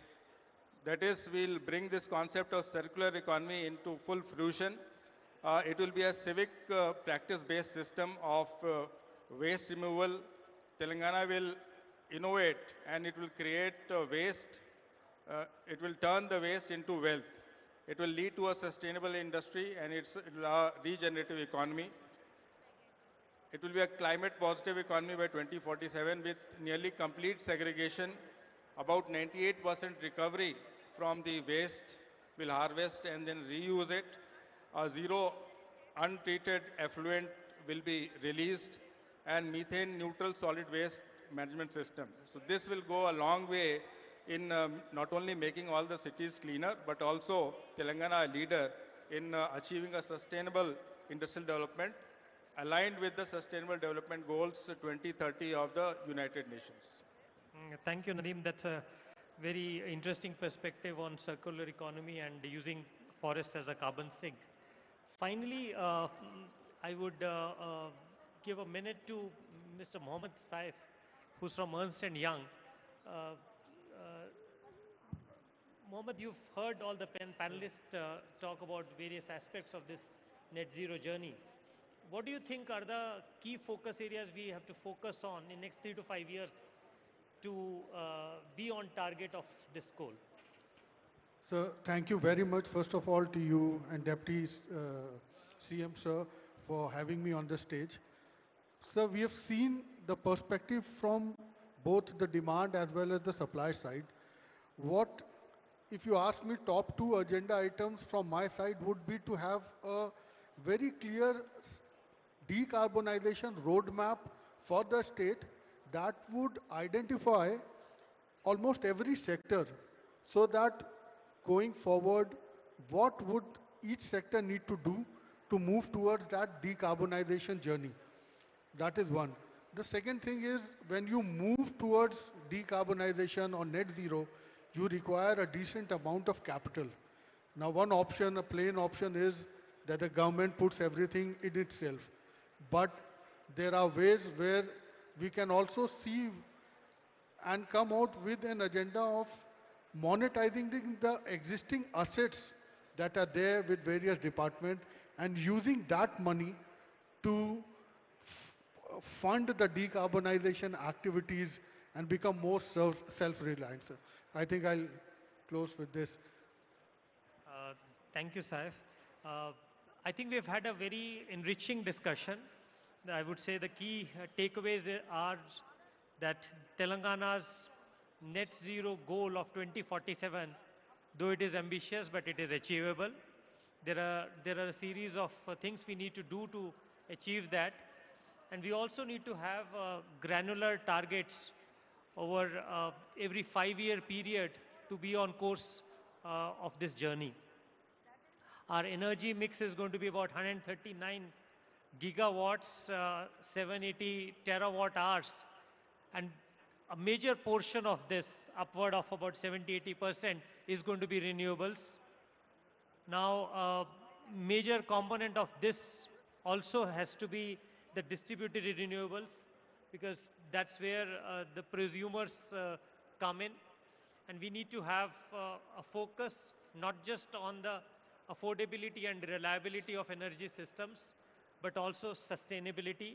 Coal plants are here to stay for next 2 decades, but the share of thermal energy will come down. And for that, we need to have a focus on our coal generating districts, especially the people there, so that we also target alternative areas to focus on, to ensure that the economic progress in these districts is also commensurate with the journey of the rest of the state. We also need to have in mind the sectors which depend on the sections which depend on the coal generation projects. No, Swanati is doing a lot of work in that. Forest is going to play a very, very important and integral role in this journey. Forests will act as carbon sinks, which is very important, because though the renewable sector may be net zero, but the share of the manufacturing sector as well as thermal sector, you need to have some kind of a carbon capture, utilization, carbon capture, storage and utilization. And there is nothing better than having forests as a carbon sink. So I think there are great takeaways from this panel discussion. We end here. I request our Honorable Deputy CM to hand over mementos to the panelists as a token of our gratitude for participating in this. Thank you.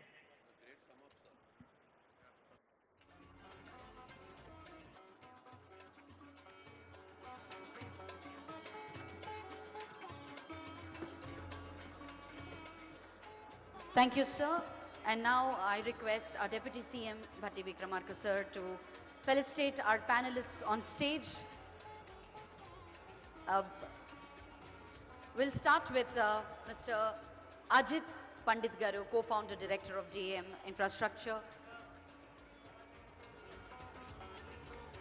Mr. Ajit Pandit Garu. Sri Janak Prasad Garu, Chairman Minimum Wages Advisor, Government of Telangana.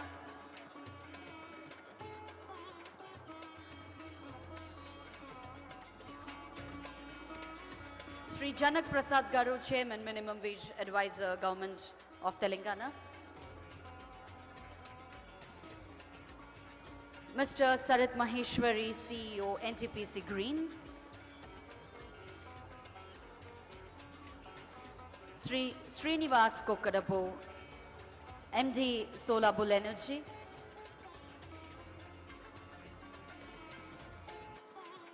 Sri Harish Yarlagada Garu, founder, CEO, Mahalakshmi Group, former founder, chairman, Greenco.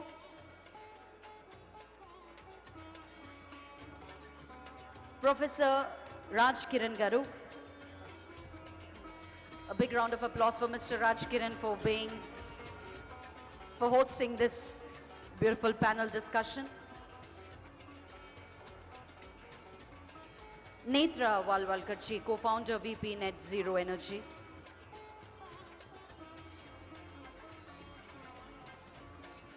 Srimati Uma Bhattacharya, trustee, Swaniti Initiative.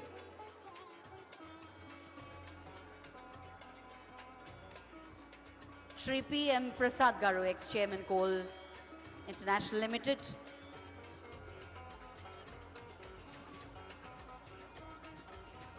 Sri Himanshu Chawla.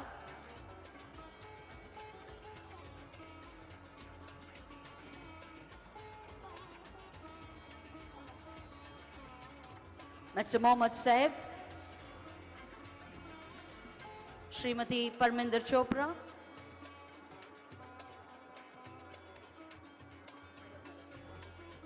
Shri Naveen Mittalji.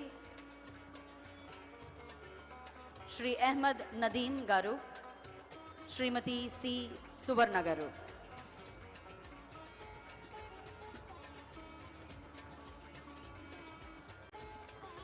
May I also request Haski and Swaniti team to please step up, join us on stage for a group picture.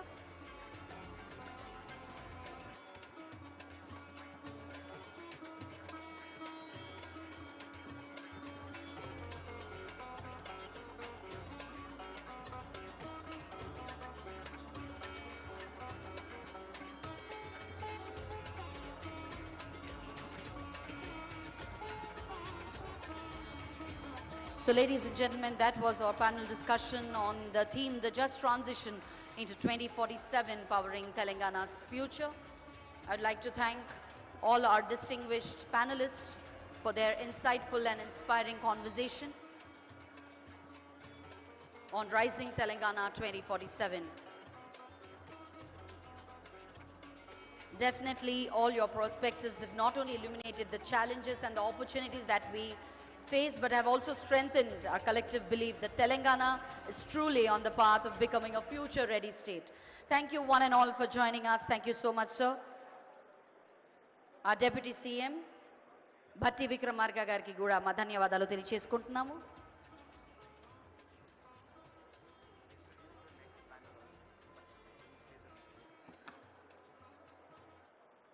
So ladies and gentlemen, we are up next to start our second session of our panel discussion. Initially, there was a break of 15 minutes, but we are not taking a break as we move on to the next panel discussion.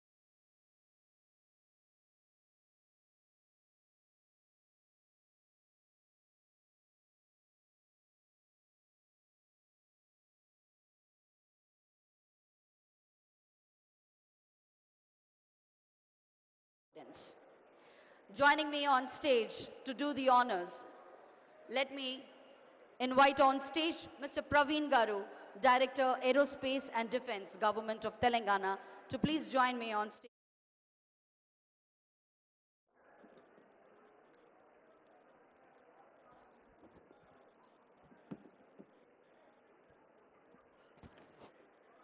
Good evening, everyone. It's a great privilege to welcome you all for this Aerospace and Defense panel. The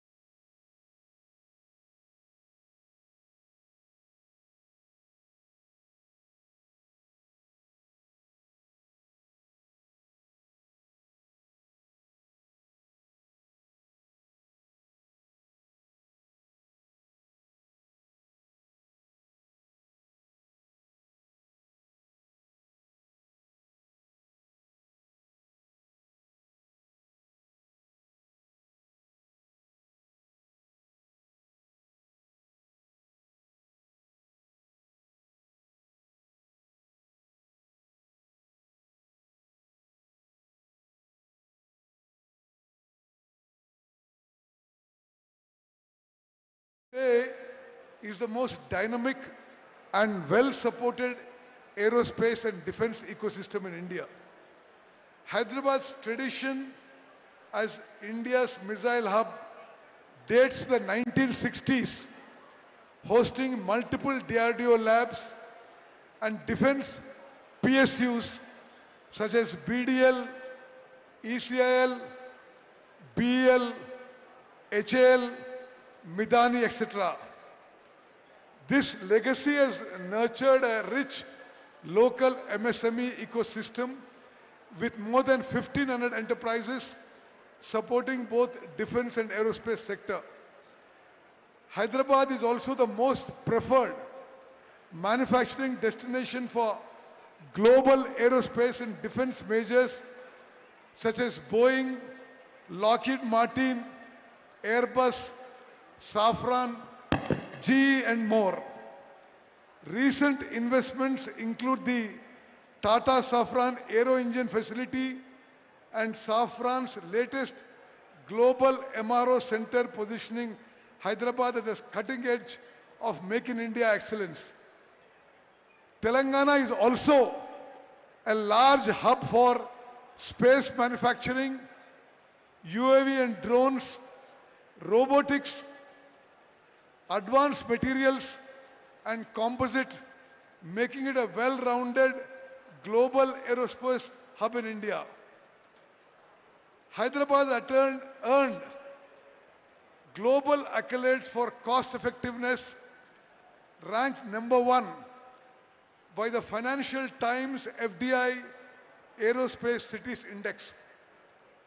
The Ministry of Civil Aviation has recognized Telangana as the best state for aerospace 4 times in a row: 2018, 2020, 2022 and 2024.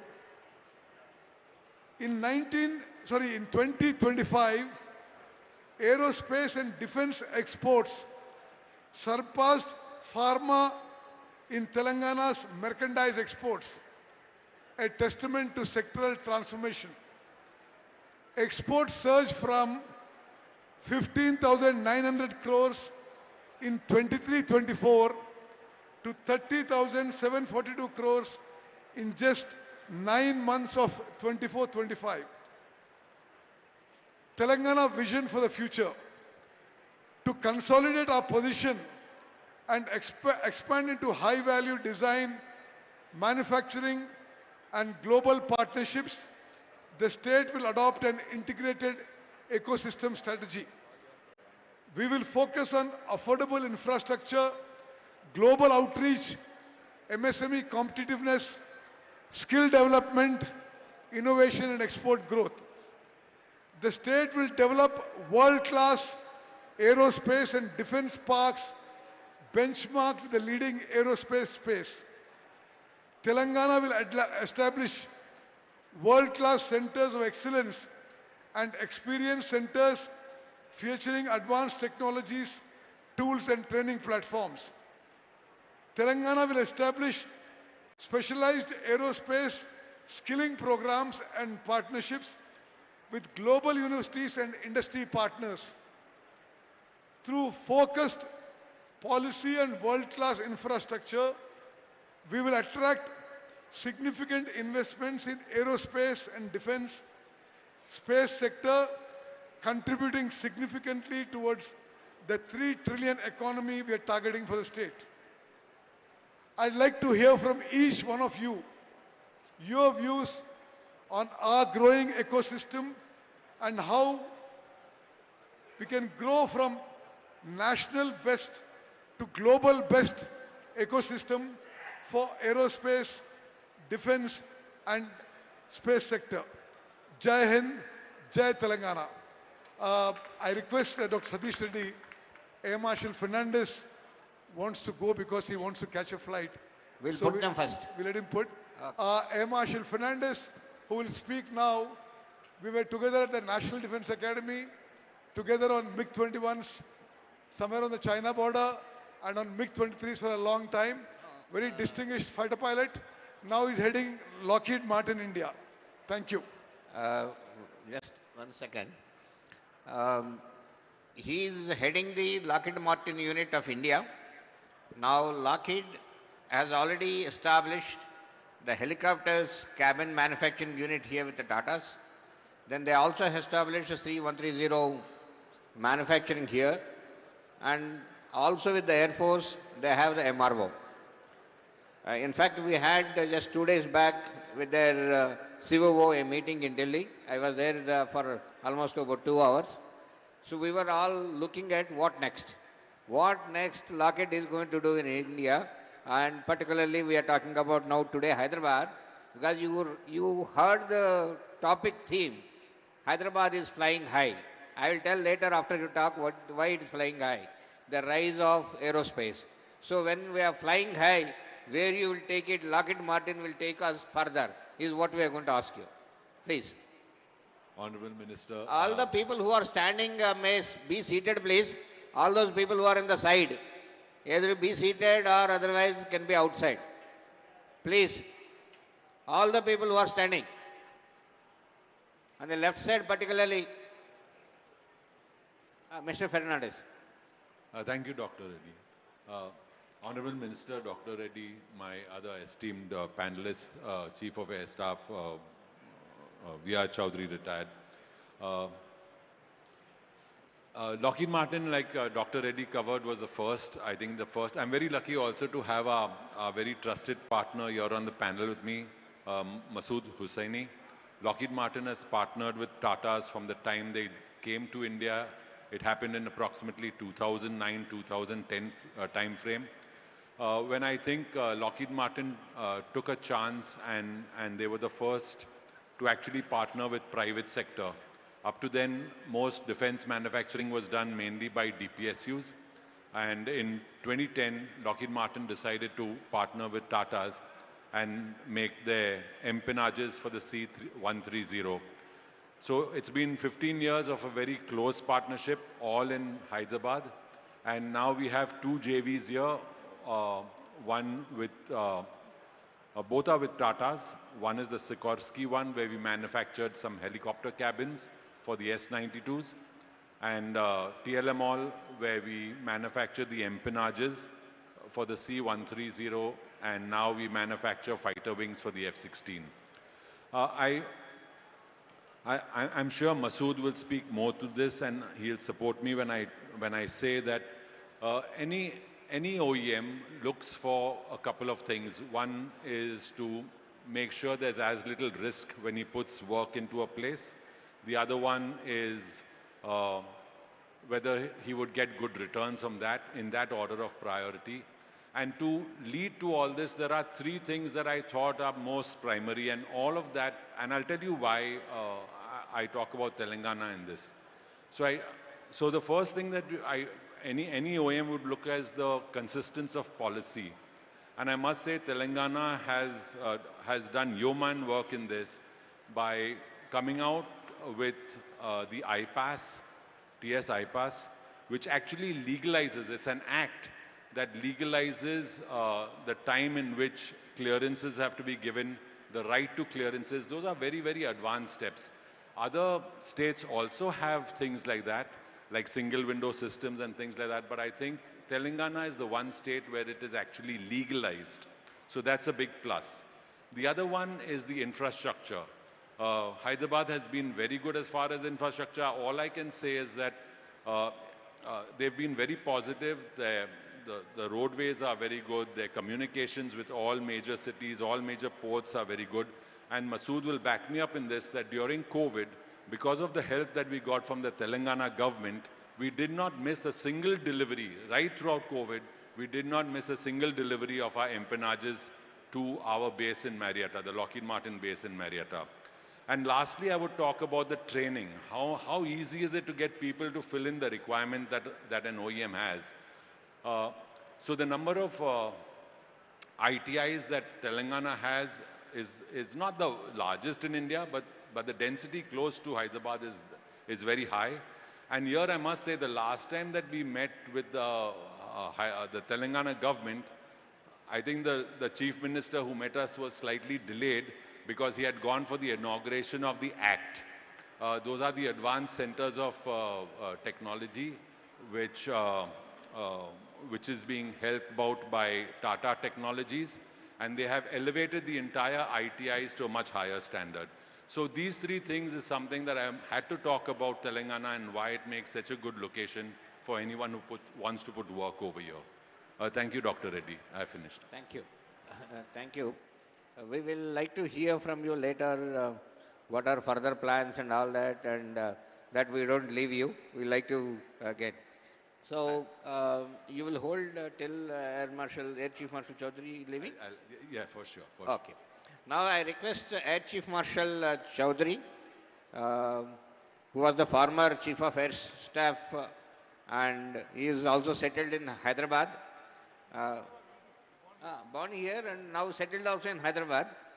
And in fact, I like to say that the way we are meeting now after Operation Sindoor first time, the way our armed forces, particularly the way Air Force has done extremely well, fabulous job during Operation Sindoor and made the country proud, teaching a lesson to Pakistan. Give a big hand, please. Now, you know Hyderabad, you have seen the whole life as in the Air Force and the way various things have come up. Now you are getting LCA Mark 1, Mark 2, AMCA, then various other systems and all that. And you are seeing Hyderabad as shape, how it has shaped. How do you feel that with respect to Air Force particularly, Hyderabad will be coming up, and what are the more opportunities globally, industries coming, within the industry coming up? What are your plans so that Hyderabad get flourished? Just 1 minute then. Memento, please. I request Honorable Minister to present a memento to Mr. Fernandez.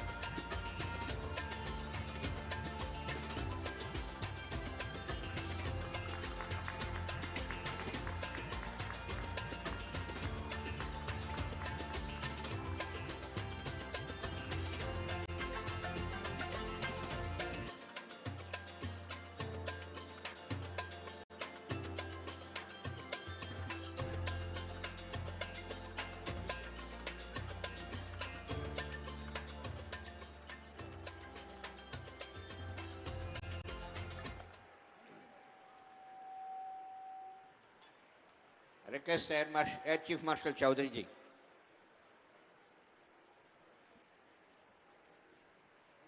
Honorable Minister and members on the dais here.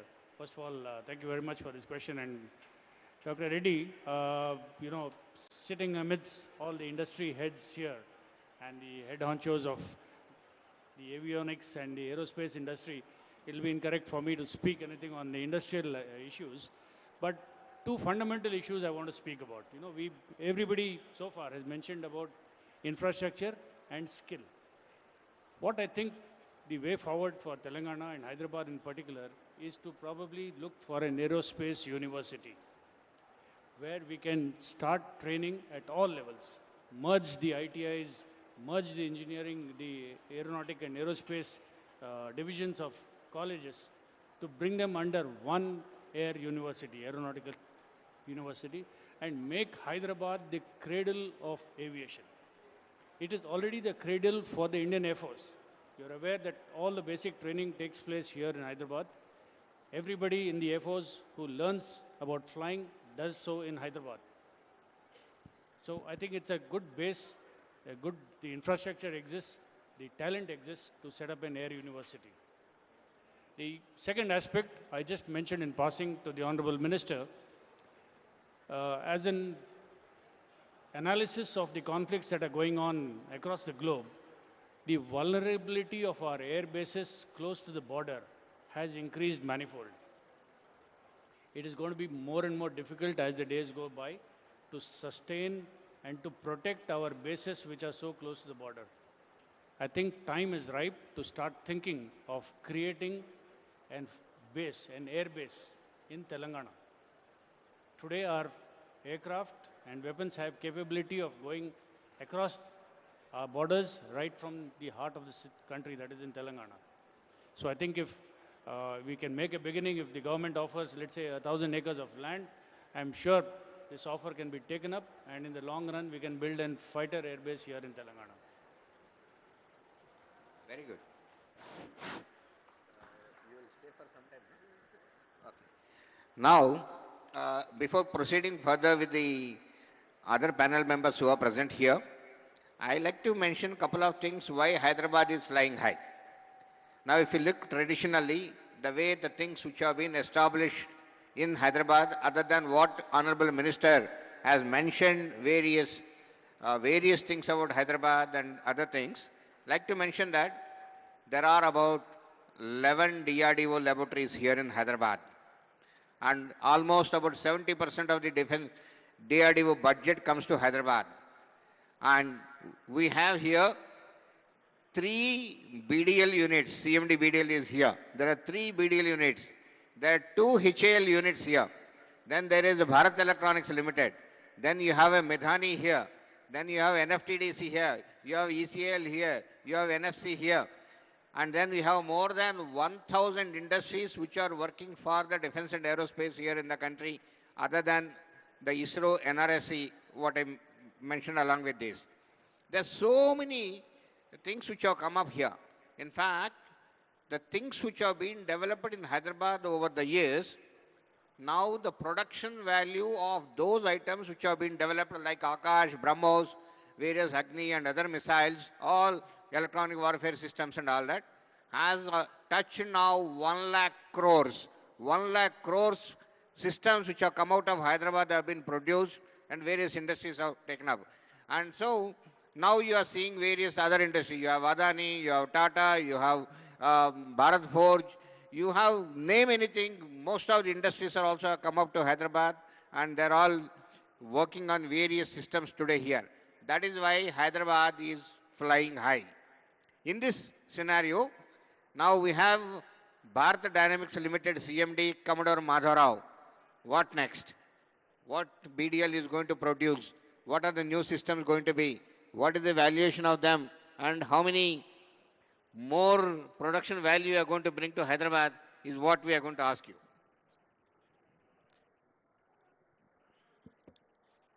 Good evening to everybody, and thank you once again, sir, for this excellent environment to talk about Telangana, Hyderabad, and the role that BDL plays in this whole setup. I must thank the Honorable Minister, my Dr. Satish Reddy, and the co-panelists for this opportunity. BDL has been here in Hyderabad for more than 55 years now. It has been established in 1970 to manufacture weapon systems for the armed forces. And like what Dr. Reddy just brought out, BDL has been associated with the armed forces for equipping them with the potent weapons that are required for our national safety and security. We started off with a plant next to DRDO. In 1983, when the IGMDP program came up, BDL was chosen as the production partner for the DRDO design-developed missiles, and therefore we were next door to DRDO, and we worked with DRDO, and like Sir brought out, there are 11 labs. The missile complex is in Hyderabad. Majority of the labs related to the missile complex are in Hyderabad. That not only enabled BDL to grow, but I would say, thanks to DRDO in Hyderabad, the MSMEs grew along with us. As on date, we have about 3,500 companies which are registered with BDL, of which 1,500 of them are MSMEs. And majority of the MSMEs are from this area. Apart from the MSMEs, we also have almost 25 large companies. Some of them have been listed out just now, but there are, I can see many of the CEOs and MDs of other companies also in the audience. Hyderabad has been a hub for the defense and aerospace industry. BDL next moved on to another plant in Medak, which is the Banur unit, which is again a 1,000-acre plant where we make missiles again and other weapon systems. And we're making the latest Astra missile, which is an air-to-air missile from this plant of ours. With respect to future, we've acquired 500 acres close to this place in Ibrahimpatnam, where the new plant is getting commissioned. We have started with phase 1 with some test facilities, and the phase 2, which is going to take on the maximum manufacturing capability, is coming up in Ibrahimpatnam, not very far from here. So this plant is going to manufacture all the new generation missiles, largely being developed by DRDO and productionized by BDL. We are going to make the QR-SAM missile here. We're going to make the cruise missiles, which are going to be manufactured by BDL, will be made in Ibrahimpatnam. We are also looking at the larger missiles, which will be having higher ranges, like what the former Air Chief just brought out, that today we are looking at very long-range ballistic missiles which can go across countries to meet our requirements. Those missiles are going to be manufactured here. And all the test facilities, we were all very blessed to have DRDO here to have the test facilities which enable the testing of various products that we made. But also, we are setting up new test facilities in Ibrahimpatnam to enable not only supporting BDL, but also the various MSMEs who are working with us, so that the load on the DRDO with respect to production testing is eased out, and they can focus on the testing and development of newer products. So by and large, I would say that Hyderabad has been a great place for BDL, and that is how we had all the first 3 plants coming up in Hyderabad, and it is supporting all the requirements of what is currently in manufacturing, and that's going to be manufactured for the next 10 years.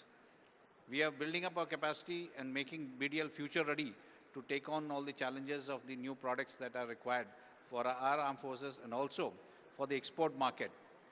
I would like to tell you that BDL has done more than 1,200 crores of exports last year, and we are going to do about 1,000 crores this year.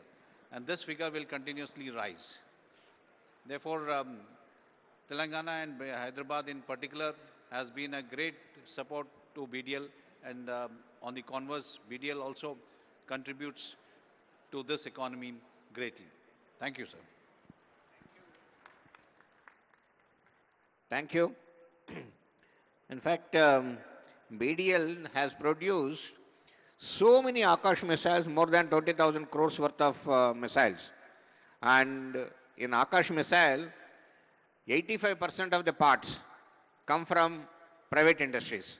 BDL is a system integrator. So much is the contribution of the industries. And Akash is one missile which has again played a very important role in Operation Sindoor, protecting our country in a big way. Now we have again one more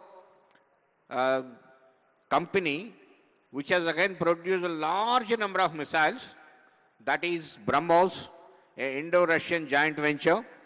And again BrahMos, like Akash, has played a vital role in the offensive role in Operation Sindoor in a big way.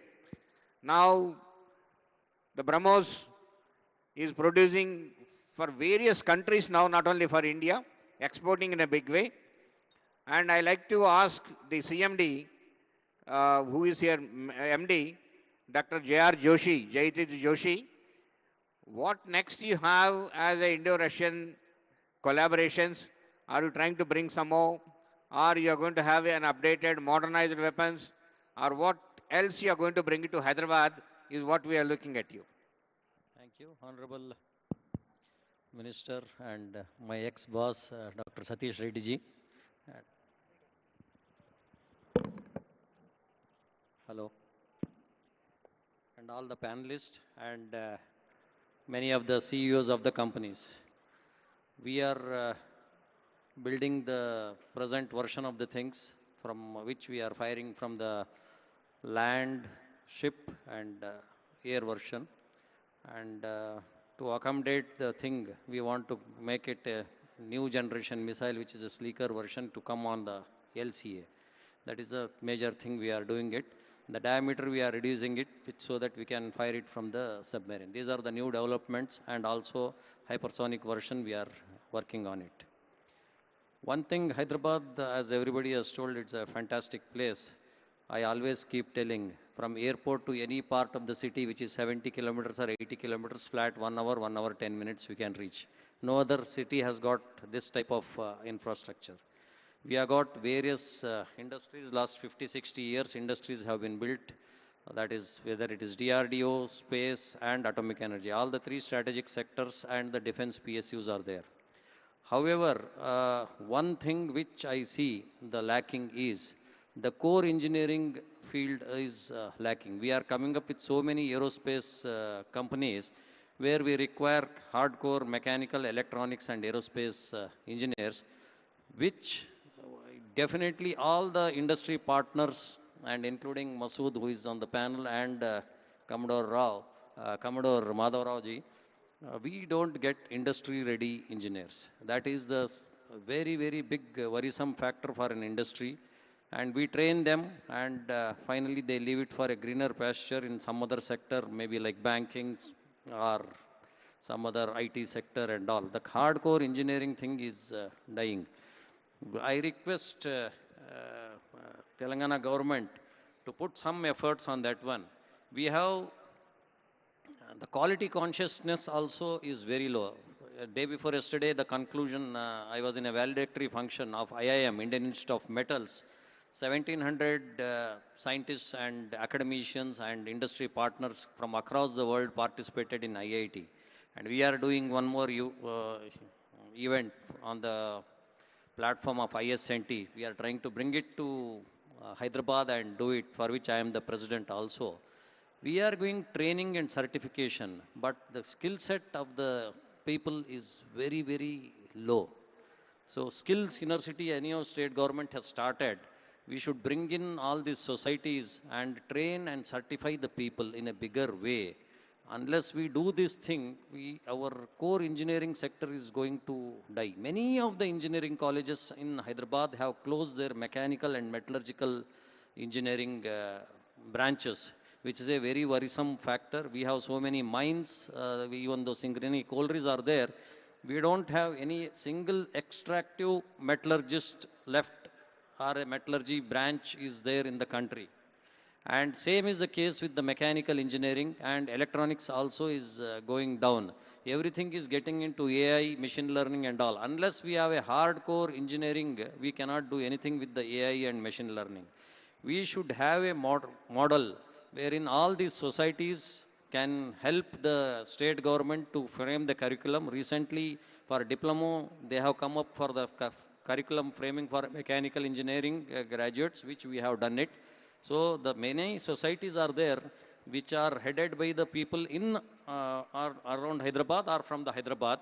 So we can be of some help so that aerospace industry can be built and Hyderabad can become a big aerospace industry. Earlier, few hours back, Deputy CM of Karnataka was also telling he will also partner with us, taking cue from them. Bangalore is doing a lot of things in the aerospace industry, as he was telling that his export is much more than the IT export. We also should aim for that one. And all the industries will be supporting the cause of the Telangana government in this venture. Thank you, J.R. Joshi. Now, I just move from defense to space. We have been talking about defense, but space also is doing extremely well. India has become one of the leaders in the world in the space-related activities. Government has come out with so many measures wherein private industry is participating in the defense activities in a big way. We have two people connected to the space here. One is Ananta Technologies, the MD, Mr. Subbarao is here. And also we have the startup, which I'll come to him, Nagabharat, a little later. So, Dr. Subbarao, looking at the space industry particularly, for Hyderabad, we have only one laboratory here, NRSC, but then lot of space industries have come, lot of startups have come.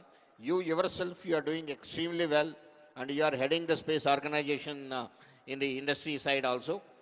What do you think in the next few years, space industry movement wise, and what do you expect from the government of Telangana to do for it to flourish further, to fly into the space beyond geostationary? We are already flying high, so beyond that we need to fly.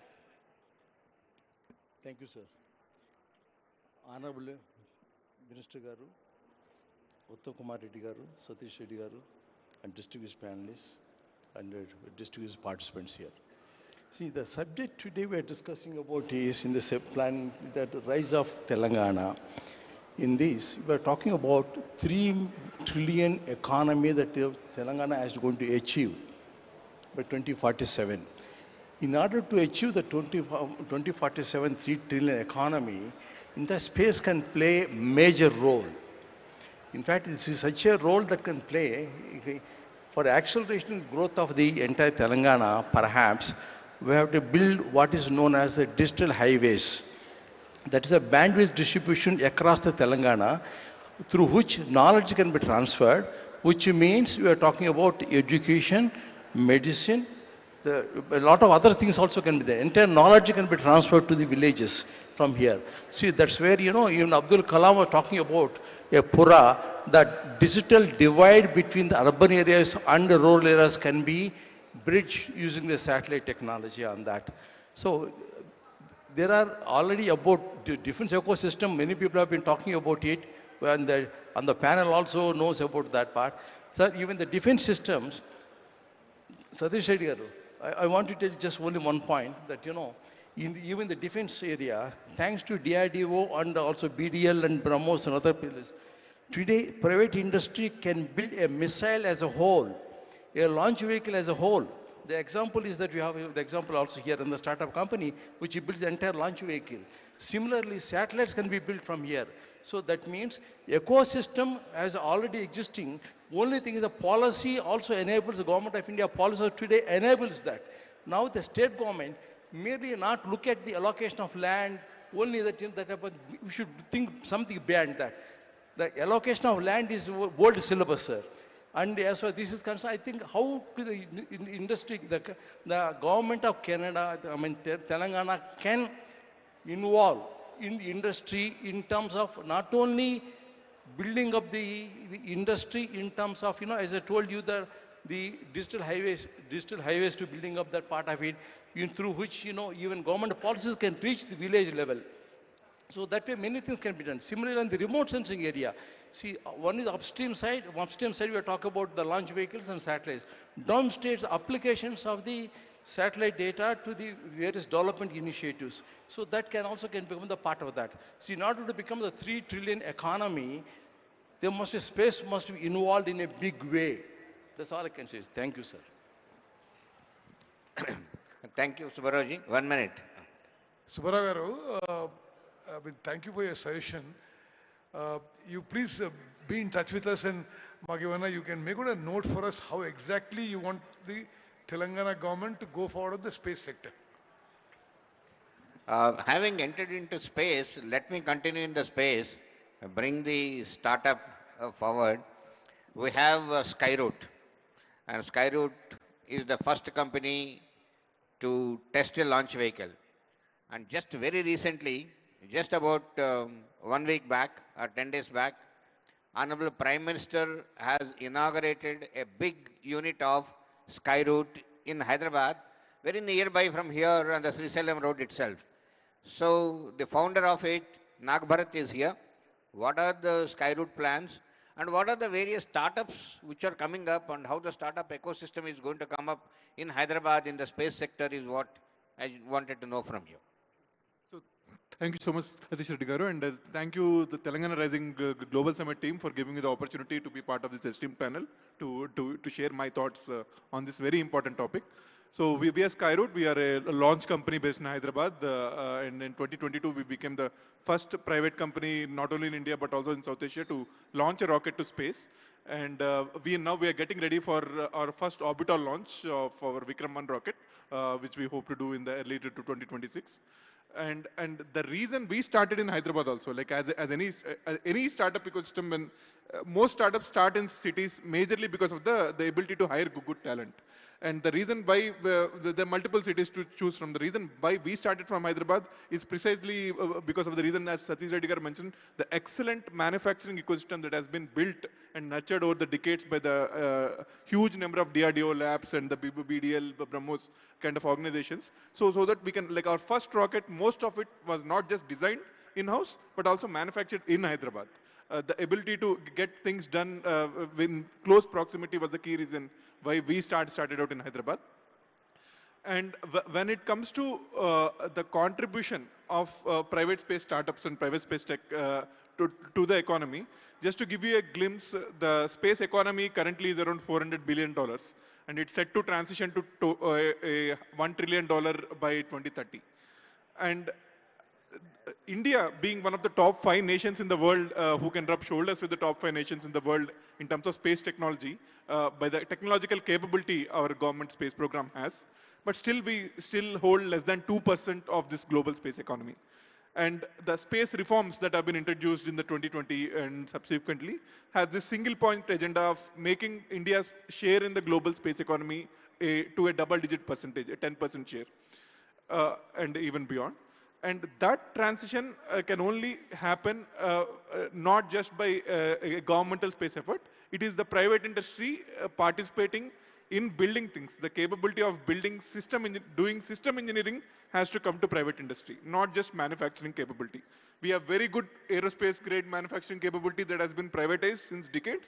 And what is happening over the last decade and accelerated post the space reforms is this ability and the drive, both by the established corporates, but also by the new age startups, to be able to build and design and develop end-to-end systems from scratch.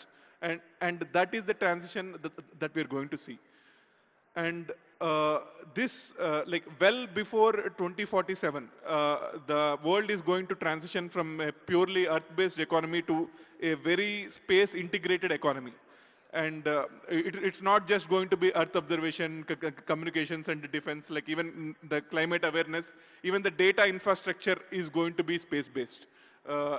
And this is the transition that India cannot miss. And we should take a lead in architecting this transition and this transformation to a space-integrated economy. And as a country, we are going to, this is a crucial decade where we are going to transform from a net importer of advanced deep tech solutions in aerospace and defense to an exporter of these deep technology solutions in aerospace and defense. And Telangana has all the ingredients to be the epicenter of this transformation because it has great infrastructure and right governance with the right ambition. And if we do things, there are a few things that needs to be done rightly. As Sir pointed out, establishing a specialized industry-ready talent pipeline is very much important, especially in the core engineering fields. Because having people in core engineering, strong fundamentals in core engineering field, who can leverage the AI tools and AI capabilities to actually accelerate the work. What takes 1 month can be done in days, but can only be done by people who have core fundamentals in the core fundamental sciences and core engineering fields. So that is establishing specialized talent pipelines is one thing that government should focus on.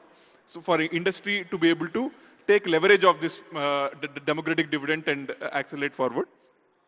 And also enable policies that attract a long-term investment, high gestation period in investment.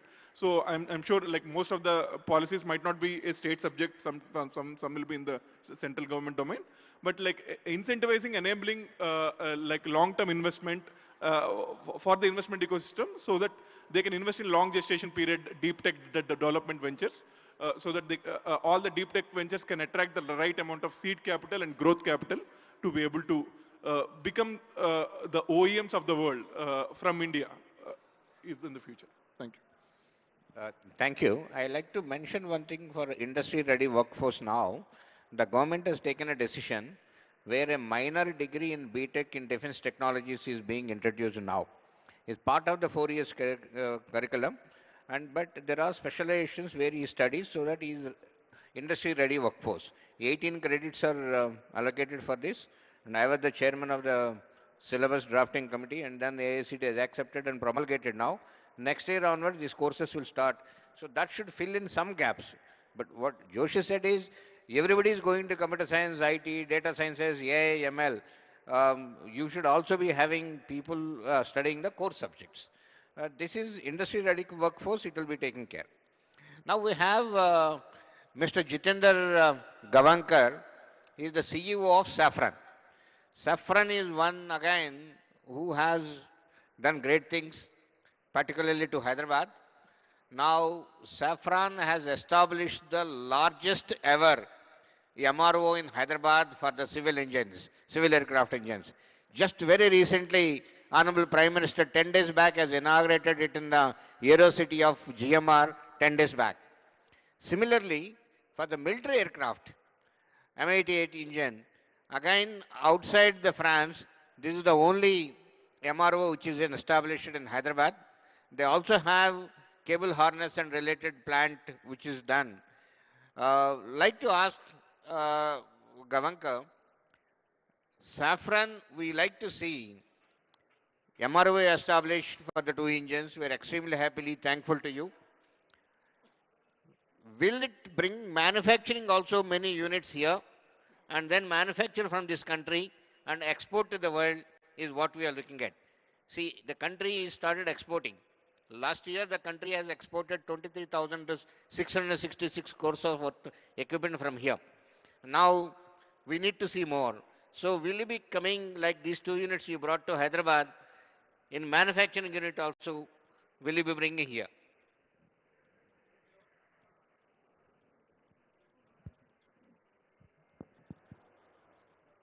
So, coming straight to the question, we are already manufacturing in the same GMR Aeropark where we inaugurated the MRO.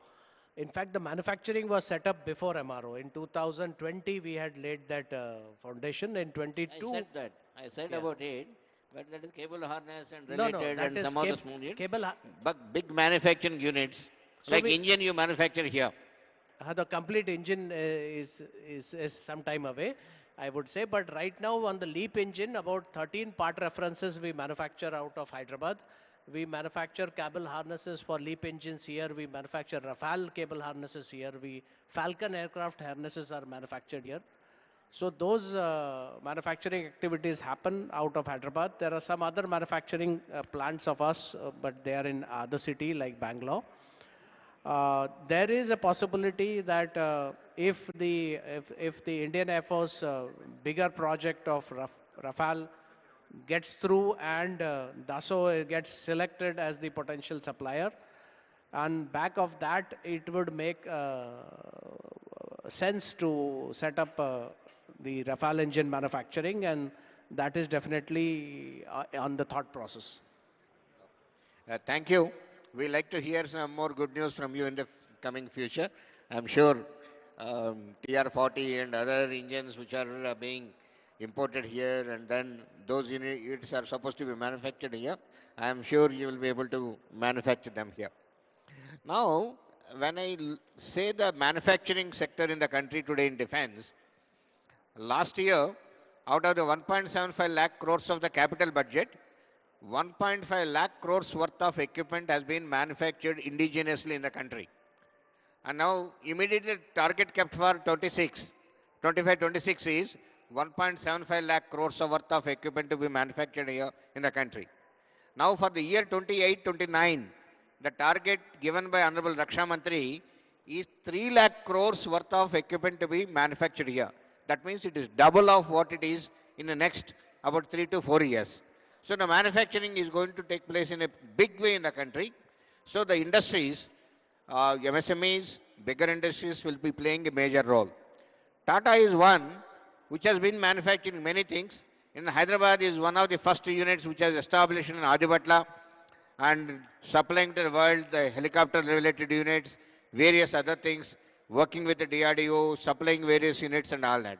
So, like to know what are the further manufacturing plans from the man who is continuously behind, whom we have been working with so long and all that, Mr. Masood. The workhorse is here. Like to know from him, from Tata's and also the manufacturing sector, what this 3 lakh crores, how it is going to happen and how you are going to bring it to Hyderabad. Those manufacturing like to hear from you. Honorable, Honorable Minister, Dr. Satish Reddy, firstly, thank you very much for the very kind words. It would have been nice if you had said this at May when my appraisal happens, but I'll take it as of now. Also to the other esteemed panelists who are with me, Dr. Joshi in particular, who we worked with a long time back. I think the nation is immensely proud of what BrahMos has done. Desh ki izzat rakh liya aapne, so thank you very much. Air Chief Marshal Chaudhary, thank you so much. Again, the air warriors are what has kept the nation and the way we live safe, so thank you for that. Uh, we, so I grew up in India in the 1980s. And growing up, at least the view was that India could not manufacture quality products. And if at that point in time I had come to you and said that some of the best equipment in the world, including the American presidential helicopter, will be manufactured in India, you would have taken me to Agra, got 200 rupees and a blanket, and admitted me into the mental asylum there. Those are some of the misconceptions that we had, or the whatever the doubts that we had when we started our journey in Hyderabad in 2008. Today, I am pleased to say that every aircraft that you travel in the world has significant parts made from Hyderabad, and that includes the American presidential helicopter. Today, what I'd also like to add is those helicopters and aero engine parts, a significant portion of them are actually made by young girls from Telangana, from the most rural parts of Telangana, many of whom have never even seen an aircraft, let alone ride in an aircraft, and they build aircrafts as good, if not better, than some of the best mechanics in the world. So that itself is proof of, one, what India is capable, what the women of India are capable, and what the state of Telangana is capable of. So in terms of capabilities, what we have built, of course, is the ability to build the full aircraft. We are also now building the full C-295 aircraft flyaway. All the major sections of those are being made in Hyderabad. They get supplied to Vadodara, where the final assembly line is there. In addition to that, over the years, one thing I'll add to what JS mentioned, we are making the shaft of the LEAP engine for Saffron. This is for global orders. All the work that we do across the board is actually 100% export. Today, we started our engine manufacturing in 2016. At that time, we were doing less than 1% of the engine capability. Today, because of the work that we have done over the last 6 years, where we were supplied to all the global majors, Rolls-Royce, GE, and Safran, up to 70% of the aero engine can be manufactured in our premises. And that is not just for commercial, but also for military engines. So it's a huge strategic benefit that the nation has. In terms of our future roadmap, one of the other things that we are doing is that we will be building the entire Dassault Rafale fuselage will be made in our factories in Hyderabad. All Dassault, two sources. There'll be one in France, there'll be one in Hyderabad. So 50% of Rafale fighters sold worldwide will have their fuselages made in Hyderabad. Similarly, all the shafts of the LEAP engine, 40% of those will be made here. Casings, nearly 80% are made here. If I see the growth, there is no limit to what looks ahead of us, because what we've been able to do over the last few years is to build the capability. I think we've set up the capability, the infrastructure, and also prove to the world that we can not only meet but exceed global standards of quality, on-time delivery, and cost competitiveness. And what has meant is today we are in a situation where we have an order backlog of nearly $4 billion reaching up to 2040 on the aero engine side alone. We've actually had to say no to a lot of work that we are doing. We are selectively choosing what we do and don't do. So I'm quite certain, Dr. Reddy, to the question that you asked, that the targets that have been set by the Honorable Raksha Mantri for exports can easily be done. There is an infrastructure here.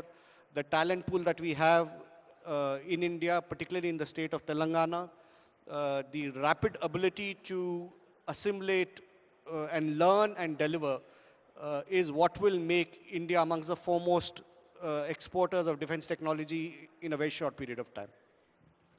Thank you, Mr. Masood. Very nice to hear all these things from you. Now you all heard from the eminent panels here. They're all from across various sectors of the defense and space. Everyone has done, or every organization has done in its own way, extremely good for the state of Telangana. Now, having heard this, we are all now convinced that Hyderabad is flying high in defense and space sector. So now what next? Next is to make Hyderabad a global hub for defense R&D, space R&D, and defense and space manufacturing. That is what is the theme. So how do we take it forward? All of you who have any suggestions in this, any proposals in this, may send it to the government and may send it to the Mr. Praveen or anyone else, and then those things can be studied by the government and taken forward. In fact, we thought we'll have some questions or queries or anything from the audience, but we are running very late. The next panel is also almost ready and they have to start here. That is why no questions or no queries are taken up from the audience. But whatever you have, you may put down on a paper or put down on a mail and send it. The mail ID will be given by Praveen and you can send it to all of them. Thank you very much. And I request Honorable Minister to hand over the mementos to all the panelists here.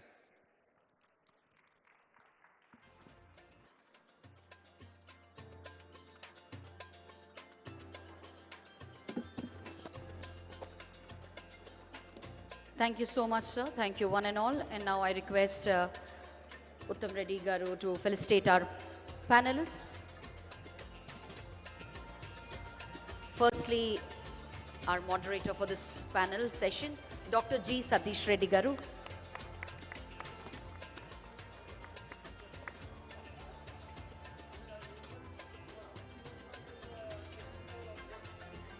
Air Chief Marshal, Shri Vivek Garu.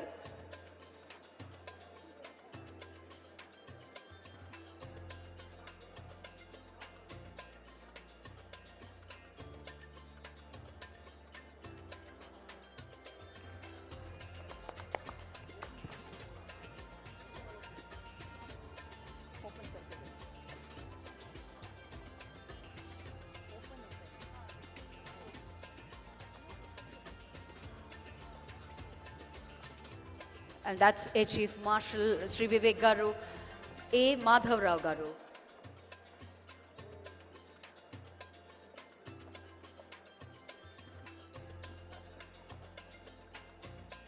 Dr. Jayatirth Joshi ji.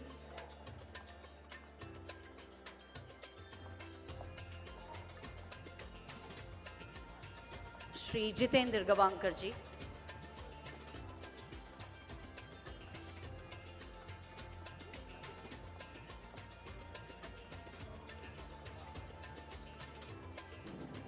Dr. Subbarao Pauluri.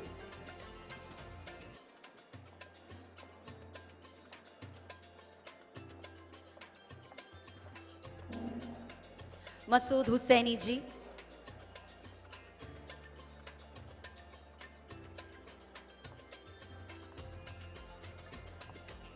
And Shri Naga Bharat Dhaka Garu.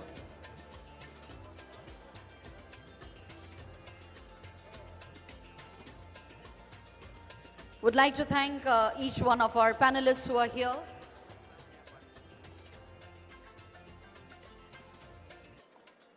Shri Naga Bharat Dhaka Garu, Thank you so much, each one of you, for joining us on stage and sharing your visions, expertise. Of course, definitely all your inputs do help us to see how technology, sustainability, industry governance and human capital together shape the Telangana of tomorrow. Your contributions today have added immense value to the dialogue and deepened our understanding of what a progressive, equitable and globally competitive Telangana looks like. On behalf of the organizers and everyone present here, I extend my heartfelt gratitude for all our panelists who are here. Thank you so much for sharing all your knowledge, your commitment to building the Telangana of 2047. Thank you so much, sir. As we move on to the next session of our panel discussion this evening, ladies and gentlemen, we are joined today by distinguished representatives from the industry, leaders from across the ASEAN region. Their perspective definitely helps us to understand not just where opportunities lie, but how can they be unlocked collaboratively. Moving on to the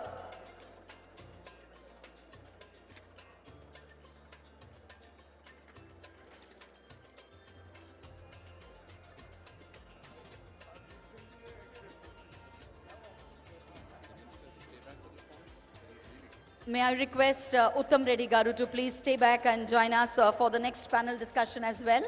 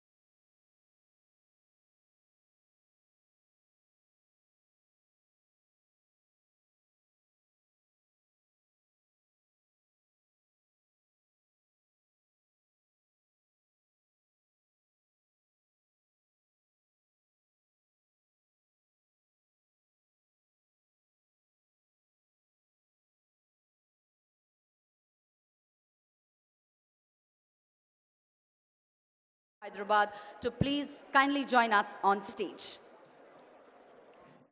Dr. Aparna Devare.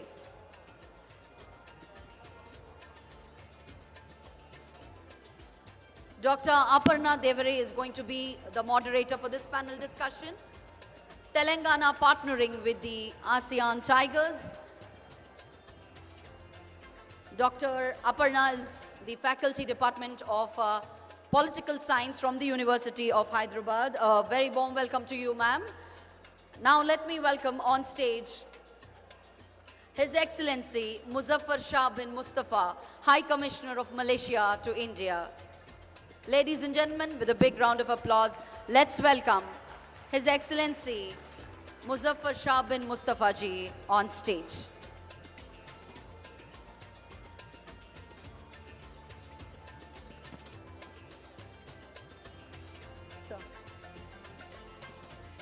We would also request our Minister Garu, Minister for Irrigation, our Chairman for this panel discussion, Sri Uttam Reddy Garu, to please kindly join us on stage. Ladies and gentlemen, let's hear it for His Excellency Mr. Muzaffar Shah bin Mustafa, High Commissioner of Malaysia to India. A very warm welcome to you, sir. May I now request Her Excellency Shawnat Thang Sung Phant, Ambassador of Thailand to India, to please join us on stage.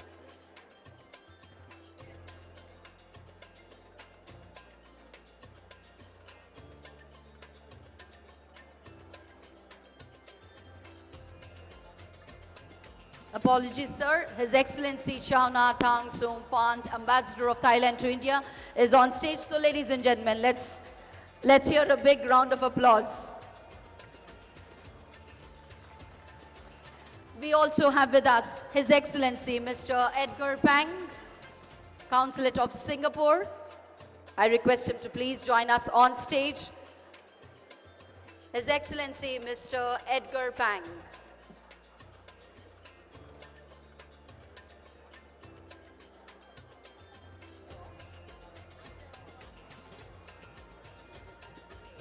You look beautiful, ma'am. And finally, ladies and gentlemen, our next panelist and final panelist on stage to be invited is Mr. Pham San Chao, CEO, Asian Operations MD, Win Group. Can we have on stage Mr. Pham San Chao? Very warm welcome to you, sir. Well, welcoming all our panelists, can we hear a big round of applause, ladies and gentlemen, for our panelists from all across the world who have joined us for this panel discussion this evening. And now I request Aparna Devare ji to take over the stage. Thank you.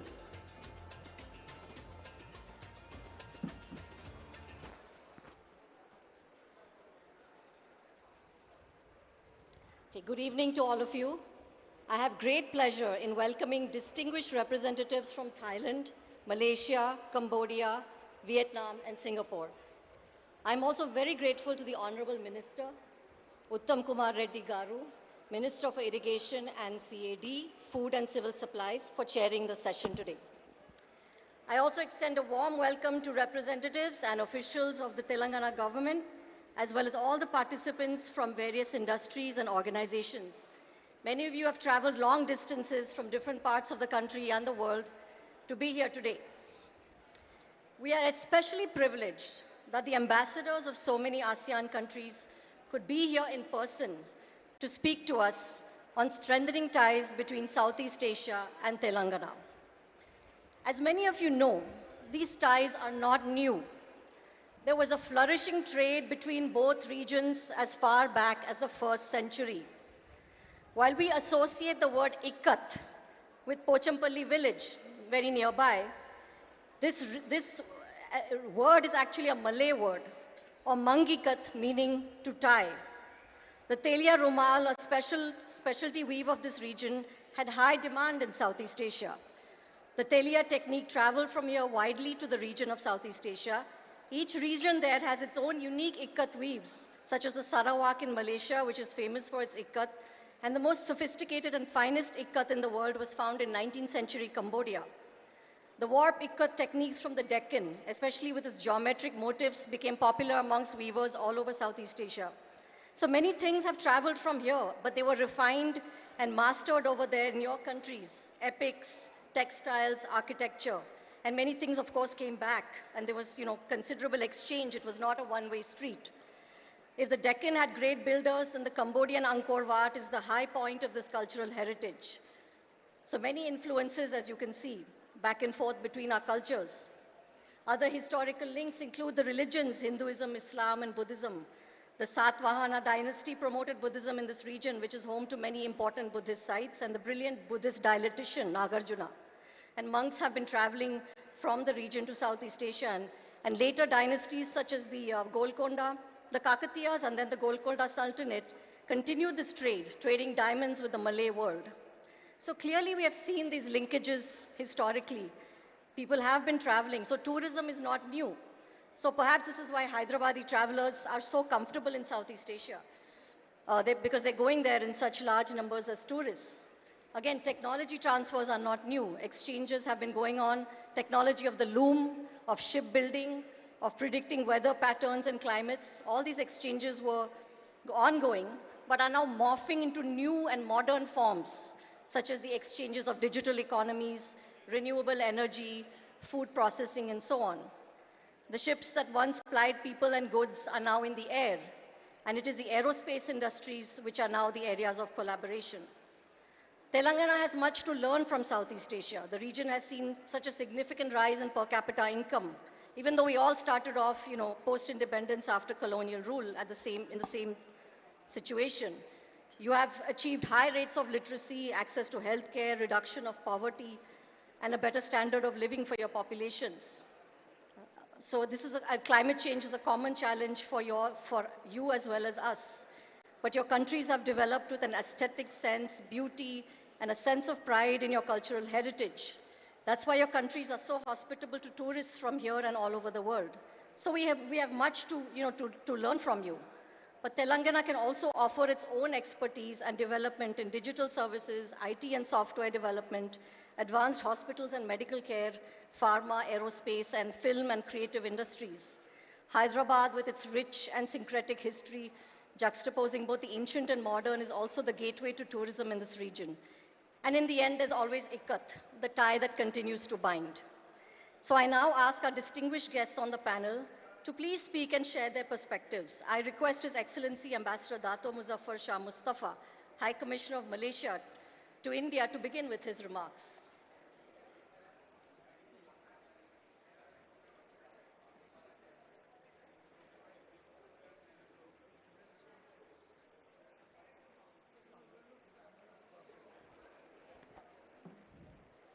Thank you, thank you.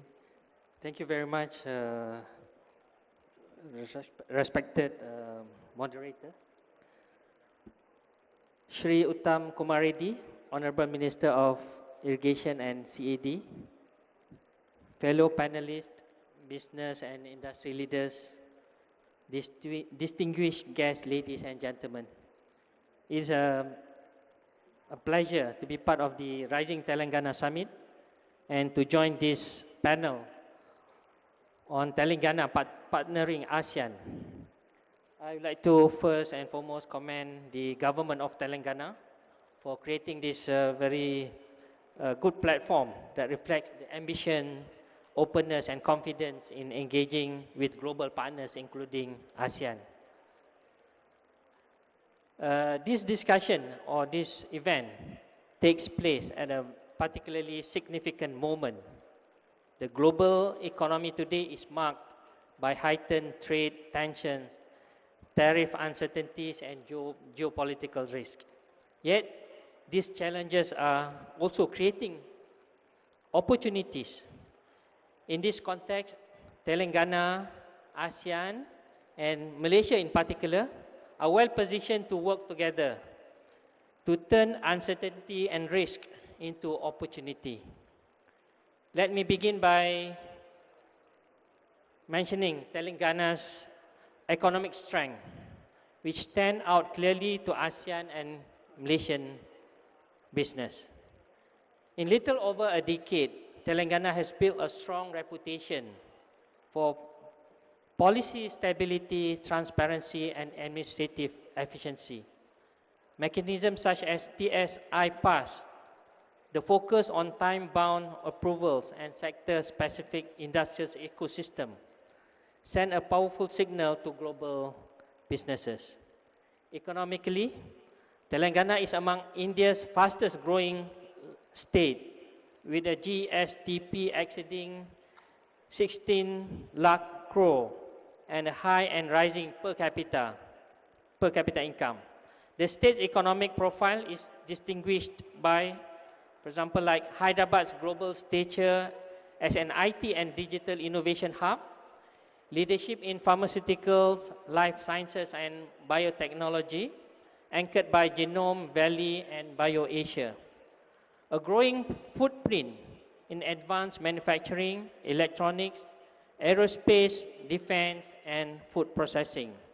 And of course, a vibrant startup and innovation ecosystem supported by strong academia-industry linkages. These strengths make Telangana not only competitive within India, but also highly compatible with ASEAN economies. This brings me to the next point, how Telangana can leverage the strengths of ASEAN. ASEAN today represents a combined market of over 670 million people, deeply integrated supply chains, and one of the fastest growing regional economies globally. ASEAN companies can bring reputable and strong manufacturing capabilities, strong electronics and E&E ecosystem, logistic and port connectivity, experience in regional production networks, and growing capabilities in green technologies and digital services.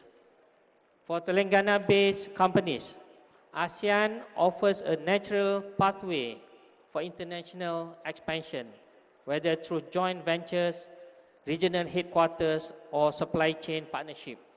For ASEAN companies, Telangana offers market access, talent, innovation, and scale, supported by strong state and federal policies in India. At a time when global companies are diversifying supply chains due to trade and tariff risk, Telangana and ASEAN together can position themselves as trusted and complementary partners in global value chains. I would like also to touch on recent development in ASEAN, particularly under Malaysia's chairmanship, with the theme of inclusivity and sustainability. Malaysia's chairmanship of ASEAN places strong emphasis on greater regional integration, not only working with ASEAN member states, but also with ASEAN partners, with focus on the following: strengthening regional economic resilience, facilitating trade and investment flows, advancing the ASEAN digital economy framework, and accelerating green growth, sustainability, and energy transition. ASEAN is so committed to deepening engagement with India, recognizing India's role as a major growth engine and strategic partner. India is already ASEAN's sixth largest trading partner, and there is a growing emphasis on moving beyond trade towards investment, technology collaboration, and sub-national partnerships, including with progressive states like Telangana. These developments create a favorable regional environment for greater ASEAN-India and ASEAN-Telangana economic interaction. Specifically for Malaysia, Telangana, and Malaysia-India relations. Malaysia and India enjoy a comprehensive and fast-forward-looking partnership underpinned by strong trade, investment, and people-to-people ties. Malaysia is well positioned as a gateway to ASEAN, a hub for electronics, digital services, logistics, Islamic finance, and halal industries, and a partner in green technologies and smart, sustainable solutions. From Malaysia's perspective, Telangana stands out as a natural partner at the state level. Malaysian companies operating and engaging with Telangana have shared positive experiences, citing the availability of skilled talent, responsive state agencies, and collaborative ecosystem. Malaysian firms are already engaged in Telangana across IT and digital services, engineering and consultancy services, healthcare-related solutions, and participation in flagship platforms such as BioAsia. This engagement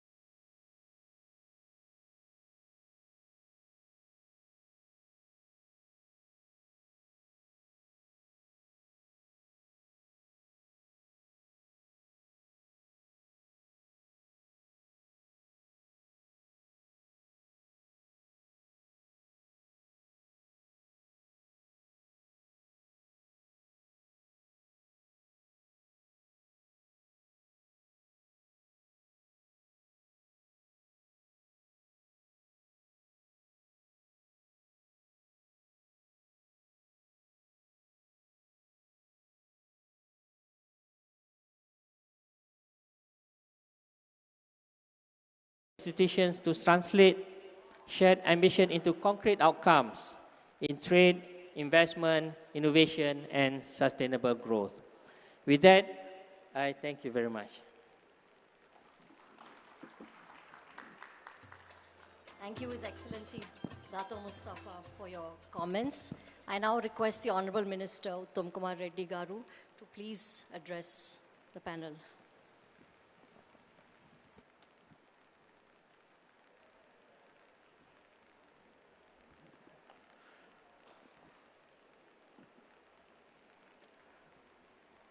Excellencies, distinguished delegates, ladies and gentlemen, it's an honor to welcome you all to the historic summit. Today, the Telangana, the youngest state of India, embarks on an ambitious development agenda aligned with Viksit Bharat 2047 to become a USD 3 trillion economy by 2047 and contribute 10% to India's GDP. Telangana Rising 2047 vision is not only about economy and numbers, it is about equity, inclusiveness, and sustainable growth. It is about being globally connected, innovation-driven, investment-ready, and culturally vibrant. Our strategy is clear. Build a future anchored in net zero, develop world-class infrastructure through first of its kind statewide spatial planning, invest massively in human capital, and create high-value opportunities for all. And in this journey, ASEAN countries, particularly Singapore, Malaysia, Thailand, Indonesia, and Vietnam are our natural partners. Your rise as tiger economies have been driven by your agility, manufacturing strength, strategic openness to trade, human capital excellence, and bold economic reforms. Telangana's own vision is inspired by these values. Telangana's ties with ASEAN countries have been growing from strength to strength in recent years. Whether it is the thriving flow of tourists from Telangana to Bangkok or Bali or Phuket or Phuket Islands. The expanding cooperation of oil palm mission with Malaysian and Indonesian companies. The growing export linkages in agri-products with Thailand, Vietnam, and Malaysia. The increased investments in pharma and life sciences with Indonesia and in GCCs and data centers with Singapore. Our ambitious 2047 vision document provides fresh impetus to the Telangana ASEAN partnership and offers immense opportunities for growth in several areas. I would like to particularly highlight tourism, trade, technology, and talent sectors. Tourism. Telangana is home to a rich confluence of heritage, culture, cuisine, and spiritual destinations. Some of you have witnessed Buddhavanam this morning and have witnessed firsthand the strong Buddhist heritage of our state. Through targeted partnerships with ASEAN's thriving travel market, we seek to promote Telangana as a leading destination for medical tourism, ecotourism, spiritual and cultural circuits. Trade and investments. As global supply chains diversify, Telangana offers a strategic base with robust logistics, plug-and-play industrial parks, rapidly expanding export ecosystem, transparent policies, and fast-track clearances. We invite ASEAN companies to collaborate and invest in pharma, electronics, textiles, agri-tech, food processing, renewable energy, and green mobility solutions. Sectors where both regions for technology. Equipped with our new AI and quantum strategies, Hyderabad is in the forefront of developing and adopting frontier technologies. Our shared focus and strengths in these areas opens up opportunities for co-creating new global solutions. Talent. With massive investments in education, R&D, and skilling, we are making Telangana's workforce ready for the world. We would like to work with ASEAN countries on tailor-made partnerships for skilling and talent mobility. I'm happy to share that today we have signed 2 major MOUs with ASEAN multinational companies. Win Group from Vietnam has committed to invest rupees 25,000 crores, that is nearly 3.5 billion USD, in solar plants, EV and energy storage at industrial townships.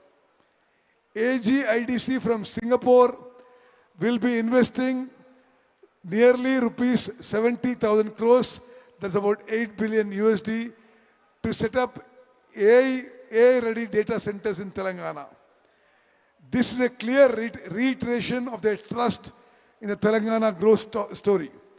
I'm sure we'll unlock much more such mega projects in the near future. As Telangana rises towards 2047, we look to the ASEAN Tigers not just as economic partners, but as collaborators in creating new supply chains, new technologies, and new opportunities for our young populations. I look forward to your feedback and your suggestions in taking our partnership to the next level. Thank you. Thank you to the Honorable Minister for his remarks. I now request His Excellency Ambassador Nguyen Thanh Hai, Ambassador of Vietnam to India, to please address his comments. Oh, he's not here, he's not here. I think, unfortunately, he could not make it this evening, but we will ask Her Excellency Ambassador Chavanat Thangsupan to please, yes, whatever you prefer.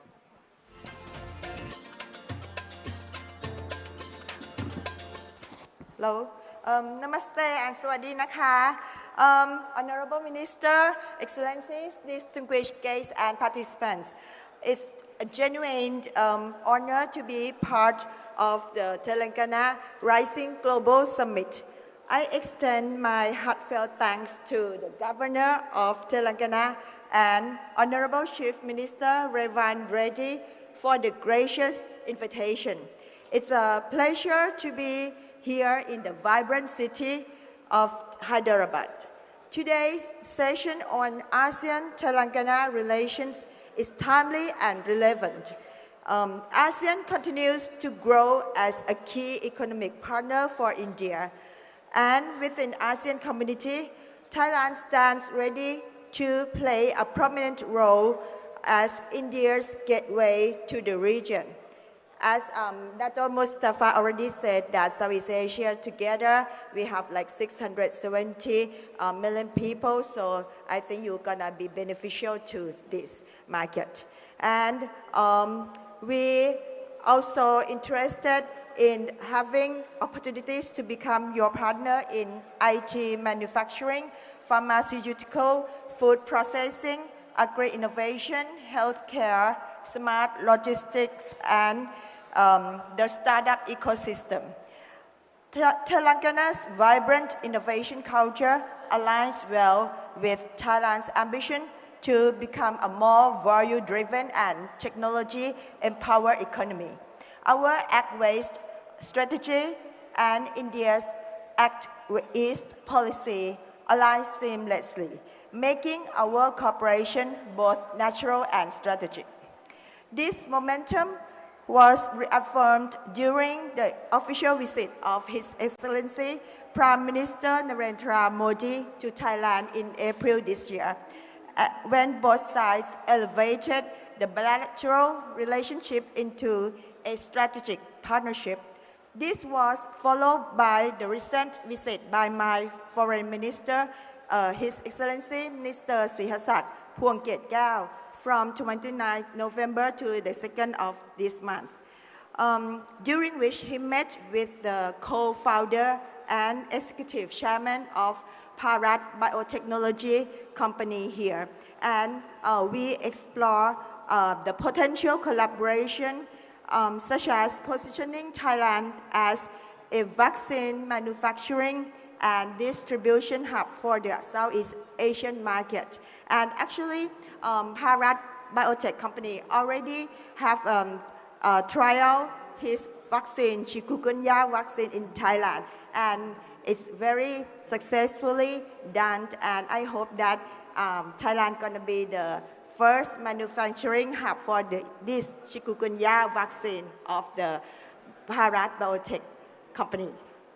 And as I mentioned about this development, it will undoubtedly energize our efforts to expand cooperation across all sectors, while also supporting Telangana's ambition to emerge as a major global investment hub, reflected in the state's impressive 10.1 GDP growth, as Honorable Minister has already mentioned. Telangana's strength in IT, biotechnology, pharmaceuticals, food processing, advanced manufacturing, and even world-class tourism, as I have seen by myself, by my own eyes, yesterday and today, as well as it has been showcased during this year's Miss World pageant, in which Miss Opal Suchata from Thailand was elected, highlight the state's dynamic potential. And Thailand also sees vast opportunities in food, culture, cinema, and creative industries. As for food, Nara Thai restaurant runs by Aditya Bela Group, which already have 2 outlets in Mumbai and recently just opened the new one in Delhi, will open its chain in Hyderabad by the end of this month. So now you can enjoy Thai food at home. And Thailand remains a favorite filming destination for Indian producers, and with Tollywood's dynamic film ecosystem, we can further expand joint productions and film school exchanges, and also youth and sport programs.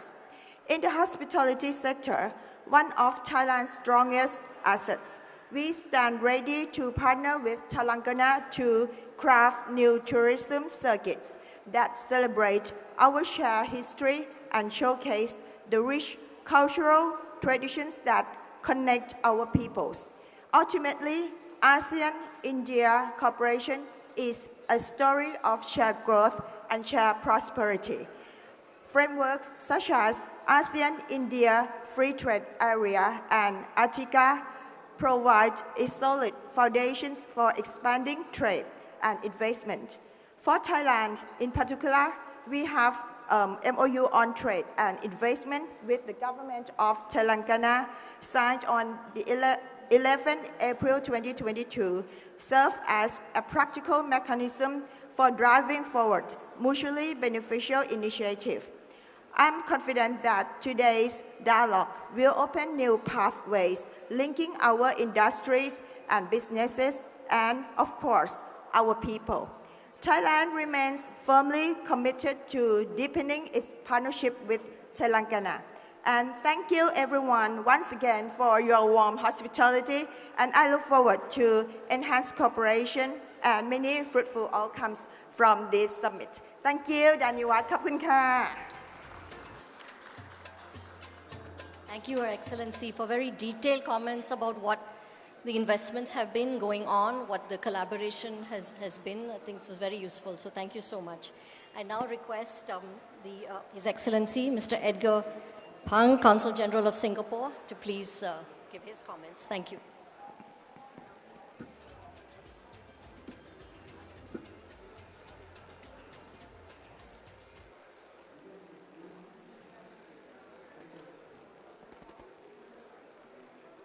Good evening to the Honorable Minister on the dais and to the Excellency ambassadors who are here and our distinguished moderator. Excellencies on the floor together with other delegates, good evening. Thank you for the opportunity that I have been given here to share some thoughts on ASEAN-India and ASEAN-Telangana relations. I think at the onset, I think it's important to view the broader ASEAN-India relationship in its full context. ASEAN and India share long-standing ties, with a long history of civilizational ties between the two of us, grounded in trade and cultural exchanges over a long period of time. Now, building on these foundations, both regions have come together today to foster even closer ties in areas such as trade and goods, connectivity services, and digital connectivity. Looking forward, among the different future-forward areas that both of us can work on, just two examples, digital and sustainability and green energy. In the area of digital, ASEAN is trying to integrate our economies within ASEAN with a digital economy agreement. Now, if we can do that together with India, it will potentially yield a lot of new opportunities. ASEAN is also trying to connect ourselves with an ASEAN power grid and to link ourselves up more in terms of sustainability and green energy. This is certainly an area that we can work together more with India. In terms of the global context, ASEAN and India, along with the Northeast Asian growth engines, I think at this point is becoming the center of gravity of the global economy. It has been shifting towards Asia over time. So I think there is great strategic economic imperatives for closer ASEAN-India ties. We want to work and cooperate with India deeper in its Act East policy, and Singapore will do our part to facilitate this closer links within ASEAN and India. Now, narrowing the focus a little bit and looking at 2025, 2025 is the ASEAN-India Year of Tourism. I think in this regard, I think we have worked together to undertake several initiatives to strengthen our tourism cooperation, including sharing best practices and sharing of resources and facilities. I'm also pleased to see that the visitor arrivals from India to ASEAN has been increasing over the past years. India also supported ASEAN's efforts in tourism sustainability by inviting ASEAN to participate in India's Travel for Life program to promote environmental, economic, social, cultural sustainability. I think these efforts will better equip our tourism sectors to reach our long-term sustainability objectives. ASEAN looks forward to working even closer with our friends from India to address challenges and explore new opportunities in the field of tourism sector. I think for Singapore, India is one of our key tourism markets.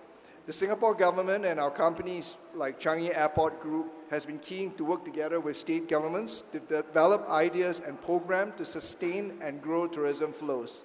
Specifically for Telangana, Singapore is very well connected with many direct flights to Hyderabad.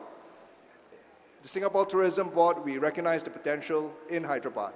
In 2024, the Singapore Tourism Board brought more than 50 Singapore companies to Hyderabad for business networking opportunities, attracting over 200 local participants in B2B engagements. We also have authorized visa agents in Hyderabad, which makes it easier for the residents of Telangana to visit Singapore. We hope to continue strengthening our ASEAN-India supply chain integration in many areas, especially as we adapt in this heightened period of uncertainty. One area is technology, for which Telangana is one of the leading Indian states. Now, under the digital economy, the Reserve Bank of India has joined the Phase 4 of ASEAN's Project Nexus in July 2024. This will improve the cost, speed, access, and transparency of cross-border payments.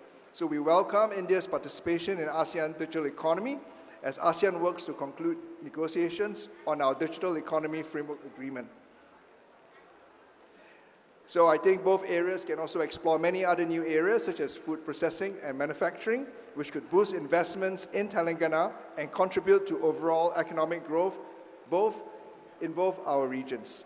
I'd just like to end on a note by congratulating the Telangana government for the successful conduct of the Telangana Rising Summit. Thank you. Thank you, His Excellency Mr. Pang. Again, mentioning key areas like green technology, tourism, digital services. I think there's a lot of collaboration with Singapore from this region. So that was very useful that you highlighted that. I now ask Mr. Pham Son Chao, MD CEO, Win Technologies, Win Group Asia Operations, to please speak to the audience.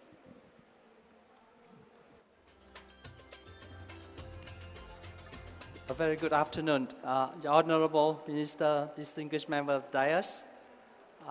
Let me begin by expressing my sincere congratulations to the successful hosting of the first Telangana Rising Global Summit. I think that this summit is a little bit overdue. We have been waiting for that, and I think that we should organize that more often so we can come and share our thoughts about how to contribute to your ambitious plan of contributing 10% of the total GDP of Vietnam, of India by 2047. As you just mentioned in your speech, Win Group decided to invest in Telangana 27,000 crore, which is $3 billion US. So this is the biggest ever investment by one Vietnamese company overseas. And it is also the biggest investment by a Vietnamese company in India. Although we have already invested nearly 4,000 crore in Tamil Nadu, completing the factory of VinFast in Tamil Nadu. For the audience, I was before Ambassador Vietnam to India for 4 years. And after that, I became CEO of VinFast for India, and now I became CEO of Win Group for Asia. And I just want to share with you 3 stories which brought me and brought the Win Group decisions to make that huge investment in Telangana. So the first story came back about 6 years ago when I was the ambassador in Delhi, and I got invitation from the National Museum of India. And they invited me to come and to see a beautiful collection of Nizar family. So I took the invitation, I came there, and I was surprised to see such beauty and amazed by the beauty of this collection. I was before ambassador in Paris, in France, and also in Belgium and the European Union. I am very used to beauty things and royal things. So I was amazed. And after that, I left a very beautiful letter to the museum saying that it is beautiful. And then the family of Mr. Nizar contacted me. And since then, the story of my better understanding of Nizam family and of Hyderabad started. I mean, Telangana started. And then we increased our exchanges. And then we decided that, oh, Mr. Sultan Nizam, once upon a time, was the richest man in the world, even richer than Rockefeller in 2030. At that time, he had $2 billion US dollar, equivalent to nearly 300 million dollars today. So with that narrative, I started attracting my people from Vietnam to learn about Telangana and Hyderabad. So this is the first story. The second story, during my visit to the statue Buddha in the Hun Sen Saga Lake, I learned that statue, at first attempt of installation, it fell into the water. And then it took 2 years for the government of Telangana to be able to take it up and install it. And it's one piece of rock. And we come from a Buddhist country. So we think, we like to travel to Bihar and in order to see the place where Lord Buddha got enlightened. And also we went to Nepal, the Ambassador Nepal was here, where Lord Buddha was born. So I think that this is another narrative for the Buddhist believer like Vietnamese people. So I spread the news again, and people start thinking about, oh, Buddha in the past, he suffered too much. And now even when he became a stock road, and he also suffered, he could not get installed at one attempt. So that kind of narrative continued to attract Buddhists coming into this part. And then we decided that, I said that I need to work something, and finally I made it. I made a direct flight between Hyderabad and Ho Chi Minh City, and Hyderabad and Hanoi. And now we just joined Singapore Airlines, Malaysia Airlines, and Thai Airways to become the fourth country in Southeast Asia to ensure the connectivity by air between Hyderabad and the two cities in Vietnam. And the third story came when we have a pandemic, and at that time every country was isolated, and we badly need vaccine. And then we know about Bharat technology, Ambassador Thai just mentioned, and I decided to invite both Mr. Krishna Sula and his spouse, Shusha Krishna, to come to my residence, have a nice party, and we decided to ask the government of India to allow us to buy vaccines from them. And with a special permit from the government of India, we got some vaccine and we were able to cure some of our COVID victims. And then it's another chapter open. So we start working on pharmaceutical.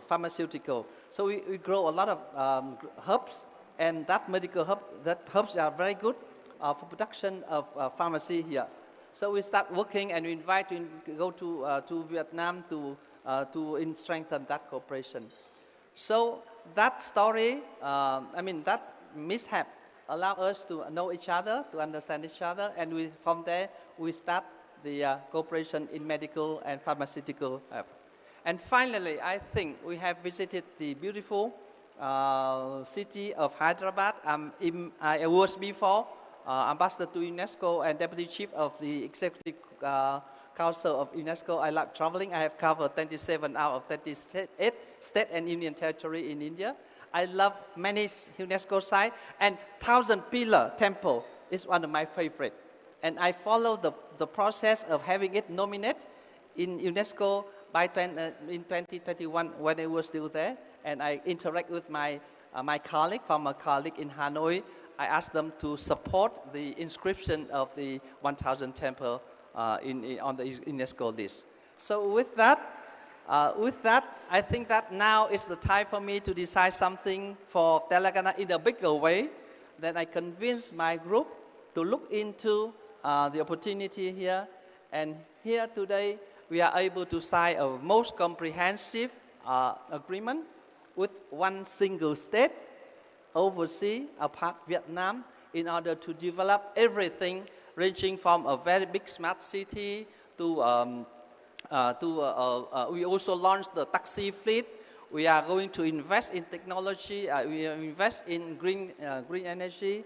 We are going to invest also in hospital, in school and university, in uni, and also in green charger, in order to make a very green city in Hyderabad and in Telangana, because we want to preserve the beauty of this land, a blending of different religions, Muslim, Buddhist, Hindu, and also the blending of different architecture from Turkish, from Persian, and also from the modern arts. So with that, I would like to share the very specific story from Vingroup, which is the biggest conglomerate of, in Vietnam, which is considered like Tata and Adani combined in Vietnam. And we want to share that our success story in Vietnam to Telangana people, so that together we can help you to make your dream come true, 10% of the total GDP of India by 2047. With that, I thank you very much. Thank you very much. I think you have spoken very well, and we thank you for the MOU you have signed today. And I'm sure you'll have your experience of doing business in Telangana will be very good. And for the ambassadors from all the ASEAN countries, I'd like to just reiterate at the end that not just India, but Telangana itself has many good spots of Buddhist tourists. And you know, all your countries are directly linked to Hyderabad. I think we should work more and more on tourists from your country coming to Hyderabad. There are very landmark Buddhist centers here. Because I think there are in the flow of tourist traffic, far more Telanganites come to your country than from your country to here. So we also like to seek your cooperation in encouraging tourism from your countries to Telangana. Thank you very much. We thank all the distinguished guests, your excellencies, for your very detailed comments about the sectors in which you are collaborating. We thank the Honorable Minister for your remarks. And I now hand it over for the... Thank you so much, everyone present on stage, for all your valuable insights and inputs. Thank you so much for being here on stage. And now I request Uttam Reddy Garu to felicitate our panelists here on stage. Firstly, His Excellency, Mr. Muzaffar Shah bin Mustafa, High Commissioner of Malaysia to India.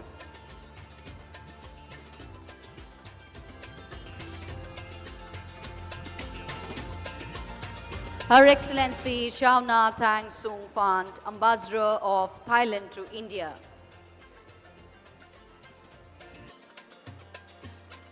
His Excellency Mr. Edgar Pang, Consul General of Singapore.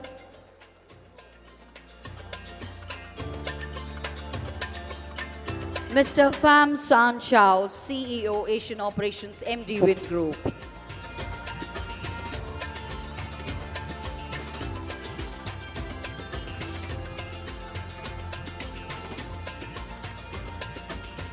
Indeed, the discussion was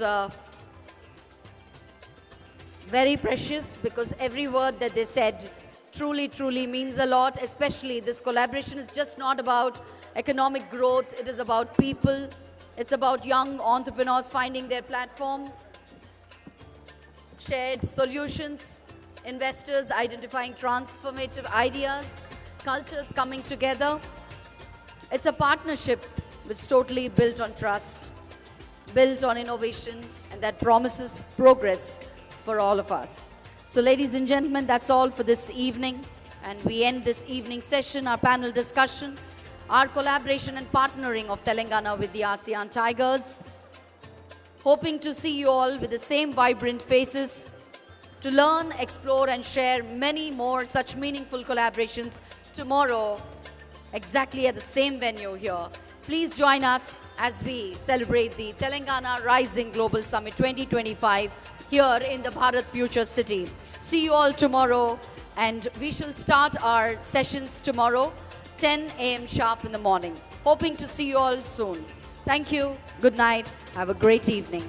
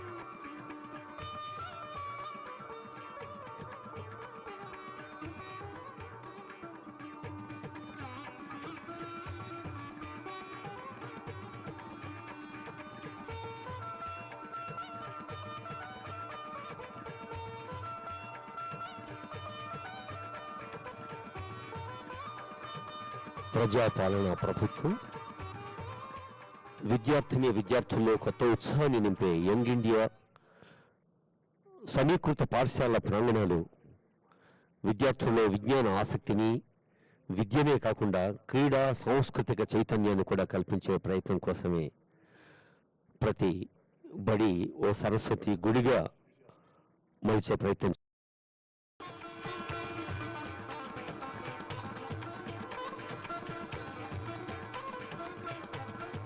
Time to felicitate our honorable moderator. Give a big round of applause for Mr. Ranjit Prakash, ILO, with a huge round of applause.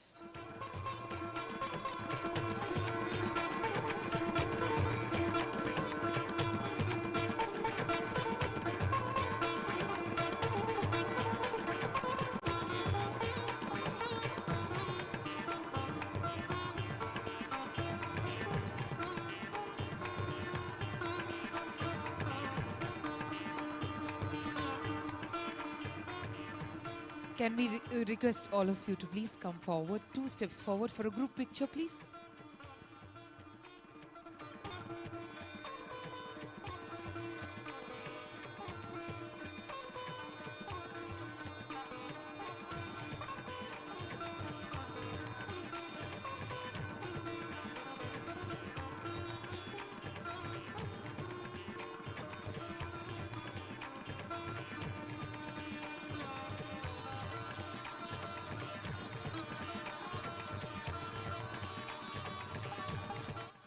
Ladies and gentlemen, can I hear it aloud for all the panelists, all the speakers, and each and every one of you who have been patient throughout for a productive session, one after the other.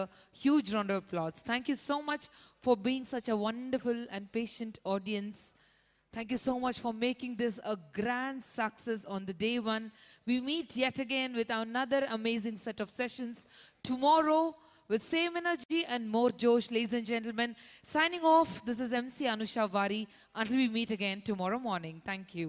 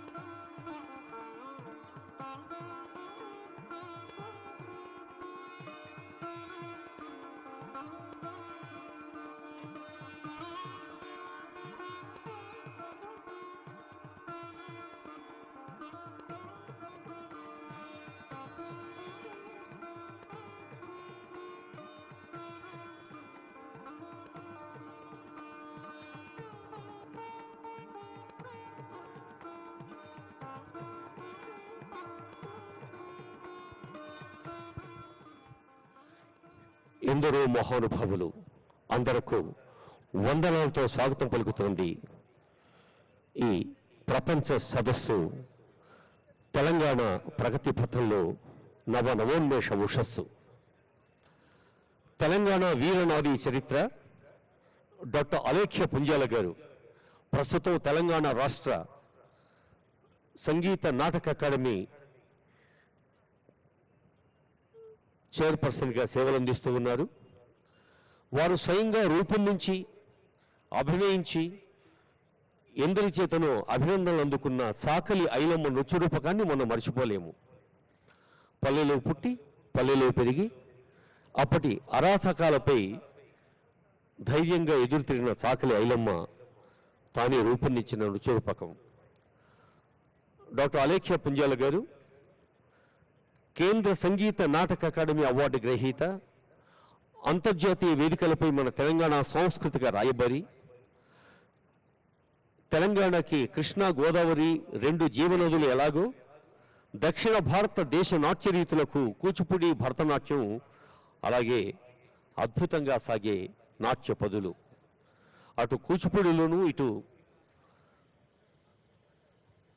భరతనాట్యంలోనూ అంతే ప్రావీణ్యాన్ని, గురుత్వాన్ని, అభినవేశాన్ని ప్రదర్శించే అలేఖ్య పుంజాల గారు అభినయ ప్రధానమైన అన్నమాచార్య కీర్తనలు, క్షేత్రీయ పదాల్ని ఎన్నో వేదికలపై వెలయించారు.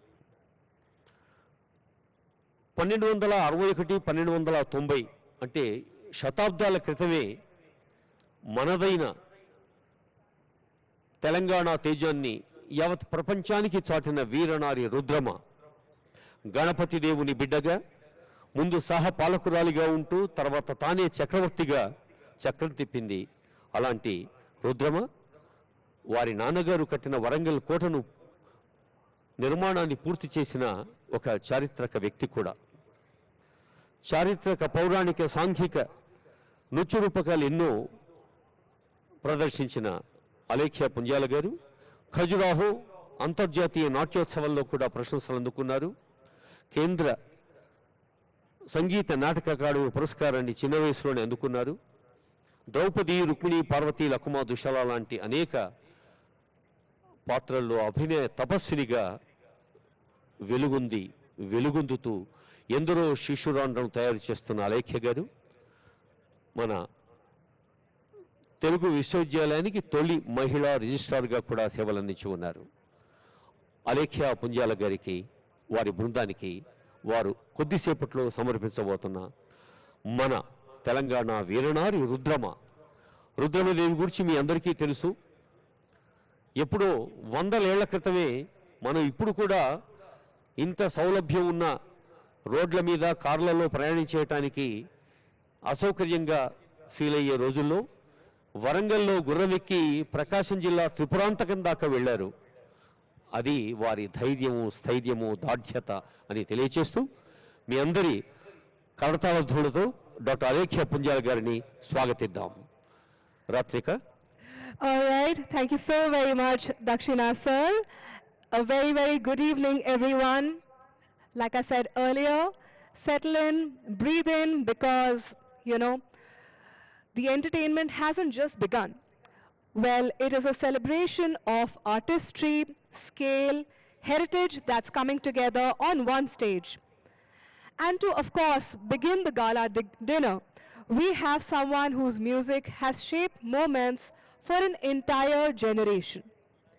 You're about to witness a concert crafted by a genius who doesn't just compose songs, well, he tailor makes those memories. So take a moment, because the artist that you're about to see is accompanied by a spectacular ensemble of musicians, singers, performers who live and breathe music. Tonight they've built something immersive, something meant for this room, this moment, and of course, all of you, the amazing audience that I have the opportunity to be a part of tonight.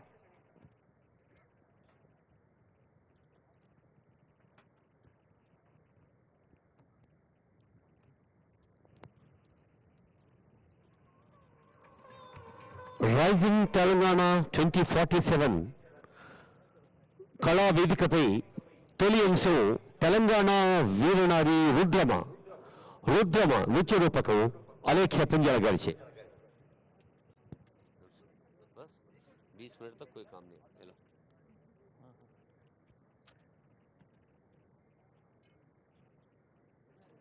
Guys go गो गो.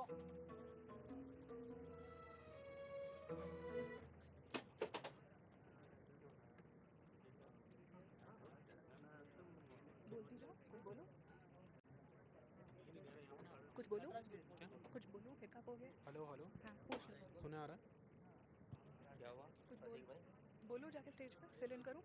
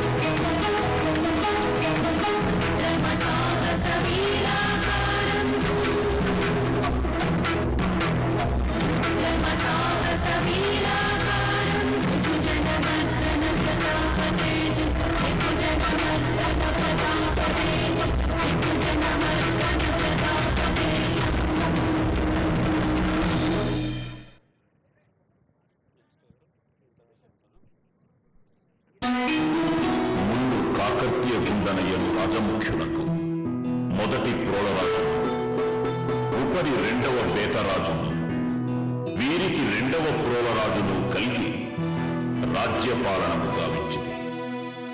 రెండవ ప్రోళరేనికి రుద్రదేవ మహారాజు మహాదేవరాజులు కలిగి క్రమమున పాలనము గావించిన యుపరి మహాదేవరాజునకు కలిగిన గణపతి దేవ చక్రవర్తి ప్రముఖుండై పాలనము గావించింది.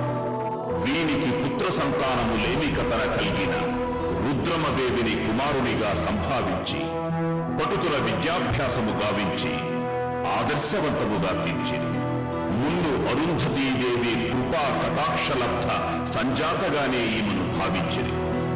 రుద్రమయు అపరిమిత దేశభక్తి కలిగి తానే రాజై రాజ్యపాలనము గావించి ముష్కర శత్రుజాతుల పాలిట శివంగి అయి తుదకు దొంగపాటున యుద్ధమున వీరస్వర్గమును నిలిది. ఈమె ప్రసూతి ప్రతాప రుద్రదేవ చక్రవర్తియు సింహ కిశోరమై కాకతీయ వంశ ప్రతిష్టాపరుడాయే. ఈయడ రుద్రమ చరితంబున కథాక్రమం వ్యక్తిదనిన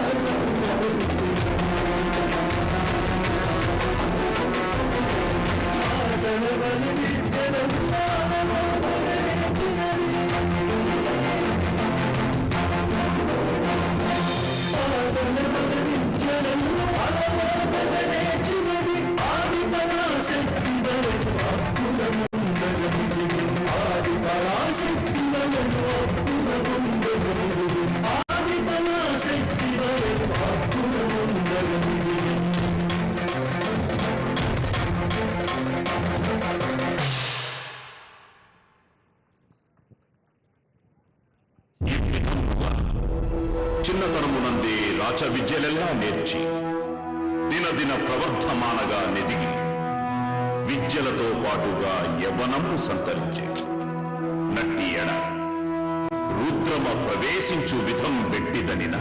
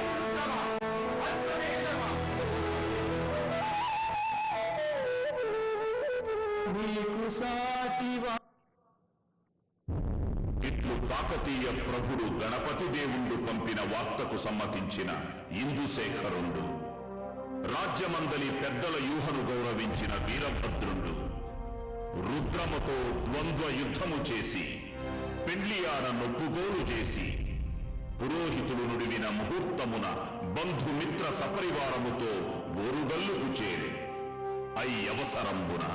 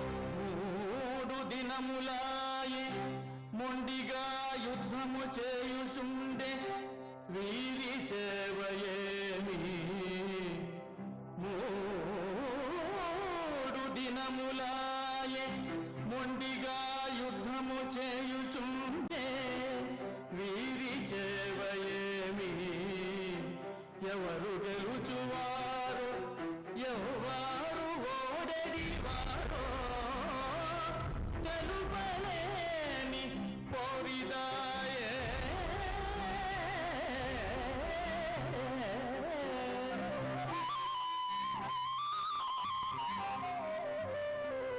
చాలు చాలు రణము చాలింక వీరము, ఇరువురొక్కదీరు వీరవరులే, మీకు పరిణయము మేలుగా చేతుము,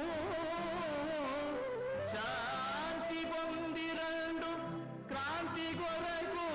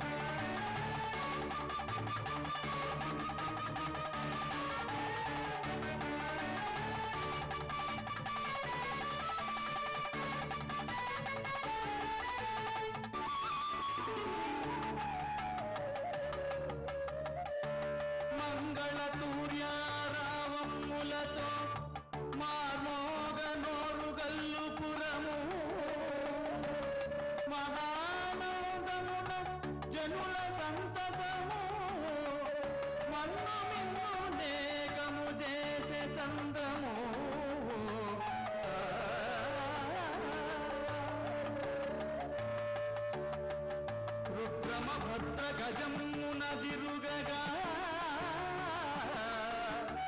రహిని మంగళారతులు పట్టగా రాజుల హితుల ఆశీర్వాదములు రాసుల కొలది చిరులుగా నొప్పగా రాసుల కొలది చిరులుగా నొప్పగా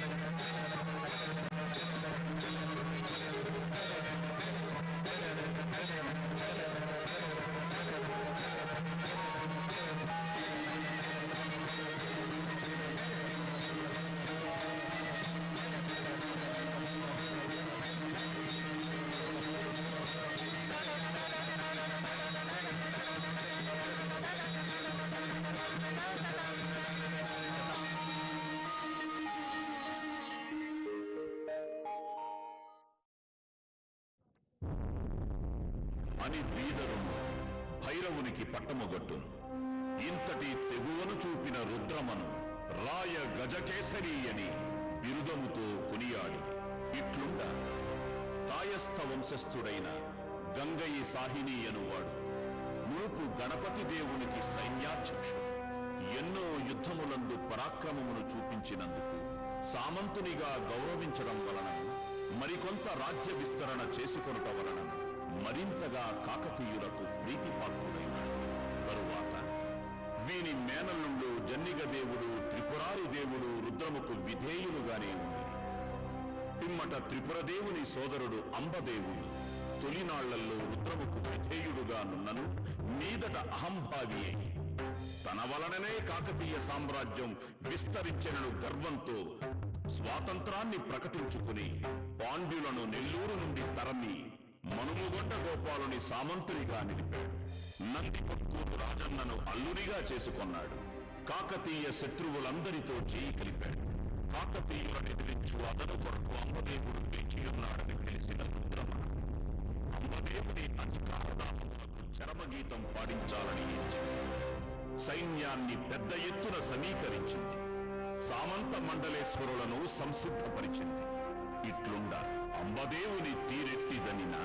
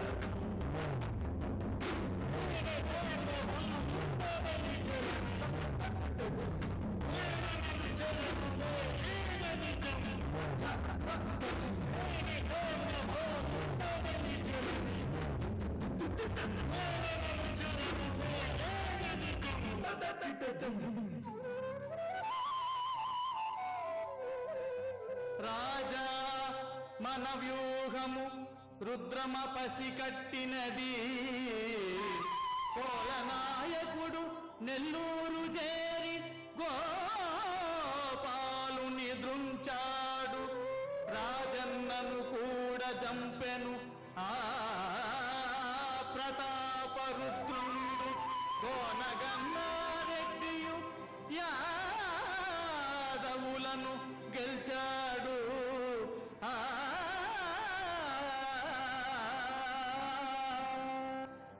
అప్రమత్తులయ్యుండు రుద్రమదండెత్త జూచి అవధరింపుడార్య తస్మాత్ జాగ్రత్త రుద్రమదేవి అనంగ అపరకాళి అనుచుందురు అవిగో రావాలవిగో దుందుబి మ్రోతలు రుద్రమవే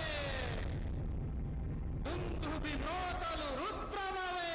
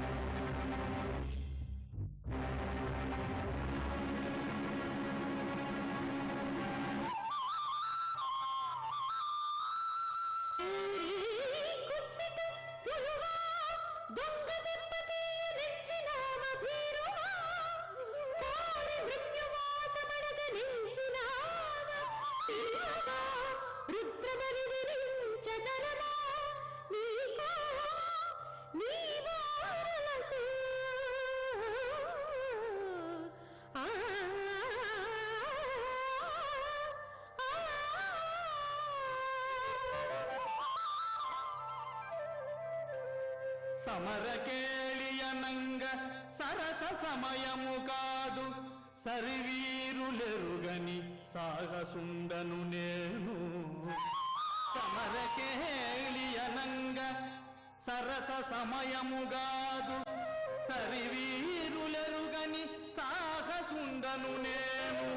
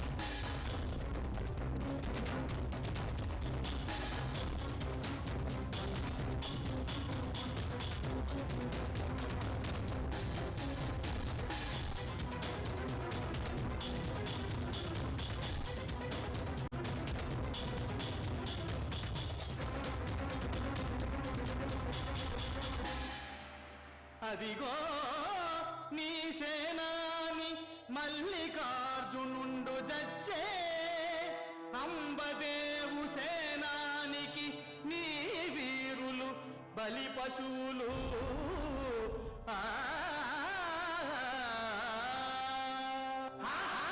పశువులు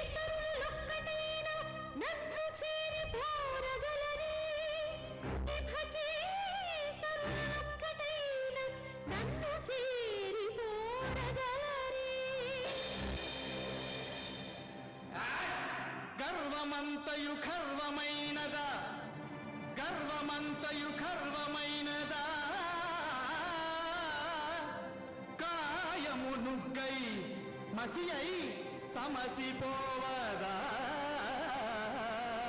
అద్భుతమైన పద్యాలతో అద్భుతమైన అభినయంతో సాగుతున్న రుద్రమదేవి రుద్రమ క్యారెక్టర్ను రుద్రుడనేను గర్వమంతయు గర్వమై మన కళ్ళ ముందు పాత్రను రక్తికంటించిన గౌరవనీయులైన అలేఖ్య పుంజాల మేడం గారికి హృదయపూర్వక అభినందనలు ధన్యవాదాలు.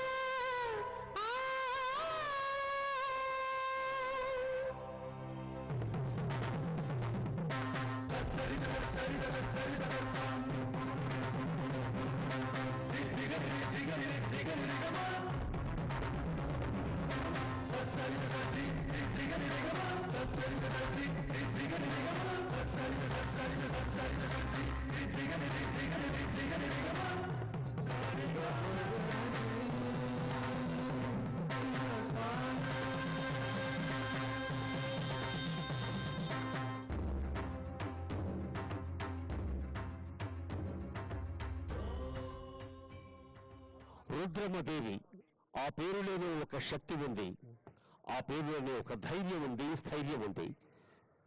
అలేఖ్య పుంజాల మేడం గారు తెలంగాణ రాష్ట్ర సంగీత నాటక అకాడమీ చైర్మన్గా, తెలంగాణ సాంస్కృతిక రాయబారిగా, తెలంగాణ విశ్వవిద్యాలయం తెలుగు విశ్వవిద్యాలయం తొలి రిజిస్ట్రార్గా, ఖజురాహో లాంటి అంతర్జాతీయ నాట్య ఉత్సవాల్లో నాట్య గురువుగా, నాట్య కళాకారిణిగా ఉన్న అలేఖ్య పుంజాల మేడం గారికి, వారి బృందానికి హృదయపూర్వక శుభాకాంక్షలతో ఒక 5 నిమిషాల పాటు సామల వేణు ఈలపాటి రమణ గారుల మ్యాజిక్ షో ఉంటుంది. 5 నిమిషాల తర్వాత మనమంతా ఎదురు చూస్తున్న కీరవాణి గారి సంగీత విభావరి.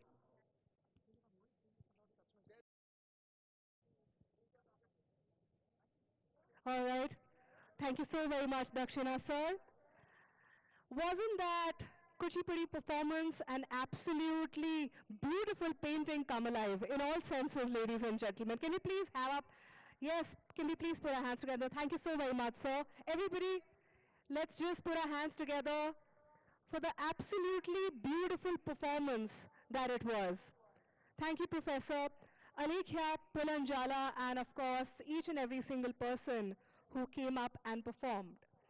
So, well, now is an opportunity to, move from melody to movement. What comes next is a tribute to strength, history, unshakable conviction, and spirit of a ruler who changed the course of the Deccan. The stage is about to transform visually, emotionally, and of course, the musical notes that you're about to hear. Well, of course, sometimes it is mentioned that every single thing, every single day, every single moment experienced, it's hard to believe, but from the moment we were born until now, it was all an illusion. Is that a true belief system amongst all? I'm not sure, but one can find out. So what I'm going to say to you is that while your hearts race for upcoming performances, well,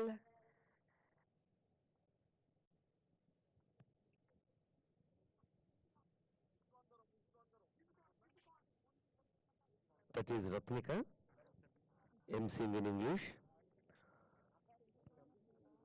ప్రతి వేదికపై ప్రజాపాలన ప్రభుత్వ పెద్దలు చెబుతూ ఉంటారు, మనిషి ఎదిగినప్పుడే సమాజం ఎదుగుతుంది, ముందు మనం మారాలి, మన ప్రాంతం మారుతుంది, రాష్ట్రం మారుతుంది, రైజింగ్ తెలంగాణ సాధ్యమవుతుంది అని. ఈ ప్రపంచ సదస్సు కళావేదికపై సామల వేణుగారు 5 నిమిషాల పాటు ఇల్యూషన్ మ్యాజిక్ షో ప్రదర్శిస్తారు. తర్వాత కీరవాణి బృందం వారి ఆర్కెస్ట్రా.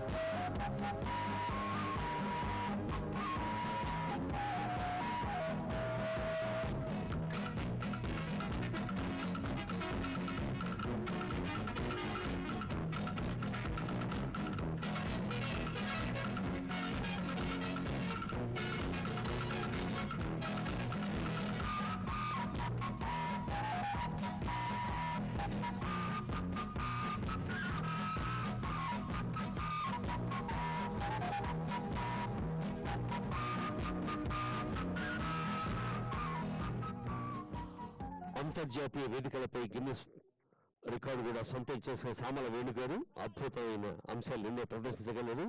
ఇప్పుడు మచ్చుగా మనం మెచ్చుకునే కొన్ని అంశాలు అందించిన సామల వేణుగారికి హృదయపూర్వక శుభాకాంక్షలు. కీరవాణి గారు వారి బృందం సిద్ధంగా ఉన్నారు పాటలతో అలరించేందుకు. To make Telangana rising we must rise our selves. మన ఎదుగుదలే తెలంగాణ యొక్క ఎదుగుదల. ముందు మనం మారితే మనం మారే కళల్ని నిజం చేసుకోగలం అంటుంది ప్రజాపాలన ప్రభుత్వం. కీరవాణి గారు వారి బృందం వేదిక సిద్ధం చేసుకుంటున్నారు. కొద్దిసేపట్లోనే సంగీత విభావరి ఆరంభమవుతుంది.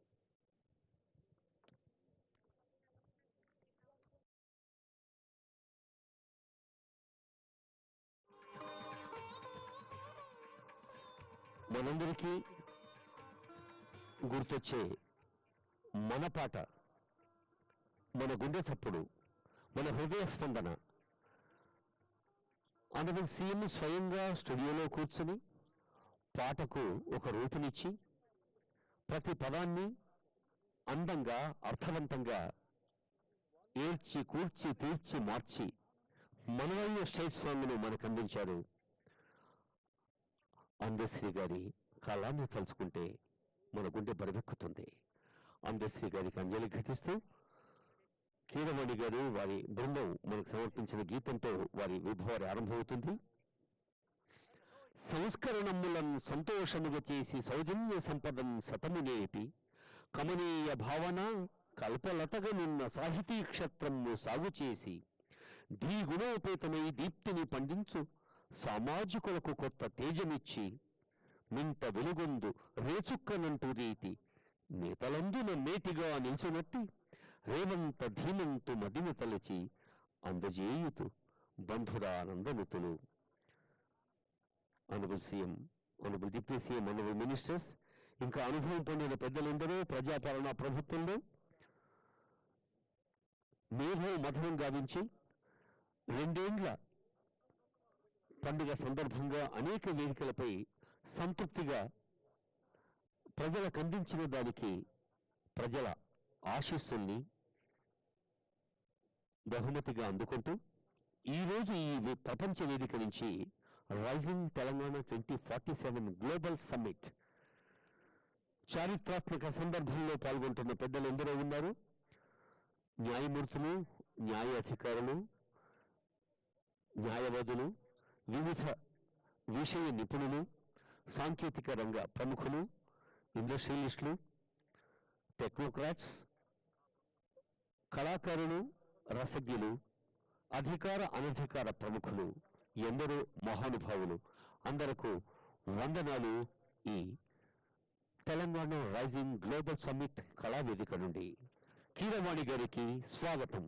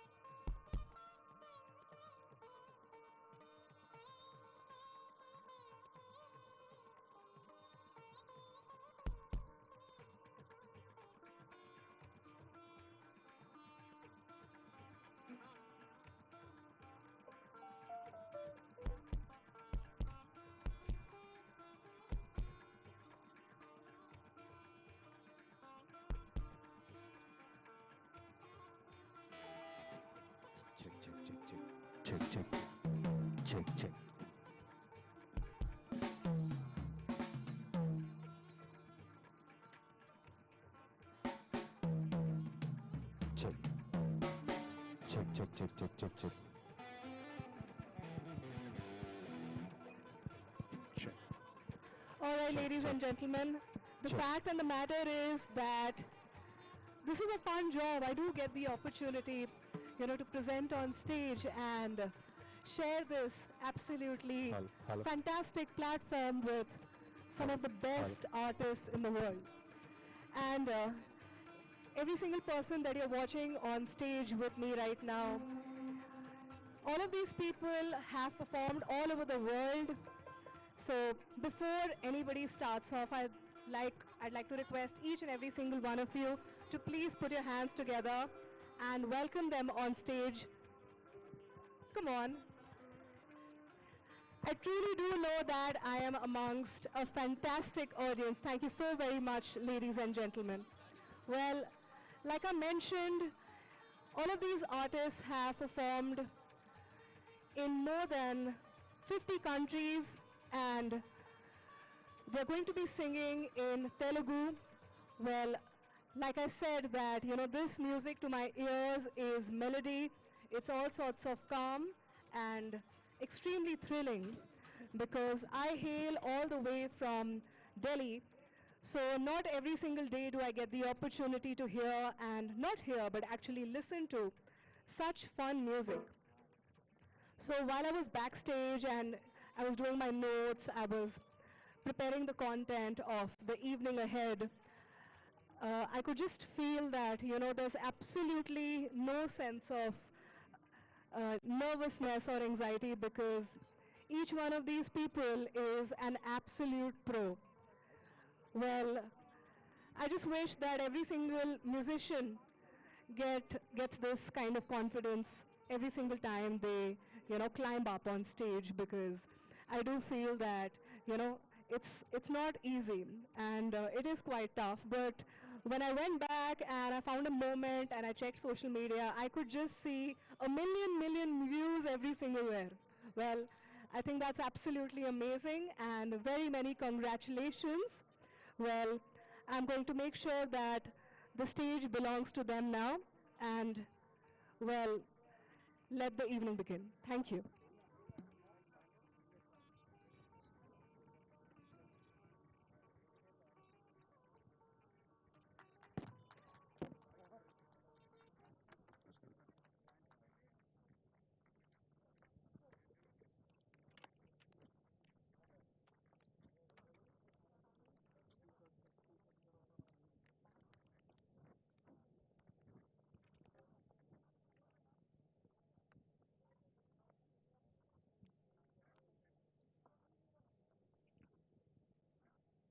A very good evening to our Honorable Chief Minister, Shri Revanth Reddy Garu, distinguished leaders and ministers, the esteemed invitees and delegates. I'm immensely honored and pleasured to be with you here in this lovely evening to perform a few super hit songs from my movies. First of all, I would like to begin with Telangana State Anthem written by Shri Antashri Garu. And ladies and gentlemen, I request you to rise in honor to the State Anthem.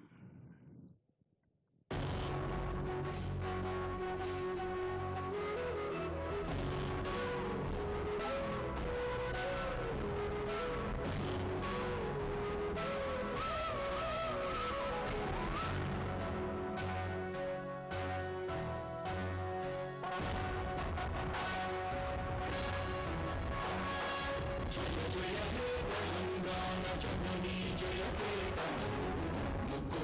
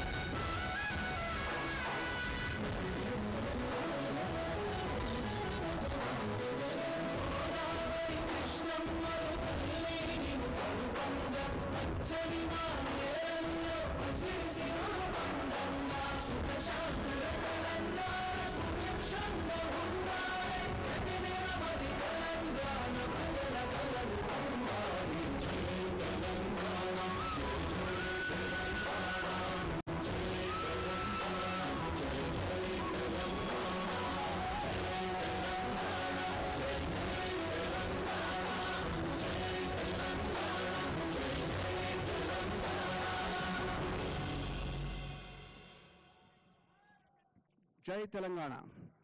Thank you very much. Lipsika. ఈ సాయంత్రం నా మరపురాని గీతాల్లో ఇప్పటికీ మీరు ఆదరిస్తున్న వాటిల్లో ఒక చక్కటి పాటతో ప్రారంభిస్తున్నానండి. క్షణ క్షణం సినిమా నుంచి జామురాత్రి జాబిలమ్మ అనే పాటతో. రెడీ. పం పపారం పపం పాపం తరందం పం పం పపారం పపం పాపం తరందం పం పం పపారం పపం పాపం తరందం పం పం పపారం పపం పాపం తరందం పం పం పపారం పపం పాపం తరందం పం పపారం పపం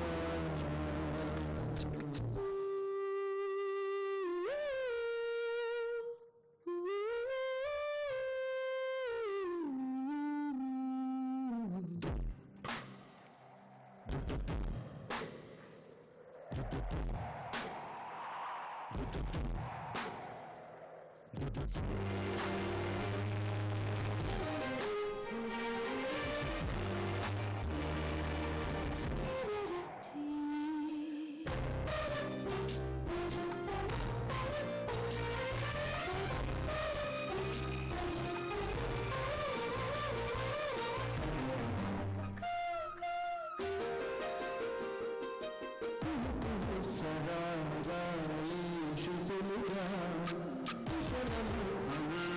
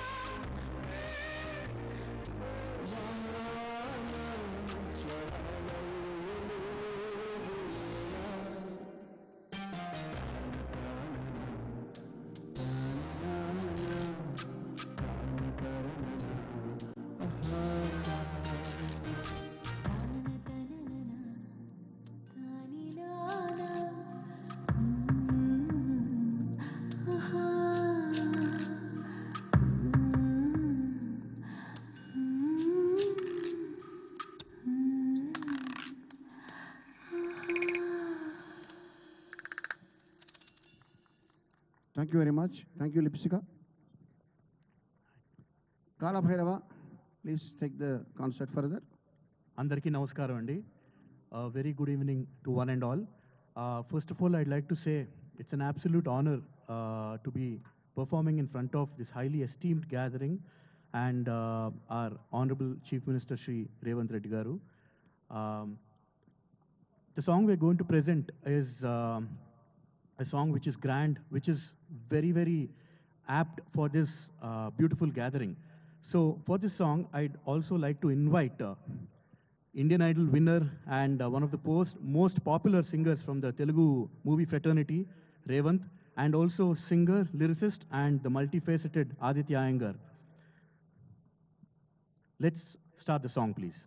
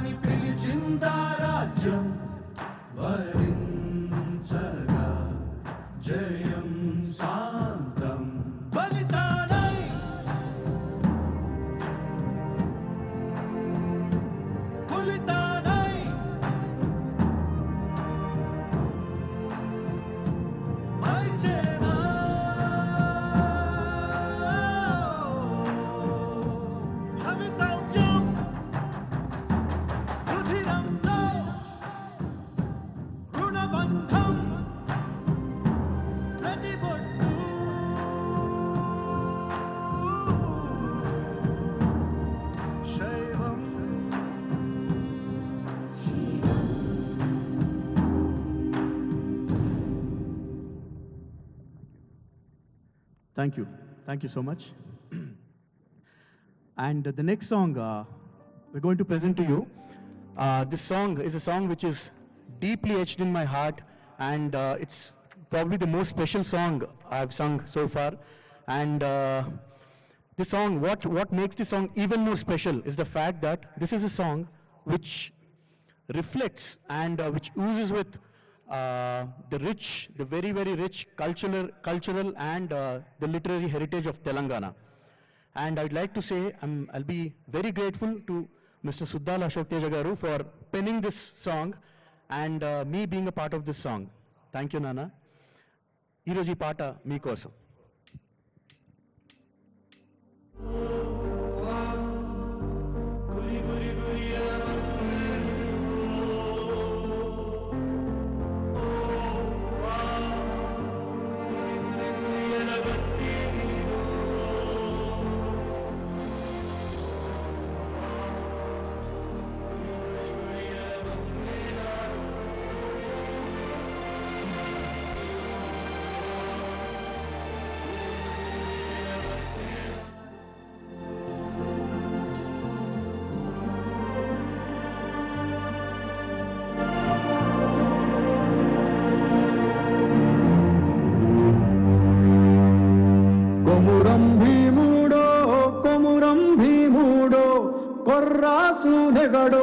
మండాలి కొడుకో మండాలి కొడుకో కుమురం భీముడో కొమురం భీముడో రగరాగా సూరీడై రగలాలి కొడుకో రగలాలి కొడుకో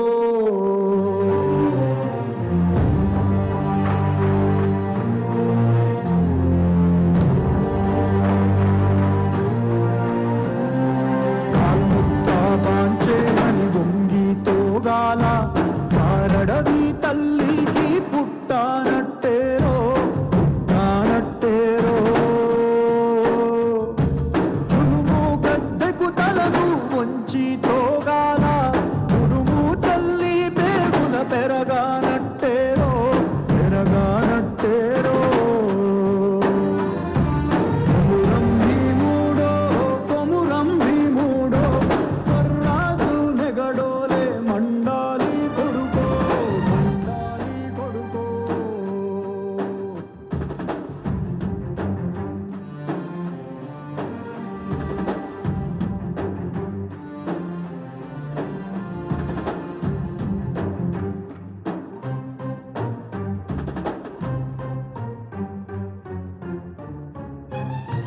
ధర్మామునిసే తెప్పకు అప్పట్టోగాల సిరికే రక్తము చూసి సెదిరి తోగాల ఉగులేసి కన్నీరు ఒలికి తోగాల భూతల్లి సనుబాలు తాగానట్టేరో తాగానట్టేరో కొమురం భీముడో కొమురం భీముడో కొర్రాసు నెగడోలే మండాలి కొడుకో మండాలి కొడుకో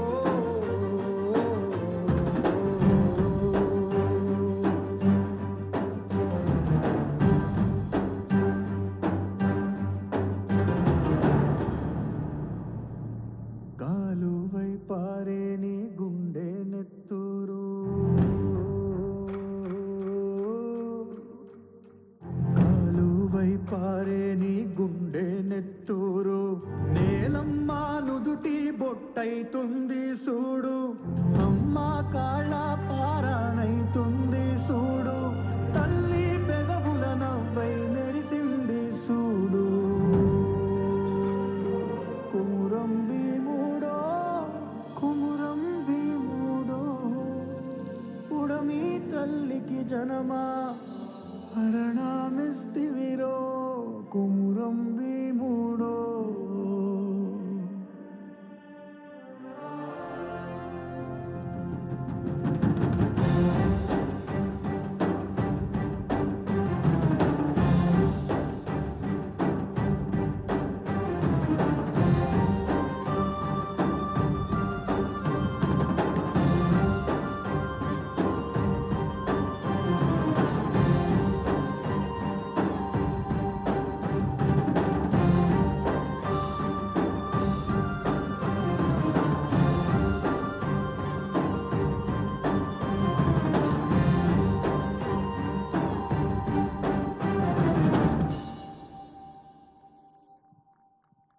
Thank you very much.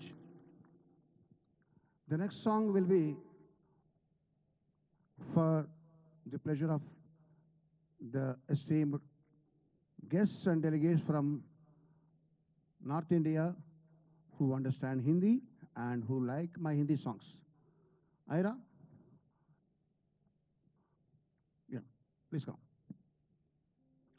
This song is from the movie Criminal, written by Indi Varji, originally sung by S.P. Balasubramanian Garu in Telugu and Kumar Sanu and Alka Yagnik in Hindi. Ready?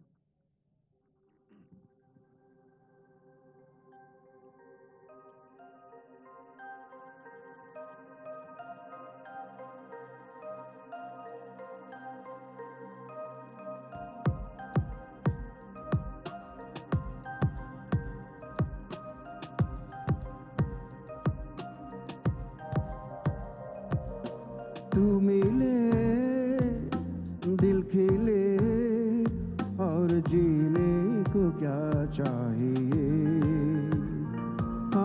तू मिले दिल खिले और जीने को क्या चाहिए ना हो तू उदास तेरे पास पास मैं रहूंगा जिंदगी भर ना हो तू उदास तेरे पास पास मैं रहूंगा जिंदगी भर सारे संसार का प्यार मैंने तुझी में पाया तू मिले दिल खिले और जीने को क्या चाहिए हाँ तू मिले दिल खिले और जीने को क्या चाहिए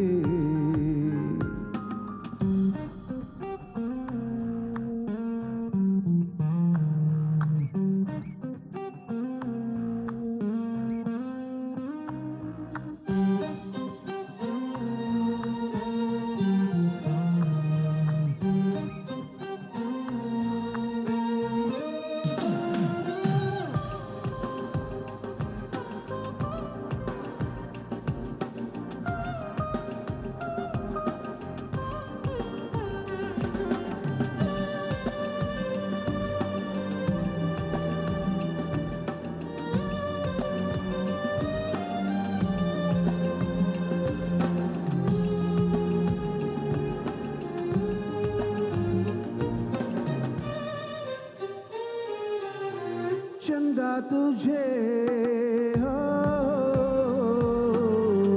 देखने को निकला करता है आईना भी हो दीदार को तरसा करता है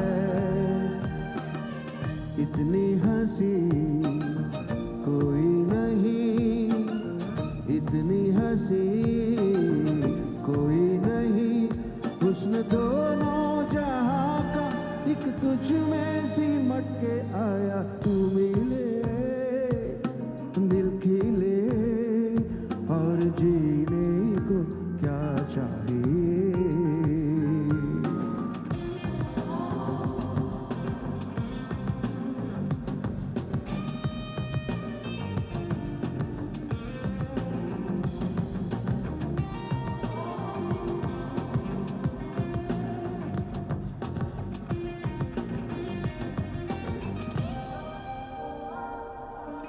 प्यार कभी हो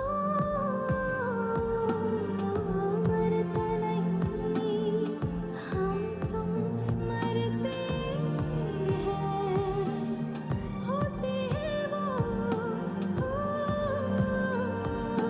लोग अमर प्यार जो करते हैं जितनी यादा उतनी वफा जितनी अदा उतनी वफा एक नजर प्यार से देख लो फिर से जिंदा कर दो दिल खिले और जीने को क्या चाहिए हाँ तू मिले दिल खिले और जीने को क्या चाहिए ना हो तू उदास तेरे पास पास मैं रहूंगी जिंदगी भर ना हो तू उदास तेरे पास पास मैं रहूंगा जिंदगी भर सारे संसार का प्यार मैंने तुझी में पाया दिल सा मन सा और जीने को क्या चाहिए ఇది ఏనాటి అనుబంధము thank you very much Aditya ఇక్కడ మాస్ క్రౌడ్ లేరు కానీ మాస్ గురించి ఆలోచిస్తూ వారి వెల్ఫేర్ గురించి పట్టించుకుంటూ మాస్ని వాళ్ళ సంక్షేమాన్ని చేతిలో పెట్టుకొని వాళ్ళని ఒక ఎత్తుకి ఎత్తాలని చూసే లీడర్స్ ఉన్నారు so that's the big difference here అంతకన్నా కావాల్సిన లేదు కాబట్టి మన కోసం మన ఊరు వచ్చిన హిందీ అతిథుల కోసం మీరు ఏం చేస్తారు? మంచి మెడ్లీ. ఎస్ సార్, ఒక మంచి హిందీ సాంగ్స్ మెడ్లీ, రకరకాల అక్కడ వడ్డిస్తున్న బఫే భోజనాలతో సమానంగా మీరు కూడా ఒక బఫే రుచి చూపించండి ప్లీజ్. Yes sir, ready. सबसे पहले देश भर से और दुनिया भर से जो मेहमान यहाँ पे आए हैं, आप सभी को बहुत बहुत नमस्कार। और हमारे से प्यारे से शहर में, प्यारे से राष्ट्र में आप सभी का बहुत बहुत स्वागत है। खास करके जो दिल्ली से आए हैं, आप लोगों के लिए एक बढ़िया बॉलीवुड सा गानों का मेडली बनाया है हम लोगों ने, पेश करना चाहेंगे। चलिए शुरू करें, लेट्स गो।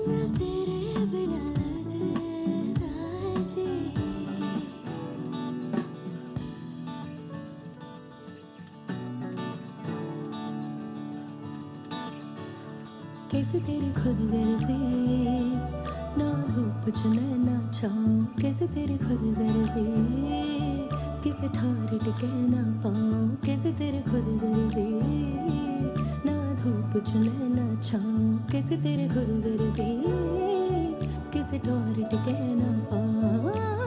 बनिया तना पैगंबर करनिया तू साथ समंदर, फिर भी सूखा मन के अंदर क्यों रह गया। कबीरा मान जा, फकीरा मान जा, आजा तुझको पुकारे तेरी परछाइयाँ। रे कबीरा मान जा, फकीरा मान जा, कैसा तू है निर्मोही कैसा हर जाइया।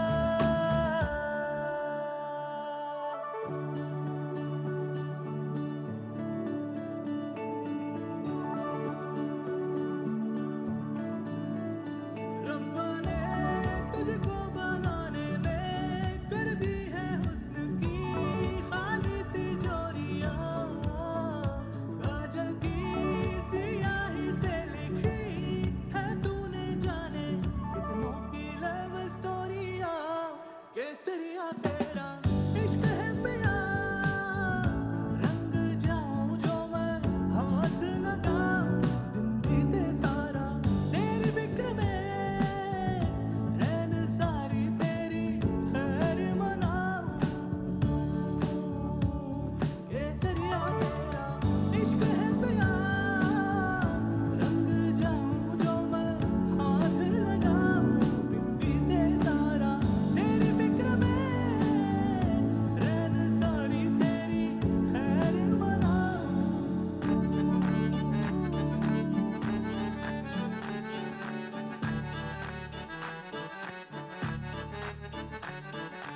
आँखें भी कमाल करती है,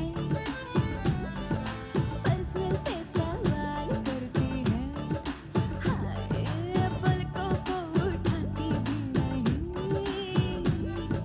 पर्दे का ख्याल करती है। ओ तेरी बातों में की माम की खुशबू है, ओ तेरा आना भी गर्मियों की लू है। ओ तेरी बातों में की माम की खुशबू है, तेरा आना भी गर्मियों की लू है। आजा रूठे ना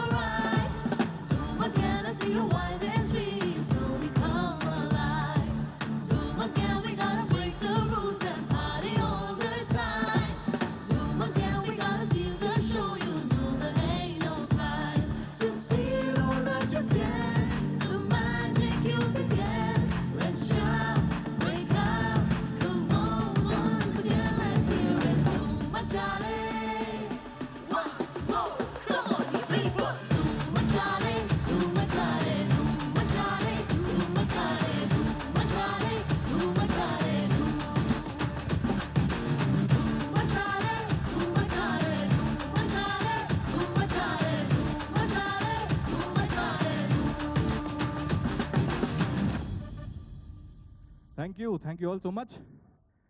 అయితే ఒక చిన్న ముచ్చట చెప్పాలి మీ అందరి కోసం. ఇప్పటిదాకా వెనకాల ఒక సెక్యూరిటీ అన్న కలిసిండు నాకు. ఆదిత్య హిందీ క్రౌడ్ కోసం పాడిన మొత్తం తెలంగాణ వాళ్ళు ఉన్నారు. జై తెలంగాణ. ఆ ముచ్చటకే వస్తున్నా. ఒక అన్న కలిసిండు. అన్న మంచి తెలుగు పాటలు పాడుతున్నారు, హిందీ కూడా పాడుతున్నా అంటున్నారు. మీరు మా తెలంగాణ ఇంత పెద్ద ప్రోగ్రామ్ పెట్టారు, మా తెలంగాణల కోసం ఒక్క పాట పాడవా అన్న. అదే మరి నేను అదే కంప్లైంట్ తో వచ్చిన. అంతమంది ఉన్నారు, రేవంత్ అన్న కూడా ఉన్నాడు. అసలు నువ్వు ఎగ్జాక్ట్లీ తెలంగాణ పాట పాడకపోతే ఎట్లా? అట్లా కదా, మన తెలంగాణ పాటలు పాడడానికి మషూర్ అయిన మన మంగ్లీ ఉన్నది కదా, అవును, ఆమెను పిలిపించి మన బాహుబలి సింగర్ సోనీ వీళ్ళతోటి మనతోటి 35 సంది ఒక పాట నడుస్తుంది. కీరవాణి సార్ కంపోజ్ చేసిన ఒక పాట. ఏ పాట? తెలంగాణ పాట. ఆమె పాడినిపిస్తుంది. తెలంగాణ భాషలు ఉంటుంది, అది సూపర్ హిట్ పాట. ఓకే, నేను పుట్టినప్పుడు వచ్చిన పాట అది. ఇవాళది కూడా చాలా ఫస్ట్ సాంగ్ అది. ఓకే, ఆ సాంగ్ పాడమని మన మంగ్లీ సోనీ మీరు జర మన తెలంగాణ పాట రుచి ఎట్లుంటుంది జర చూపిరు. Welcome Mangli, welcome Sony. మంగ్లీ అసలు తెలంగాణ పాట అంటాను అద్దరగొట్టాలి ఇప్పుడు. తప్పకుండా. ఓకే, అంటే నువ్వు మాట్లాడు, ఓన్లీ పాడతావు అన్నమాట. సరే కానీ.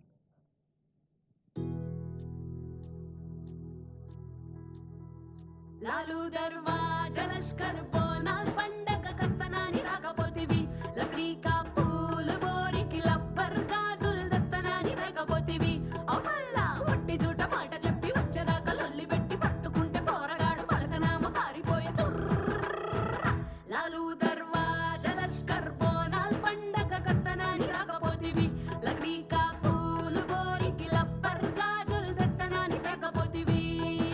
వినువై పిల్ల యుమ సెండరెల్లా, ఈ సాయంకాల వేళ నీతో పాట పాడాలా, ఇలా ఆట ఆడాలా, నా మనసులోని మాటలన్నీ పంచుకోవాలా. విను సీత గీత యుమ senorita, I'm lucky to be singing this pata pata. Girl, you and me, let's rock the city. All the people in the house screaming,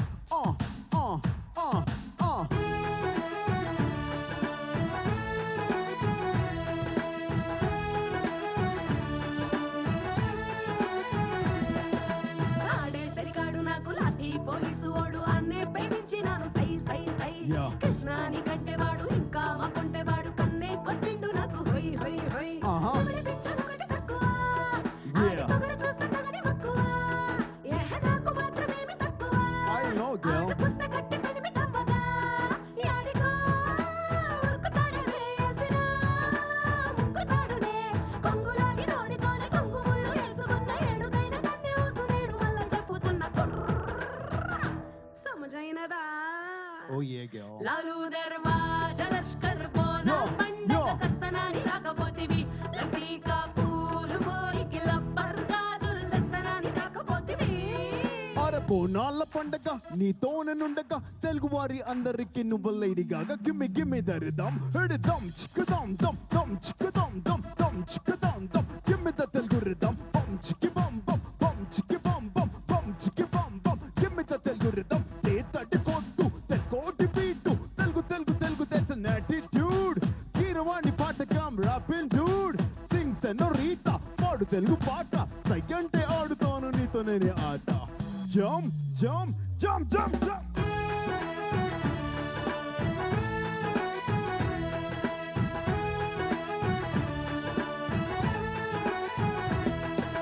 టోపీ చప్రాతి కన్నా వెళ్ళి భద్రతు కన్నా పోలీస్ పటేలు బతుకు డొయ్ డొయ్ డొయ్. గదిలో పెళ్ళాతో ఉన్న గంటలు పోలేస్తే మళ్ళా ఎంటను పెట్టాల పడుకు రొయ్ రొయ్ రొయ్. వద్దలేస్తే కూలి కేసులు, పీనుగలెత్తే దాకా సాగు కాపులు, బంతులేస్తే కస్త తిరుగుడు, ఆడబందుకెత్తి గోలి కాల్పులు, ఉండవే కంటి నిద్రలు, యాలకే తిండి తిప్పలు, అడవికెళ్ళి వదిలేస్తే ఆలు బిడ్డ యాదమర్చి ఆకువలం మెక్కుడేల మీకు బలం మింగుడేలే జర గుస్స చేయకుండ్రి, నే సచ్చు చెప్తున్నా. I know, girl. లాలు దర్వాజా లష్కర్ బోనాల్ పండగ కస్తనాని రాకపోతివి, లక్రీకా పూలు బోరికి లబ్బర్ గాజులు దస్తనాని రాకపోతివి, అవల్లా ఒట్టి జూట మాట చెప్పి వచ్చేదాకా లల్లి పెట్టి పట్టుకుంటే పోరగాడు పలకనామ పారిపోయే లాలు దర్వాజా లష్కర్ బోనాల్ పండగ కస్తనాని రాకపోతివి, లక్రీకా పూలు బోరికి లబ్బర్ గాజులు దస్తనాని రాకపోతివి, లాలు దర్వాజా లష్కర్ బోనాల్ పండగ కస్తనాని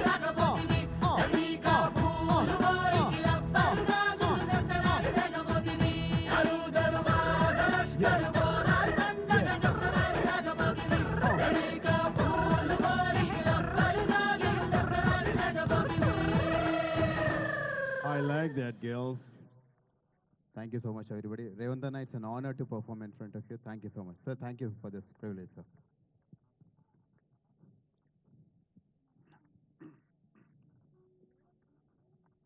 గౌరవనీయులైన ముఖ్యమంత్రి గారు, సార్, మీరు మీ ఎదురుగుండా నాకు, మన రాష్ట్రానికి, మన దేశానికి పేరు తెచ్చిపెట్టిన ప్రముఖమైనటువంటి ఆస్కార్ అవార్డును సంపాదించి పెట్టిన ఆ పాటని మీ ముందర ఎప్పుడు ప్రదర్శించలేదు. అది ప్రదర్శిద్దామని నాకు ఆకాంక్ష. మా అబ్బాయి కాలభైరవ రాహుల్ సిప్లిగంజ్, ప్లీజ్ కమ్. నాకెంతో ఖ్యాతి తెచ్చిపెట్టిన పాట ఈరోజు మీ ముందర స్పెషల్గా మీకోసం అండి. Thank you very much. Check check.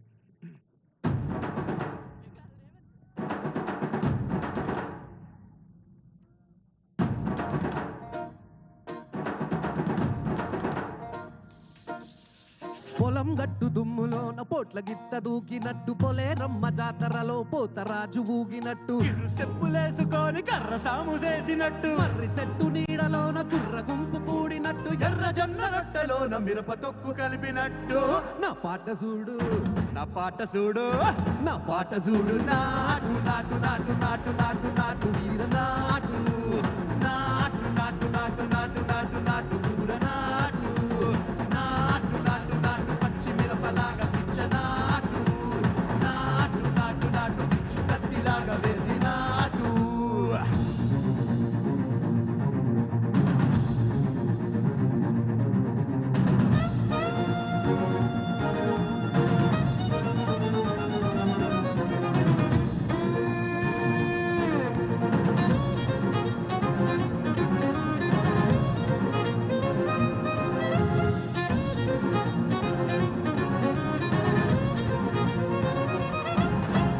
కుండలదిరిపోయేలా దండమకర మోగినట్టు, సెవులు సిల్లు పడేలాగా కీసు పిట్ట కూసినట్టు, ఏలు సిక్కలేసేలా వ్యవహారం సాగినట్టు, కాలు సింధు తొక్కేలా దుమ్మారం రేగినట్టు, ఒళ్ళు చెమట పట్టేలా ఈ రంగం చేసినట్టు, నా పాట చూడు, నా పాట చూడు, నా పాట చూడు, నాటు నాటు నాటు నాటు నాటు నాటు వీర నాటు, నాటు నాటు నాటు నాటు నాటు నాటు దూర నాటు, నాటు నాటు నాటు కట్టపారలాగా చెడ్డ నాటు, నాటు నాటు నాటు ఉక్కపోతలాగా తిక్క నాటు.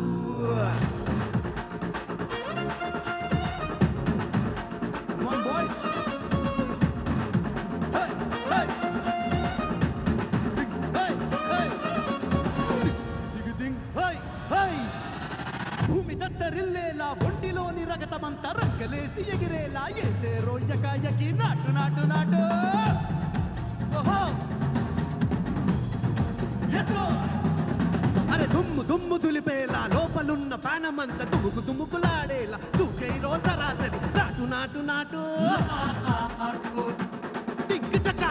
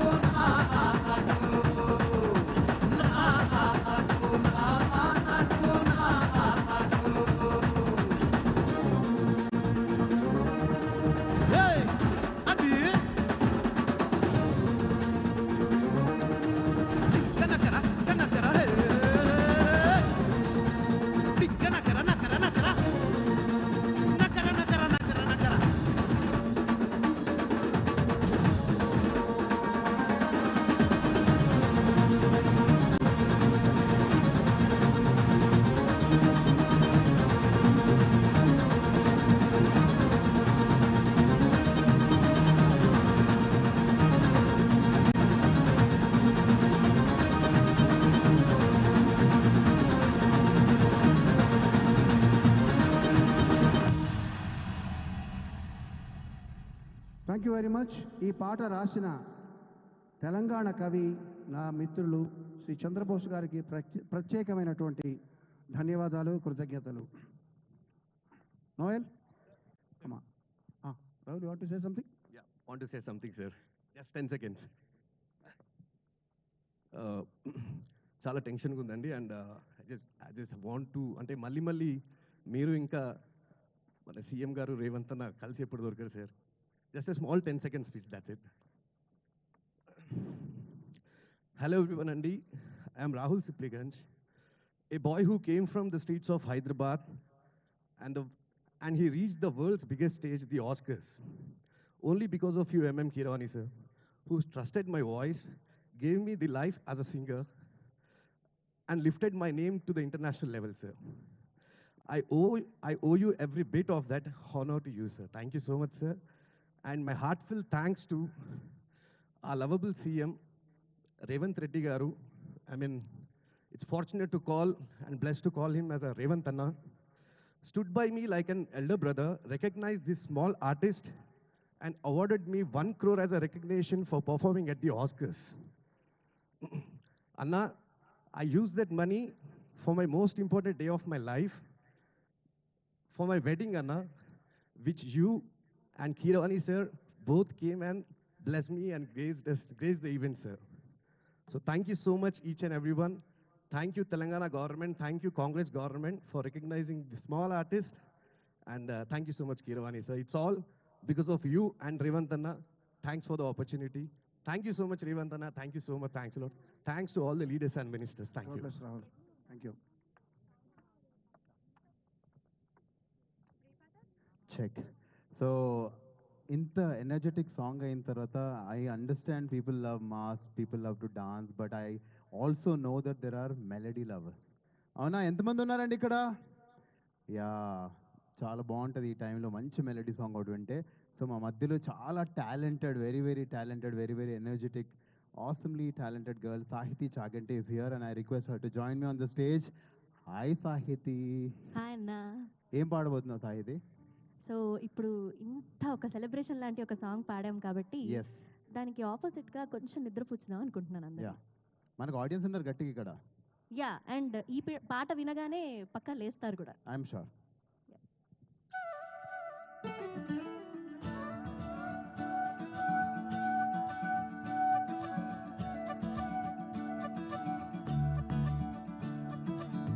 मुरी बंसी बजैया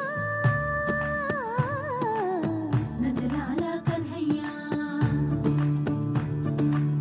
मुरी बंसी बजैया नंदलाला कन्हैया, मुरी बंसी बजैया नंदलाला कन्हैया, मोहे मोहे से नहीं छेड़ो सावरे, सुनो सुनो मोसे नहीं खेलो दावरे, जाके यशोदा से कह मांगे कान्हा सो जा जरा,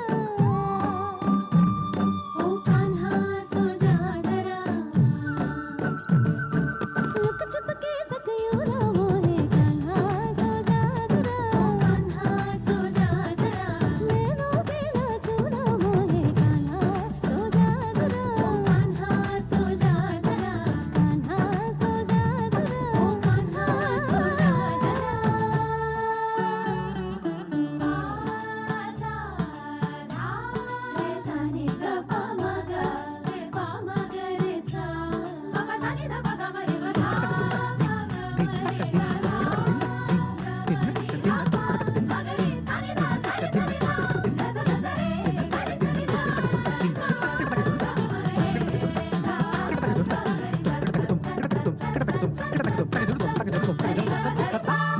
गोपियों के पीछे फिर तू निस दिन पलझे, थक गए पाँव तेरे, सांस जरा ले ले, रुक जा कान्हा थम जा, मान भी जा पगले,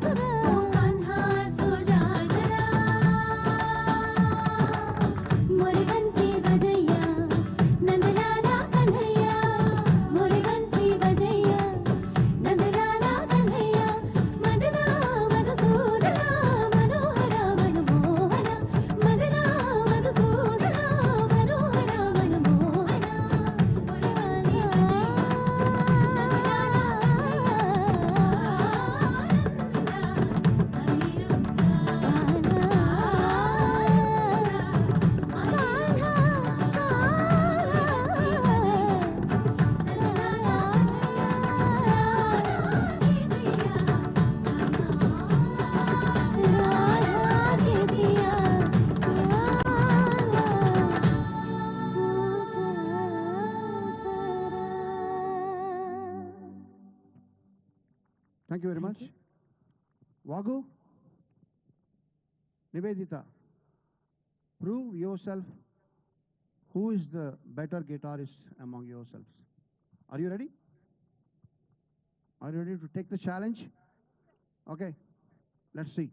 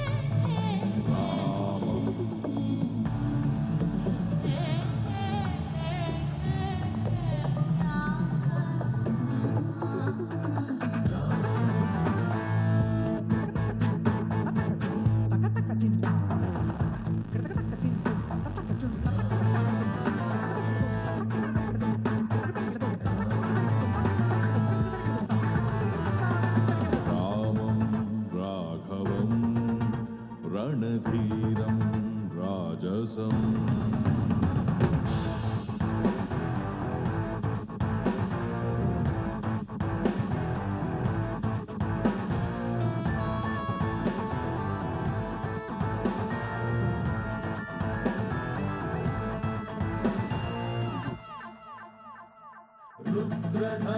रुद्रधनुस्समसमान स्वधनुष्कङ्कार भय रामशास्त्रमं रामं राघवं रणधीरं राजसं रामं राघवं रणधीरं राजसम्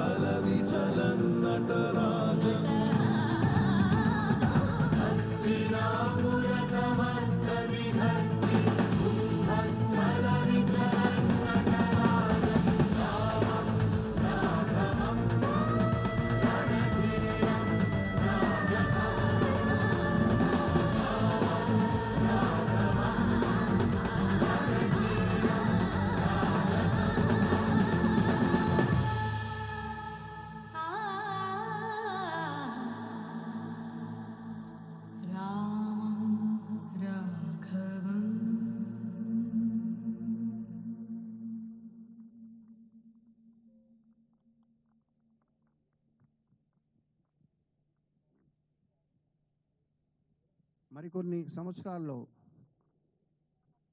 ప్రపంచమంతా ఆశ్చర్యపడేలాగా మన రాష్ట్ర ప్రజలు గర్వపడేలా తెలంగాణ రాష్ట్రాన్ని తీర్చిదిద్దాలన్న బృహత్ సంకల్పాన్ని మన ముందు ఆవిష్కరిస్తున్న శ్రీ ముఖ్యమంత్రి గారికి మరొక్కసారి ధన్యవాదాలు తెలుపుకుంటూ మన రాష్ట్ర జెండాని ప్రపంచ వేదిక మీద ఆవిష్కరించబోతున్న ఈ సమ్మిట్లో రెలవెంట్ సాంగ్ ఒకటి మీకోసం ప్రత్యేకంగా రూపకల్పన చేసిన పాటని ఇప్పుడు పాడబోతున్నారు మనవాడు. Boys and girls come. చారు రెడీ.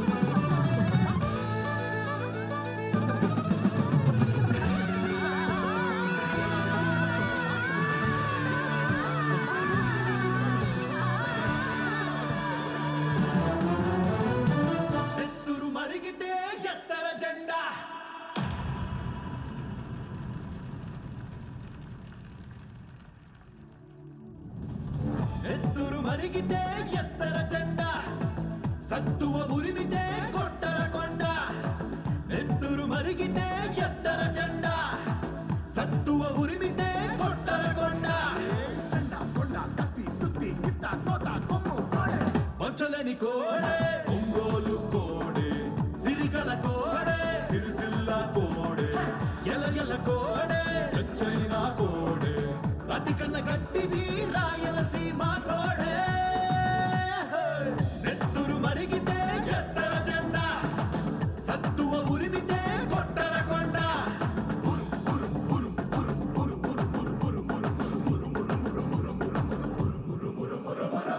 నెత్తురు మరిగితే ఎత్తర జెండా సత్తువ ఉరిమితే కొట్టర కొండ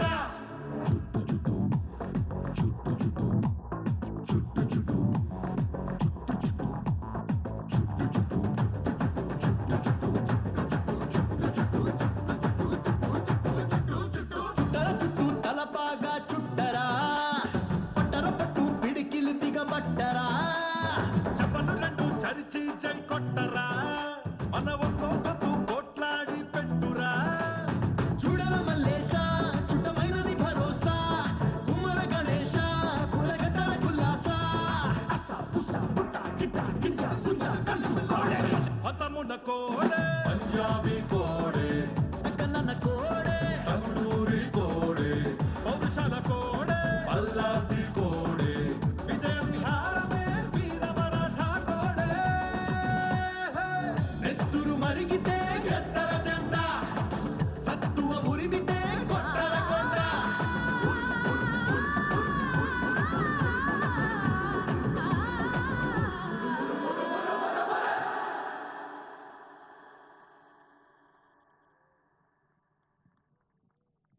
దేశం నలుమూలల నుంచి ప్రపంచ నలుమూలల నుంచి తెలంగాణ రాష్ట్ర ఆహ్వానాన్ని మన్నించి ఇక్కడికి వచ్చిన మీ అందరికీ కూడా మనస్ఫూర్తిగా కృతజ్ఞతలు తెలుపుకుంటూ ఈ కార్యక్రమంలో చివరగా ప్రతిష్టాత్మకమైనటువంటి వారణాసి అనే చిత్రం నుంచి రాబోయే చిత్రం నుంచి ఈ మధ్యనే రిలీజ్ అయిన ఒక చక్కటి పాటతో ఈ కార్యక్రమాన్ని ముగించబోతున్నాను. గాయ్స్ కమాన్.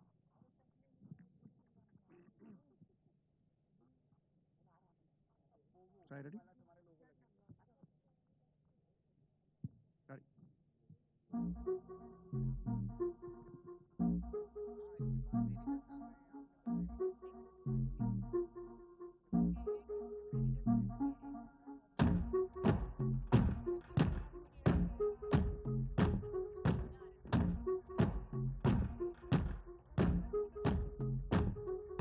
ప్రళయం ప్రళయం దుష్కృత వలయం ప్రబలం ప్రచలం దుర్దమ నిలయం అసని పాత అజస్ర ప్రకరం తిమిర లోక సమవాకారం గర్జించే పర్జన్యం ఘోరాతి ఘోర దౌర్జన్యం అనవతరం ఆతని వేట ప్రమాదాలతో సయ్యాట బీభత్సం అతని ప్రతాపం పీతావహ సమర పతాకం ఆగ్నేయం ఆగ్రహనేత్రం అంగాంగం సంగరక్షేత్రం అసురం చలద్భీకరం సకల జగన్నాశకం సంక్షోభం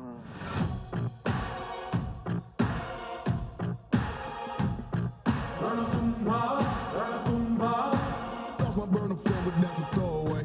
రణతుంభా రణతుంభా Let me feel it, I say, yeah. రణతుంభా రణతుంభా Yeah, stand up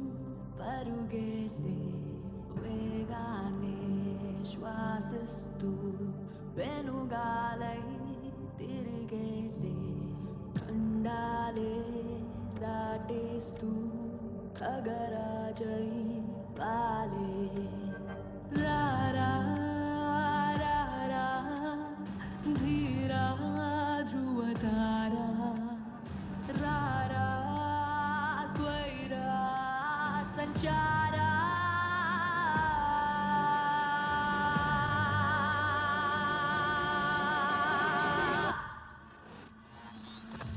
Let it bang.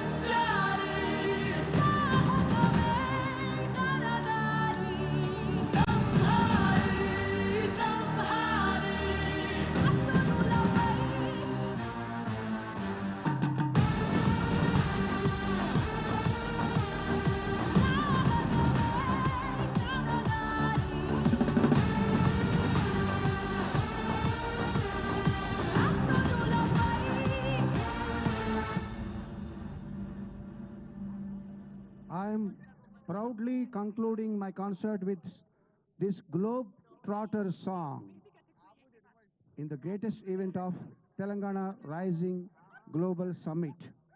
Thank you, friends.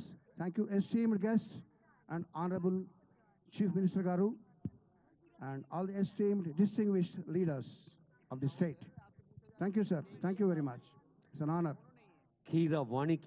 Keeravani గారి సంగీత బాణికి హృదయపూర్వక శుభాకాంక్షలు అందరం కలిసి తెలియచేద్దాం. గ్లోబల్ సమ్మిట్లో గ్లోబల్ లాంగ్వేజ్ సంగీతం విశ్వజనీయ భాష, వయో వర్గాలతో మేధో స్థాయితో సంబంధం లేకుండా అందరూ ఎంజాయ్ చేయగలిగే సంగీతం మనకు అందించిన కీరవాణి గారికి గౌరవనీయులైన ముఖ్యమంత్రి గారు ఈ వేదికపైకి వేయించేసి వారిని ఆత్మీయంగా సత్కరిస్తారు. Request honourable CM. మనందరికీ తెలుసు, ప్రజాపాలన ప్రజా ప్రభుత్వం రూపొందిన వెంటనే, బహుశా రూపొందక ముందే రేవంత్ రెడ్డి గారి మనసులో రూపొందిందేమో స్టేట్ సాంగ్ ఒకటి ఉండాలి అని. మరి అలా రాష్ట్ర గీతాన్ని మనకు అందించేందుకు వారి వ్యక్తిగత శ్రద్ధను స్టూడియోలో కీరవాణి గారితో సహా కూర్చున్న కళాకారుడిగా అందించారు. ఇది ప్రపంచ సదస్సు తెలంగాణకు ఒక ఆశీర్వచన, అభినందన, నూతన ఆకాంక్షలు, నవోన్మేష ఉషస్సు. ఈ సన్మానంలో మనం కూడా పాల్గొన్నాం. గట్టిగా చప్పట్లు కొట్టి కీరవాణి గారిని అభినందిస్తూ